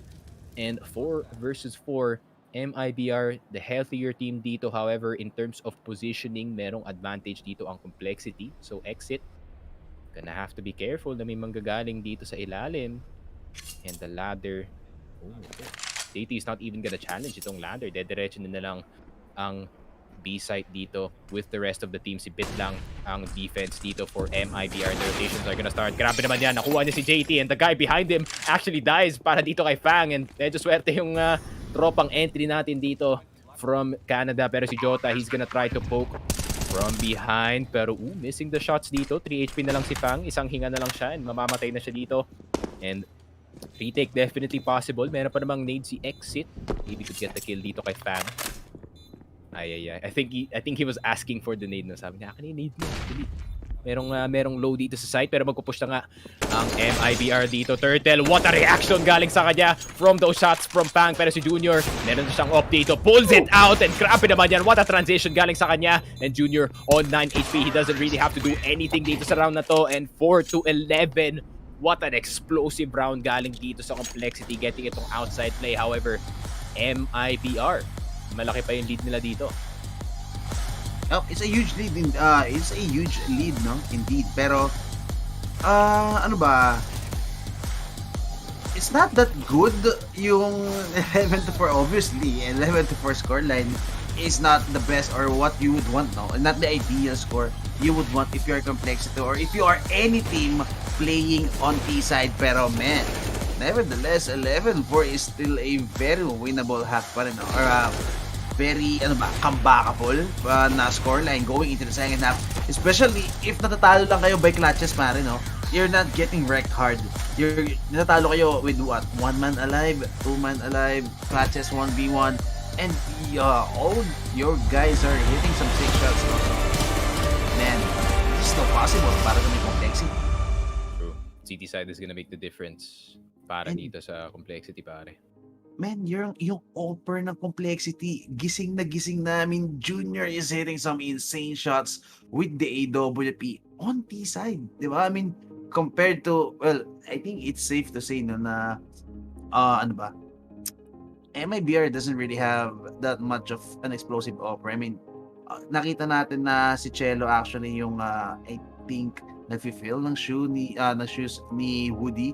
Since nawala si Woody, siya yung AWP player ng MIBR dito. And, well, we've known Cello to be, anchor player, playmaker, rifle player. And you don't want a big guy like Cello, a huge role like Cello has, na suddenly mag-iba ng playstyle, no? And feeling ko nga, we found out yon later into the rounds nung binigay niya na yung op dito kay Bit. Because Cello knows he could have much more impact going into these rounds with the rifles, no? So, alam mo yun, and Bit, I mean, seeing Bit, no, kita naman natin not really having the quickest reaction, although right place at the right time para sa kanya, always gonna be good for one dun sa AWP niya, but, I mean, if you're on City side, you would want an AWP player like Junior, pare. Definitely. And para dito kay Junior, no, the objective para sa kanya is to get the op online as fast as possible. And pag nagawa niya yun outside, it's gonna be 10 times easier to defend para sa kanya. And para naman dito sa MIBR, no, this pistol round is gonna matter, to say the least, no? Kasi para sa akin, MIBR, you know, it's a Brazilian team. However, yung kanilang T-side dito sa Nuke is somewhat questionable, no, to say the least. And kung hindi nila makuha yung pistol round na to, it's gonna be a bit of a struggle to come back into this. Pero, buti nga para dito sa MIBR, there's a lot of leeway to make mistakes para sa side nila. And that is around 6 or 7 mistakes na pwede pa nilang gawin dito sa T-side. So, a lot of room to make error. And pag nagkamali lang yung complexity dito ng isang beses sa kanilang setup, then it's gonna be game over para sa side nila. And a bit of history between MIBR and itong complexity, no. The last time na nanalo ang complexity squad, this roster sa MIBR, which is dati pa actually, that's oh my god, baliktad yung format nila sa dates dito sa HLTV. What is this days, month and year, bro? Yun talaga, whatever. Pero yun nga, 11th of or rather 15th of December 2021 nung extra salt pa sila. So wala pang complexity nun. Extra salt pa lang natatalo nila ang MIBR. However, after nilang ma-convert into complexity, they have not won a single time kalaban ang MIBR team. So that is really a big stat. Para dito sa MIBR, gonna give them a bit more confidence para sa kanilang D-side dito. And complexity, gonna try to hold on for dear life dito sa CT side. And can they do so? Tignan natin. MIBR gonna decide to play it a bit slow. Never mind. Slow is not in their dictionary. Meron ng laban agad dito sa outside. JT trying to go for the pick. Pero tignan mo naman si Turtle with the opening frag. But he gets traded out immediately dito. Grim naspatan na nga dito sa side. JT on 1 HP. Pero Grim with a really good rotation around the silos dito sa site. Making sure na meron siyang cover dito sa site. Not overextending. Pero 3v3 ang situation. JT on 1 HP. Isang hinga ka na lang. Patay ka na. And he's gonna have to back off. Outside player siya dito. Ooh, you really want to take credit card na 1 HP ka na lang dito? Oh. Really daring his life nga. And he's trying to bait para dito kay Jota, no? And Jota's gonna get the kill anyways. And yun na nga, that's the kit gone. Para dito sa MIBR, but we can't forget about Grim, bro. He is one of the best players on Liquid for a reason. Pero tingnan mo naman si Bit, andito na nga, aakyat ka na ulit, Grim. Huwag ka nang bababa dito because there is a landmine dito sa may vents na area, and Exit is gonna look for a play dito sa B. Alam niyang dalawang tao dito sa A, one in heaven, one in the site itself. Pero Exit, gahanap pa nga siya ng opportunity. And it's such a good thing, no? Para kay Bit to just have control dito sa may fence, to make it a bit of a longer rotation para sa dalawang players natin. And MIBR, it's the delay game para sa side nila. Bit gonna be playing the backside of the door. Exit, gandang crossfire to prevent Grim from doing too much damage dito. And pag nag-pick na si Bit dito, Jesus Christ, Bit, what a shot with a Glock. Pero Ninja Diffuse na naman ba to? The Junior is gonna have to face 2 angles at the same time. Kaya mo ba to? Bitawan mo naman yung smoke loads. Kanina ka pa, Junior. Sino ba ang mamamatay dito? And Bit is gonna get a kill. What a round galing kay Bit. And medyo sticky yung kamay ni Junior, men. Hindi niya mabitawan yung smoke. Kumakapit yata, pre. Kumakapit yata yung usok. Ay, usok yung smoke grenade ni Junior doon, pa. I mean, twice already was denied. Pero, man, Bit on fire. Look at this headshot. Kabeam. Ooh. And, I mean, so far, Grim has been quiet, no, for the first half. He made some noise dito sa round na to, but it did not matter in the end. MIBR still getting the win. Floppy, natamaan ng paa dito ni Turtle, pero si Turtle tumatakbo pa rin, hindi naapektuhan ng bala kasi bulletproof ang tropa natin dito. Hindi si Cello though, pero what a turnaround galing dito kay Floppy. Nakuha niya yung kill dito kay Turtle as well, pero si Bit, the sub para dito sa MIBR, really fragging para sa kanyang team. And Bit still trying to see if he can bait yung dalawang players dito sa may double doors. Is gonna go for the plant. However, control room pala ang hanap dito ng complexity. Pero makakaikot pa ba si Jota dito to make a bit more space para sa kanyang team? Sobrang importante na makuha ni Jota ang kills na to. Exit almost getting spotted with the scout galing dito kay Junior. Should not challenge that, my friend. Junior is a really good scout player. Pero tignan mo naman si Jota. Jota with a flank. Jota with a possible ending of this round. That's gonna be one. Pero hindi niya nakita yung isa pa. Pero yun na nga, the Deagle galing dito kay JT. Nakarating pa siya ng rafters. And babalik pa ba sila ng A dito? Merong tao sa vents? No, it's actually JT dito sa may rafters. And iikot na lang yung MIBR dito. Sige, gusto niya bantayan yung B, punta kami dito sa A.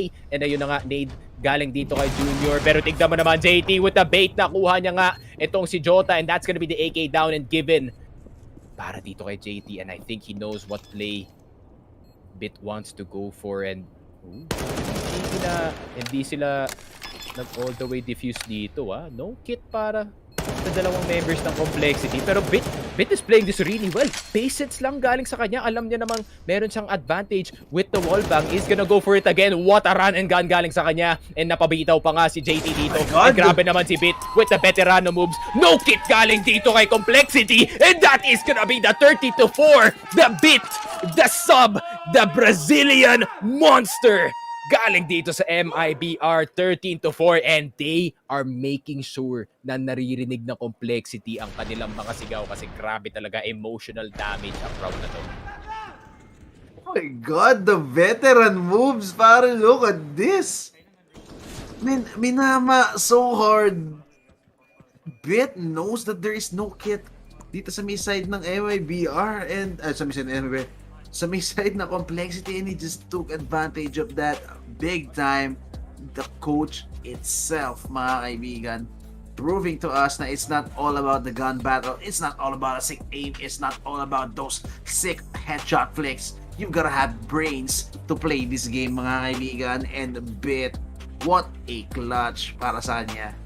Yeah, I mean, as a coach though, you really do see the plays na hindi nakikita ng mga ibang players, and that's, if you're not a coach, you probably would have not gone for that play. Pero Bit is that guy. And ayun na nga, nakakuha pa nga siya ng kill doon, and it is gonna be 4 AK strong para dito sa MIBR, 1 Galil para dito kay Exit, but he is just as deadly. Pero Grim with the hero M4A1S, how much damage can he do dito sa outside push ng MIBR? However, it is not gonna be outside. Complexity, you are gonna have to read this one really early. Pero Floppy, napakagandang angle, can get traded dito kay Junior. Pero goods naman nung nagsa-slow play dito yung MIBR, no? Na-recognize nila na it is on Complexity to make a play happen para sa kanilang team. And if hindi sila makagawa ng big play dito, then game is over. Tignan mo naman yung pera. 0 all across the board except kay Junior and except kay JT na merong 100. Kaya pa makabili ng 2 Magnum. And that's pretty much it. And Grim with a really good angle dito sa outside, pero Cello with the read.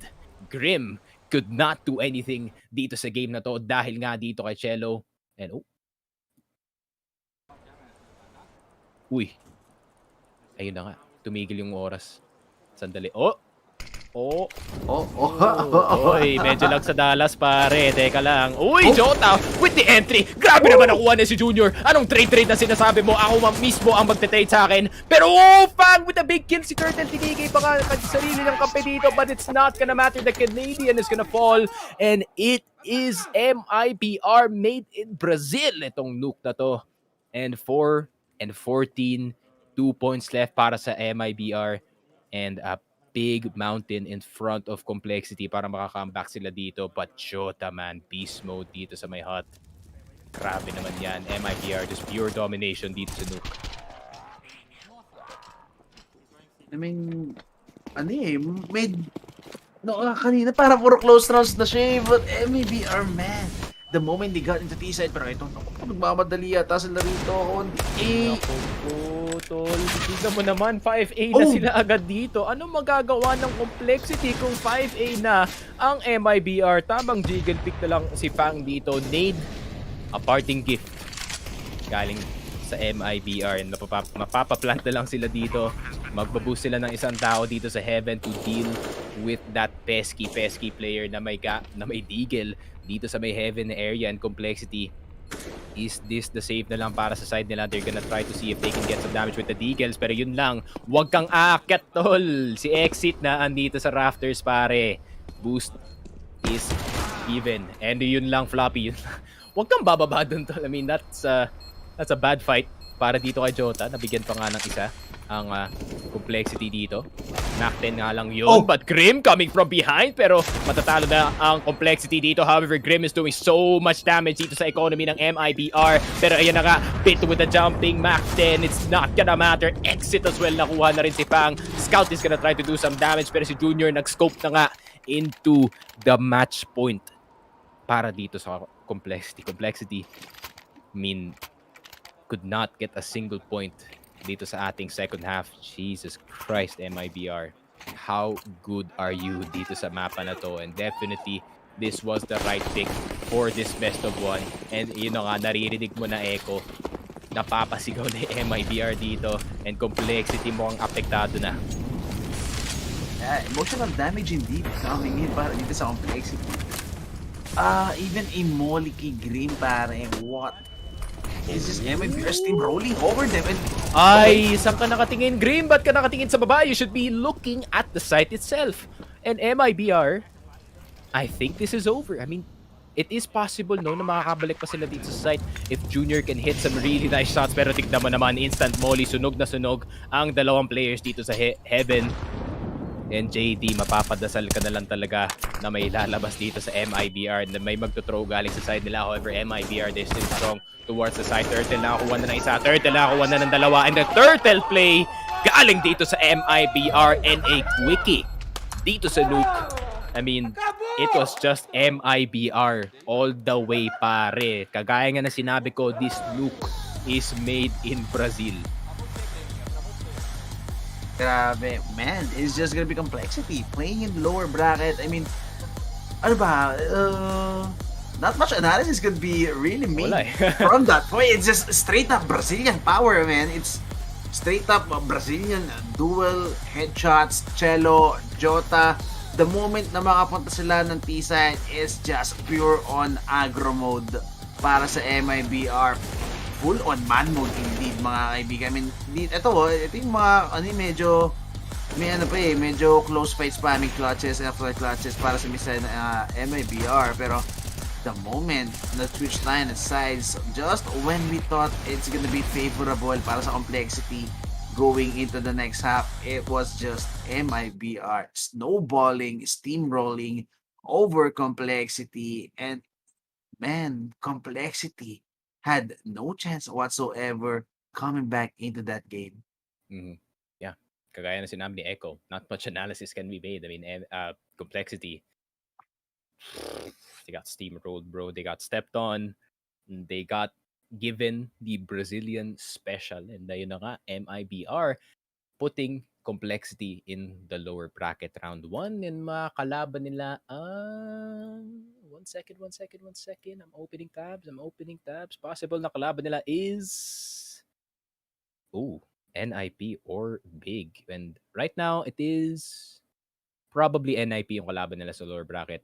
Alam mo naman, Big, kings of best of ones. So, hindi talaga sila matatalo pagdating dun sa best of ones, especially pag kalaban mo yung NIP. That's a bit weakened, no, pag wala si Hampus. But that is it para sa amin dalawa ni Echo. Kita nyo naman ang aming socials. It is Echo Mael on Twitter and on Twitch. And para sa akin, Sticky Frogcasts on Facebook and on Twitter and Twitch rin ba? Yeah, Sticky Frogcasts on Twitch. I have that name. I made sure. Pero yun na nga. That is it para sa amin dalawa. We are gonna pass it on to Kenoit and Naufu after this one. So guys, don't go anywhere. More IEM Dallas action coming at you. So see you tomorrow.